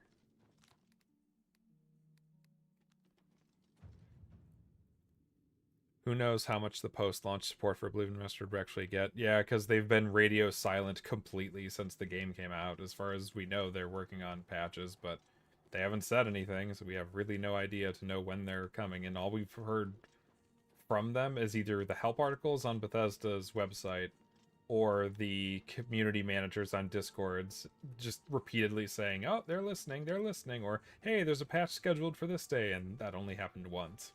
And it was for Xbox, oddly enough.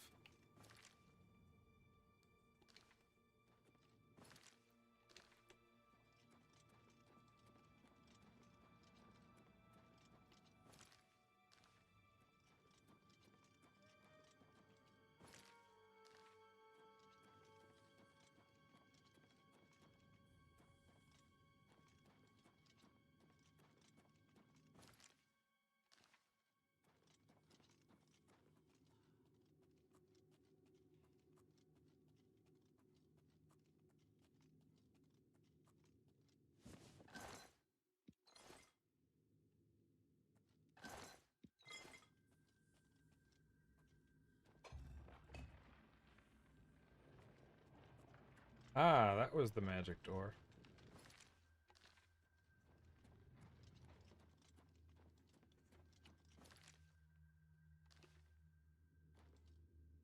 When to sell. Though if you turn enemy damage down to 0 and enemy health up to max, that'll make it so easy to grind levels. I imagine they wouldn't make the slider so that you could turn enemy damage down to 0 or your damage. I feel like they would hopefully be smart enough to know not to go quite to that degree.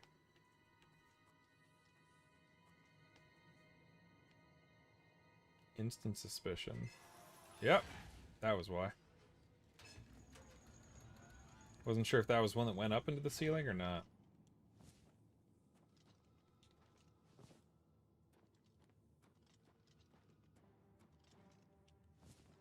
Oh, ah.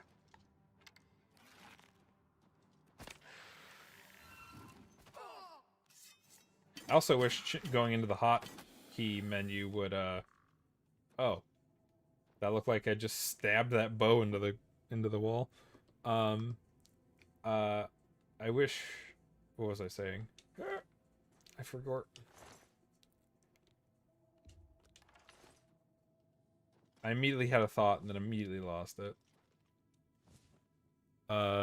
Whenever I think of balance, I think of New Vegas, until I remember that Josh Sawyer said that game balance is on vibes, makes for a very fun game, though. I feel like that is a healthy way you can look at it, because if you go by spreadsheets, then everything just kind of ends up feeling samey, even if it does kind of let you pick your poison.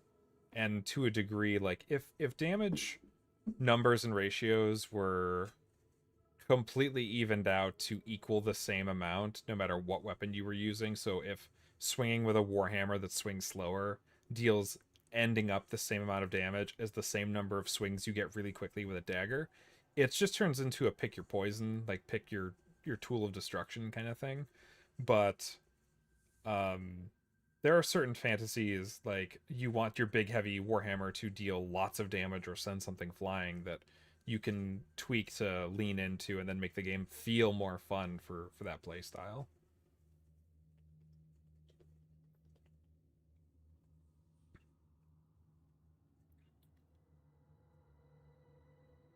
I didn't even realize you didn't type New Vegas correctly until I saw that you corrected the typo and then reread it. Knowing things just to forego is very relatable. Yep.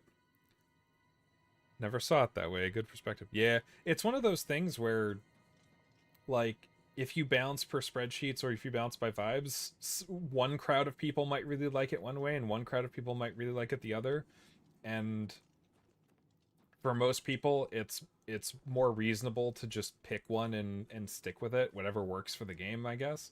But if you can make the options, like in option settings, to like choose which one you want, then go for it. More options the better. But a lot of games don't have the budget or the time to really give people that fine granular level of detail and make sure the game has as few bugs as possible with the same settings. Because you try to give somebody the ability to change enemy damage, and then all of a sudden you find out that, oh, if you set the damage specifically to enemy damage 27.852%, then all of a sudden all of the enemies are now invincible, and every sound effect is replaced with a squeaky hammer toy. And you'll have to fix that bug now. That's a very extreme example, but yeah.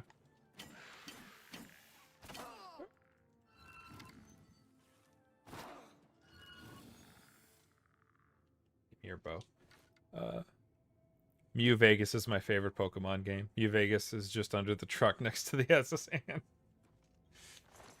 God, I want to say I believed all of those rumors, like, completely as a child. Okay, what am I carrying that's too heavy? I'm exactly at carry capacity.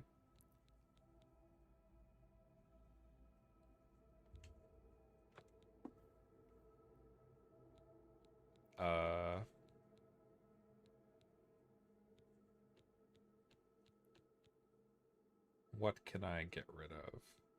I could probably use my repair hammers. Yeah, problem solved. I think that was the whole dungeon. I better save.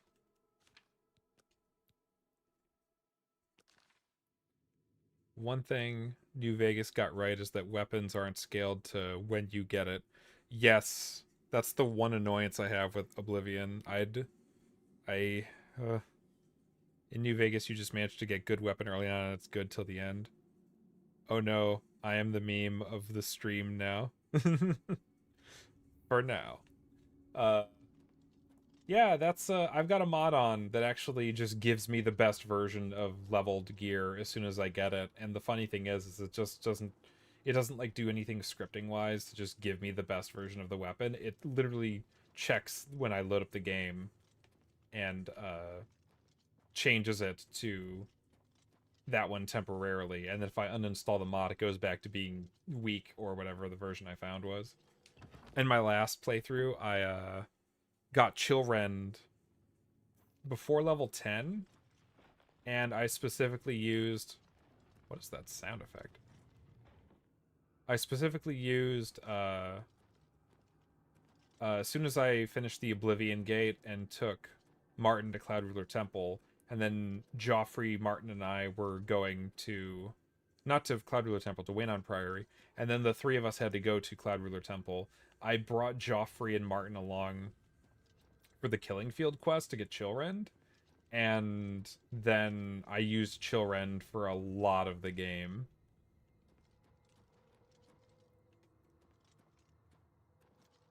I just wish that if Oblivion did stick with you can get a weaker version of the weapon that, like, whenever you rest to level up, it gets leveled up with you. You could even, like, fudge the lore and say, like, hey, this is like not a Daedric artifact, but a unique weapon of power, and it grows with you. Or, you know, it's magic. You can make up whatever excuse, and that's what the rules say.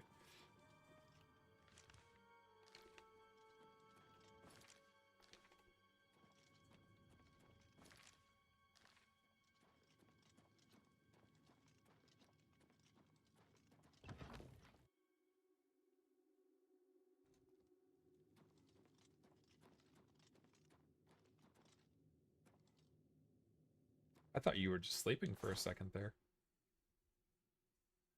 Burkuros. 5 weight, 15.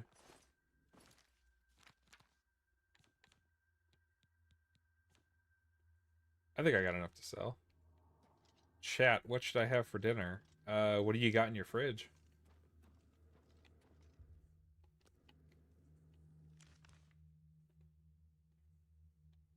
Wait, I haven't explored the whole dungeon yet.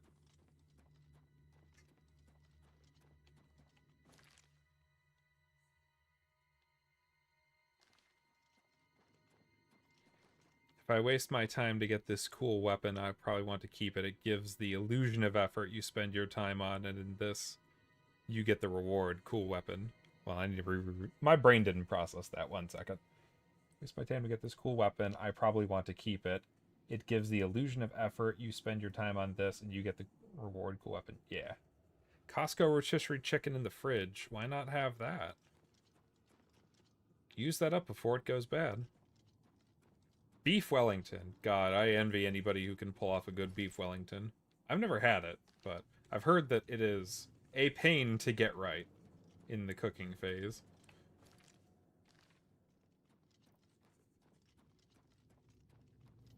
If you've got the like any kind of things to make biscuits with, have the rotisserie chicken with biscuits.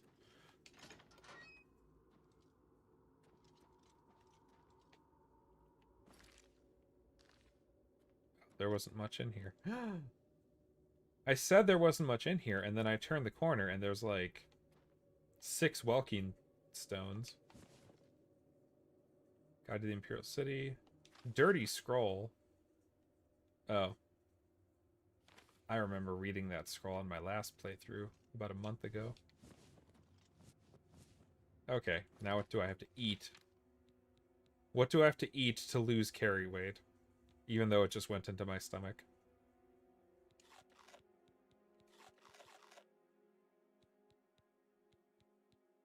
Oh, the venison is holding me back.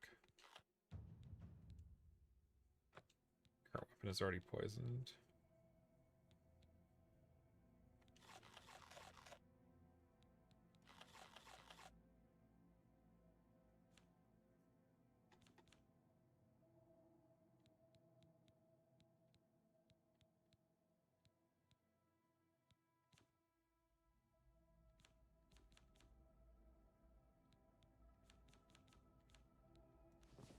No. Thinking of chicken quesadillas with the rotisserie chicken, to be honest. That's not a bad idea. Best time to learn, but now. Chicken quesadilla sounds great, for real, for real. Quesadillas are always soft. I can't actually remember the last time I had a quesadilla. I may have never had one before. This is chicken and cheese and a tortilla, isn't it? Need to restock on tortilla. It's such a versatile food. Oh, hell yeah. I might be making more breakfast burritos soon, so I will need more tortilla shells. Oh, I don't need the sackcloth sandals. I got armor boots. I still haven't found any heavy armor gauntlets, so I'm still wearing wrist irons. I'm just gonna take them off.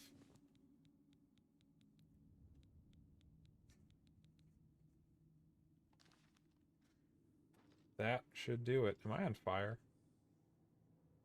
I think I was briefly on fire. But I got better.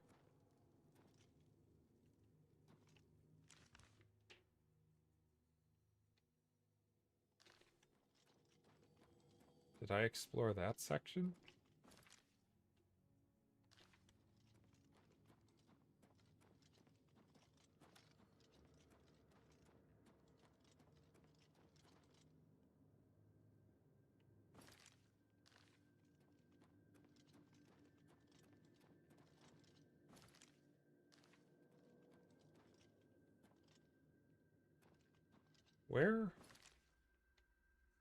Where are your secrets? Where do you go? Where are you? I don't care. You attempted to quit? No, I know what it does already. I've been playing Oblivion regularly since late 2007, early 2008. The amulet slips off of you as you try to fasten it around your neck.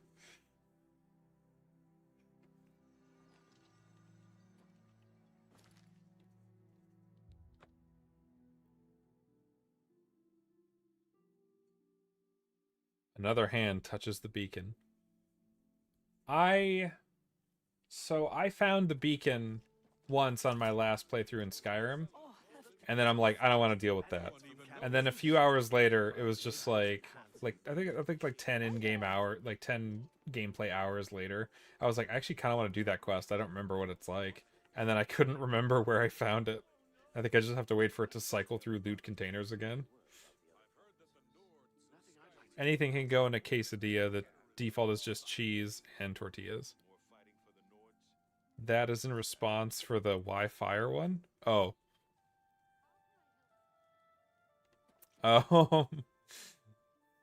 You try to fasten the amulet of kings around your neck. You take 3d6 fire damage. Ow.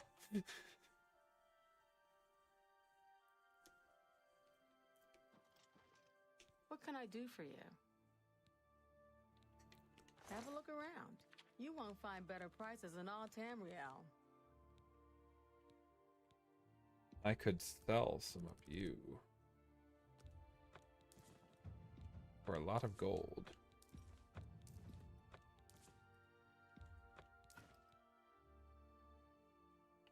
Which of these bows is the one that's hotkeyed? I'm gonna have to reset my hotkey, aren't I?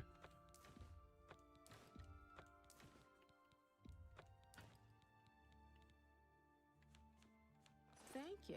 Come again. Goodbye. Also, I've done a lot of the quests in the Imperial City recently. and some were still pretty fresh from my last few playthroughs on Classic Oblivion, so I'm just not in the mood to do certain quests again so soon.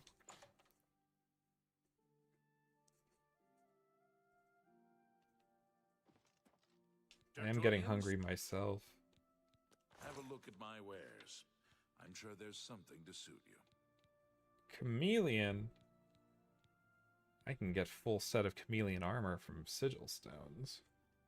And then break the game and be undetectable. I'll sell you. Fine transaction. I don't trust chameleon unless it's 100%. That seems a fair price.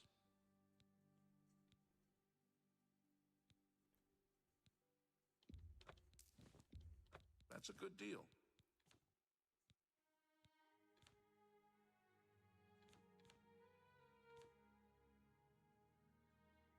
A pleasure to serve you. You too.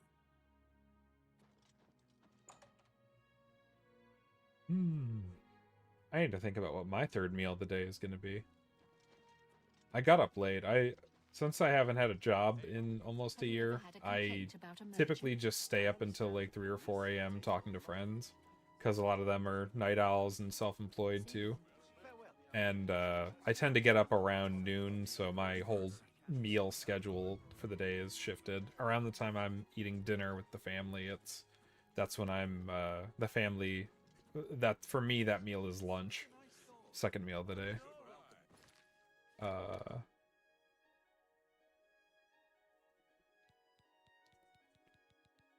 And there's no Fighters Guild presence in the Imperial City.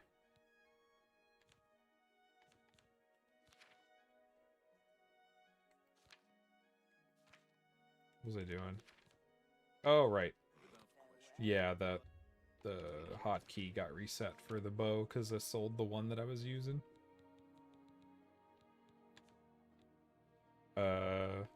Shortcuts. What's going on with you? They say syndicates of wizards. How long have I been streaming? 4.5 hours almost. Time to go to Coral.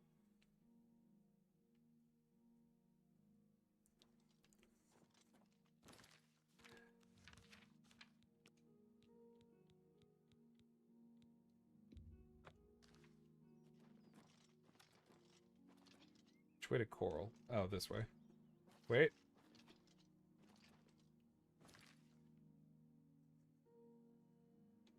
The marker is to my right? Why is it telling me to go here? What pathfinding shenanigans is that?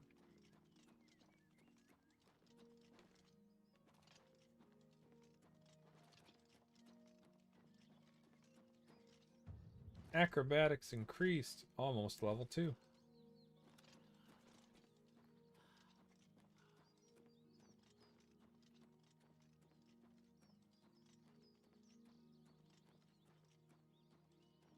Wait, is there a way inside the Elven Garden districts from here? I don't think there's a door that leads outside. I thought the only ways out were from... Oh, hi, Shady Sam. We're from this side and the 2 entryways to like the Arcane University and the prison. I guess it's just because I'm close to that zone on the map.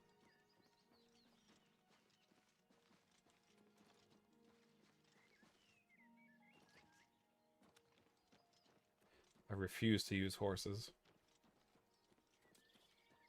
Oh god, what was the joke from the Robert Downey Jr. Sherlock Holmes? He's just, I don't like anything with a mind of its own bobbing between my legs. They're dangerous at both ends and crafty in the middle. I made breakfast today at 2:40 p.m. I don't have a schedule anymore. Olive Garden District filled with the ever-flowing fountain of breadstick. Oh. Now, if you had a fountain that flew, I don't know what the proper English for that thing is, that used instead of water, like Italian salad dressing, one, you're gonna have a lot of like flies around, but two, if you don't have a lot of flies around, I'm just scooping up a handful of that and pouring it on my salad. Actually, I probably shouldn't put my hand in the fountain of salad dressing. That'd be unsanitary. They'd probably have a ladle.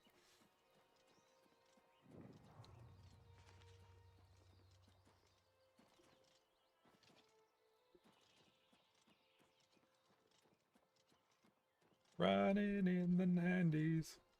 Na-na-na-na-na-na-na-na.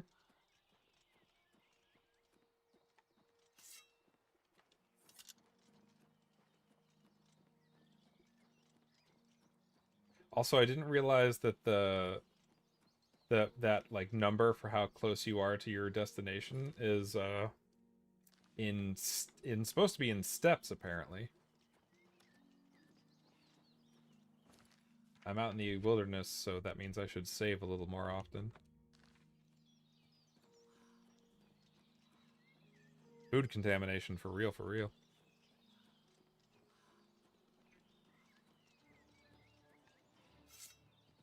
No, bad dog. Don't want. That's the only bug with this mod that lets me interrupt my attack animations to block, is sometimes I just get stuck in the block position until I hit the block button again. Oh, missed it.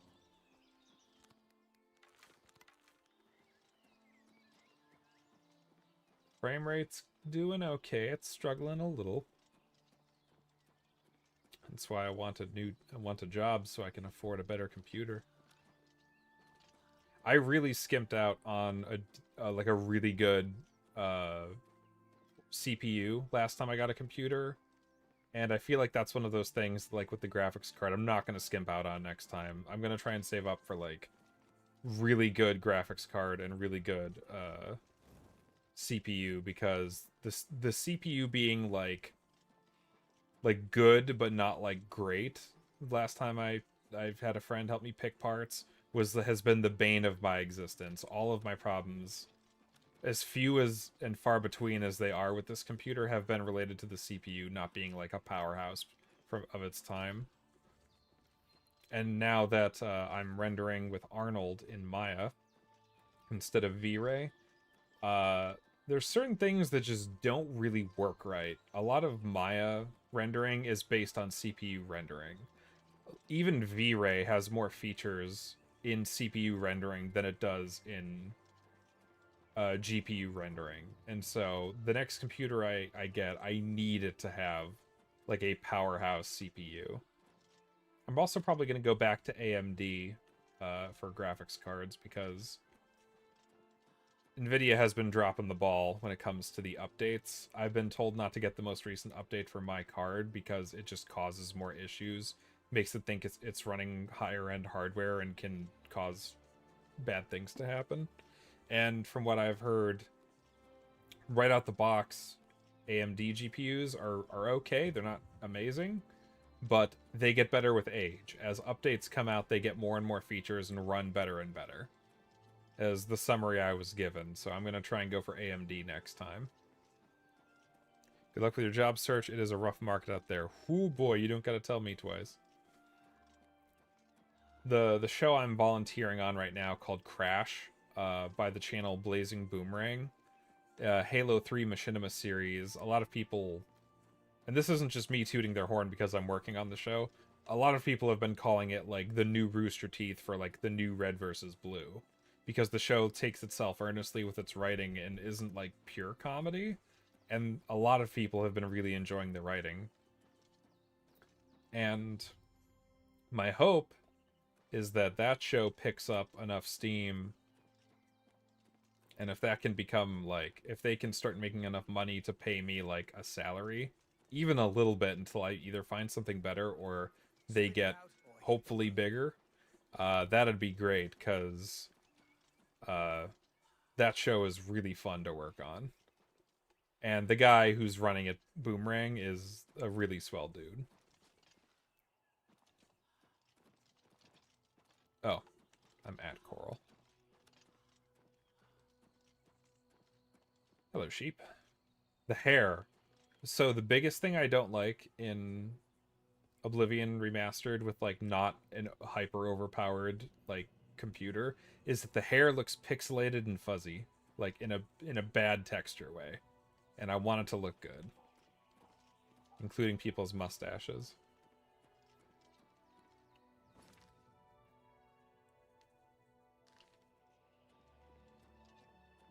I'll actually talk to them as soon as I get into town and sell my stuff. Wait, did I sell my stuff already in the Imperial Market District? I did. Why did I think I didn't? Oh, I wanted to get to the Fighters Guild to get some better armor. Yeah, I know. Hair and fur tend to get really scrungly and like checker pattern pixelated fuzzy. I think because of the AI upscaling that the graphics card is doing. And that's the only reason I'm now starting to follow what people have said, that like instead of properly optimizing your game to run on like a variety of lower end hardware, a lot of developers are like, oh, the AI frame generation will take care of it for us, where we shrink the resolution of the game down to a fraction of your monitor size and then scale it back up, filling in the detail with AI that's running off of your graphics card. And because of that, details like transparency and like hair and fur gets really scrungly. And I wish the game was properly optimized so that it didn't have to rely on the AI upscaling. But it's one of those things that if you can just buy your way into a beefier computer, you can just kind of pay your way out of that problem and it'll look nice. Greetings. How may I help you? Are you perhaps interested in joining the Fighters Guild? The Fighters Guild is always looking for new members. If you've got a clean record and don't have a bounty on your head, we may be able to use you. Are you interested in joining? Sign me up. Excellent. You are now an associate in the Fighters Guild. You should report to either Azan in Anvil, or Burz Grocash in Shadenel for contracts. Good day. Okay, so now that I'm in the Fighters Guild, I should be able to just grab whatever armor I want from these I heard there were some goblins around here recently. Fighters Guild halls.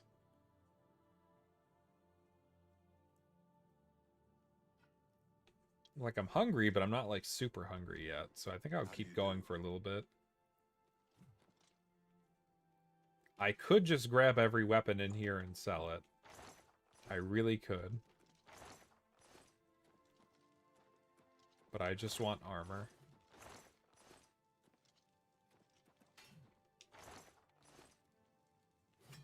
Gib armor.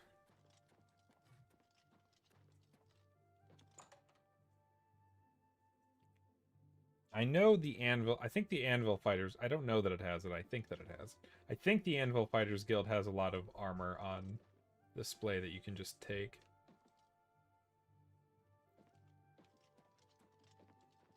Fine greetings to you. What's going on with you? I understand Daedra worship is becoming increasingly prevalent. It seems Somerset Give me like has steel become a armor. much more dangerous place. Goodbye. You too.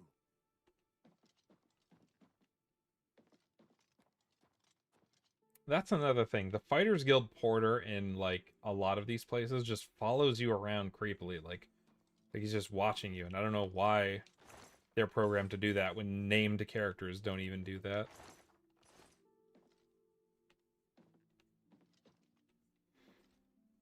I should have gone to Anvil first.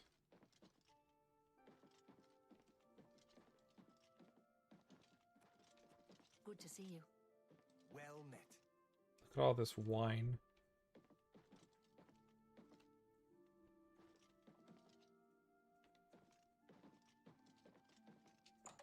You know, the funny thing is, I have the stream set to let me not throw ads at people randomly, like ad breaks, and that I have to manually insert them. But on one hand, even if I did insert one manually, there's only like, I think 5 people here watching, I wouldn't get much money from it. So rather than just annoy 5 people needlessly for a few minutes, I just choose to not run the ads that the YouTube is expecting me to run. Oh, okay, have a good one. But I really don't like running ads in the middle of streams because it just kind of kills the momentum. Oh, right, this is the blacksmith.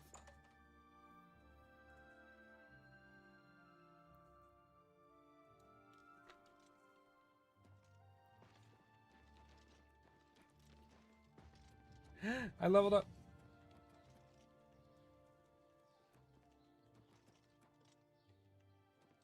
Wait, did Dharma come to talk to me yet? There she is. Dharma, my friend. I don't think we've met. Are you new in town? Likewise, I'm always glad to meet someone new. Welcome. I'm sure my mother would be glad to meet you as well. My mother owns Northern Goods and Trade in Coral. I think we're in for some hard times. The death of Uriel Septim and his heirs changes everything. Take care. It's a nice place, but that talisman seems rather stuck up to me. It is a nice place. Go ahead and sleep. Good to see you. What's going on with you? I understand Daedra. Why did this have to be the one guild hall that doesn't have armor on display?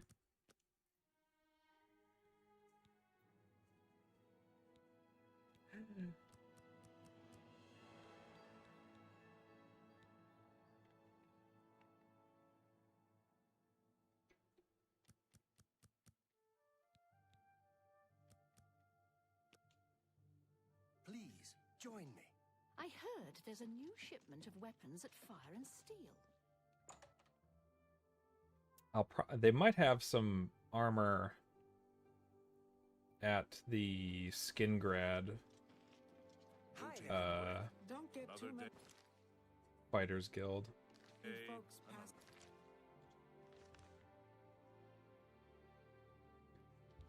I'll go talk to Joffrey. Then head to Kvatch. We'll stop at Skingrad on the way. And if Skingrad doesn't have better armor, I'll go to Anvil.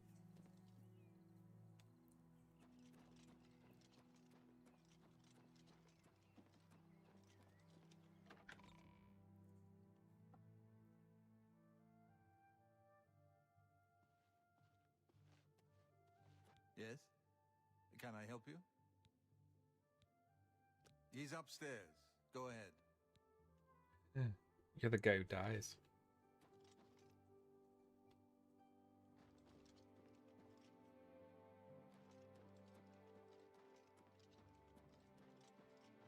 I'm Brother Joffrey. What do you want? Emperor Uriel? Do you know something about his death? You brought me the Amulet of Kings? This cannot be. Let me see it. Yeah, which is why, like, I probably should have run an ad when I got up to use the restroom when I switched from Maya over to Oblivion, but I completely forgot that YouTube expects me to throw ads in here, so I didn't. And I completely forgot, and I just left up my little be right back screen and music. By the Nine! This is the Amulet of Kings. Who are you? How did you get this? What do you know of the Emperor's death? As unlikely as your story sounds, I believe you. Only the strange destiny of Uriel Septim could have brought you to me carrying the Amulet of Kings. The Prince of Destruction he referred to is none other than Mehrunes Dagon, one of the lords of the demonic world of Oblivion. The Emperor's words, "Close shut the jaws of Oblivion," certainly suggest that he perceived some threat from Oblivion. But all the scholars agree that the mortal world is protected from the Daedra of Oblivion by magical barriers. I'm not sure. Only the Emperors truly understand the meaning behind the rituals of coronation. The Amulet of Kings is ancient. Saint Alicia herself received it from the gods. It is a holy relic of great power. When an emperor is crowned, he uses the amulet to light the dragon fires at the Temple of the One in the Imperial City. With the emperor dead and no new heir crowned, the dragon fires in the temple will be dark, for the first time in centuries. It may be that the dragon fires protected us from a threat that only the emperor was aware of. I am one of the few who know of his existence. Many years ago, I served as captain of Uriel's bodyguards, the Blades. One night, Uriel called me into his private chambers. A baby boy lay sleeping in a basket. Uriel told me to deliver him somewhere safe. He never told me anything else about the baby, but I knew it was his son. From time to time, he would ask about the child's progress. Now, it seems that this illegitimate son is the heir to the Septim throne, if he yet lives. His name is Martin. He serves Akatosh in the chapel in the city of Kvatch, south of here. You must go to Kvatch and find him at once. If the enemy is aware of his existence, as seems likely, he is in terrible danger. And please, let me know if there's anything you need. My resources here are limited, but I will help in any way I can. Do you have armor?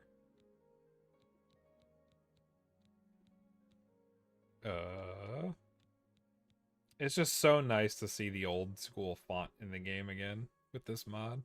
That E, the other E from the original font, just bugs me, and the classic one from Oblivion I think looks so much cooler. I keep a few things here in my chest to resupply traveling blades. Help yourself to whatever you need.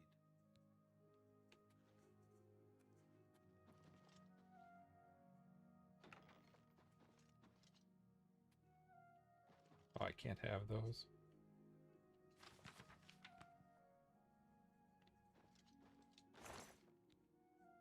Iron greaves. Proper leather boots. Potion of healing. Steel bow. I could sell some of these. Shock. I think I've already got an iron cuirass. Ah, screw it. I'll sell some of these.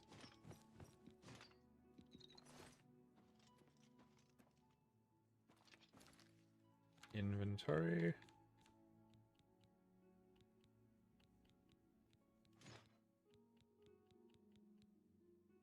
No more rusty iron greaves for me.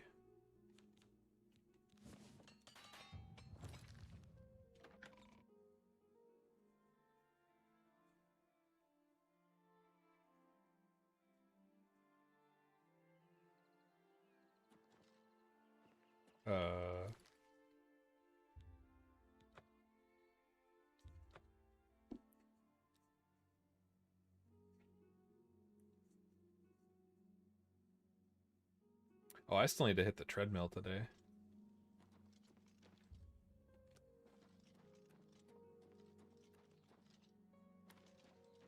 Blacksmith, I need your services. I don't know. Iron Greaves, why is it so sad? I don't know. I had rusty Iron Greaves, the tutorial version. Have a look at my wares. I'm sure there's something to suit you.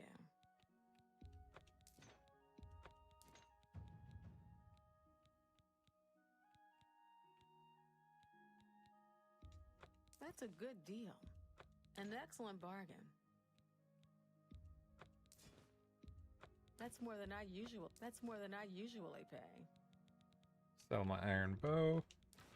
I don't need that many arrows.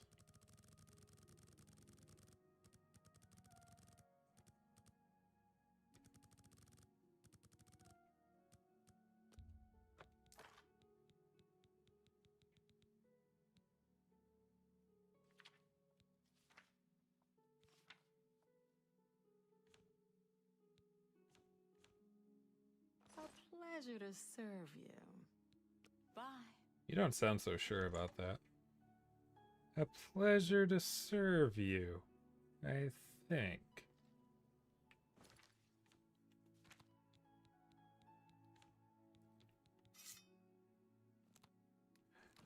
Iron bow.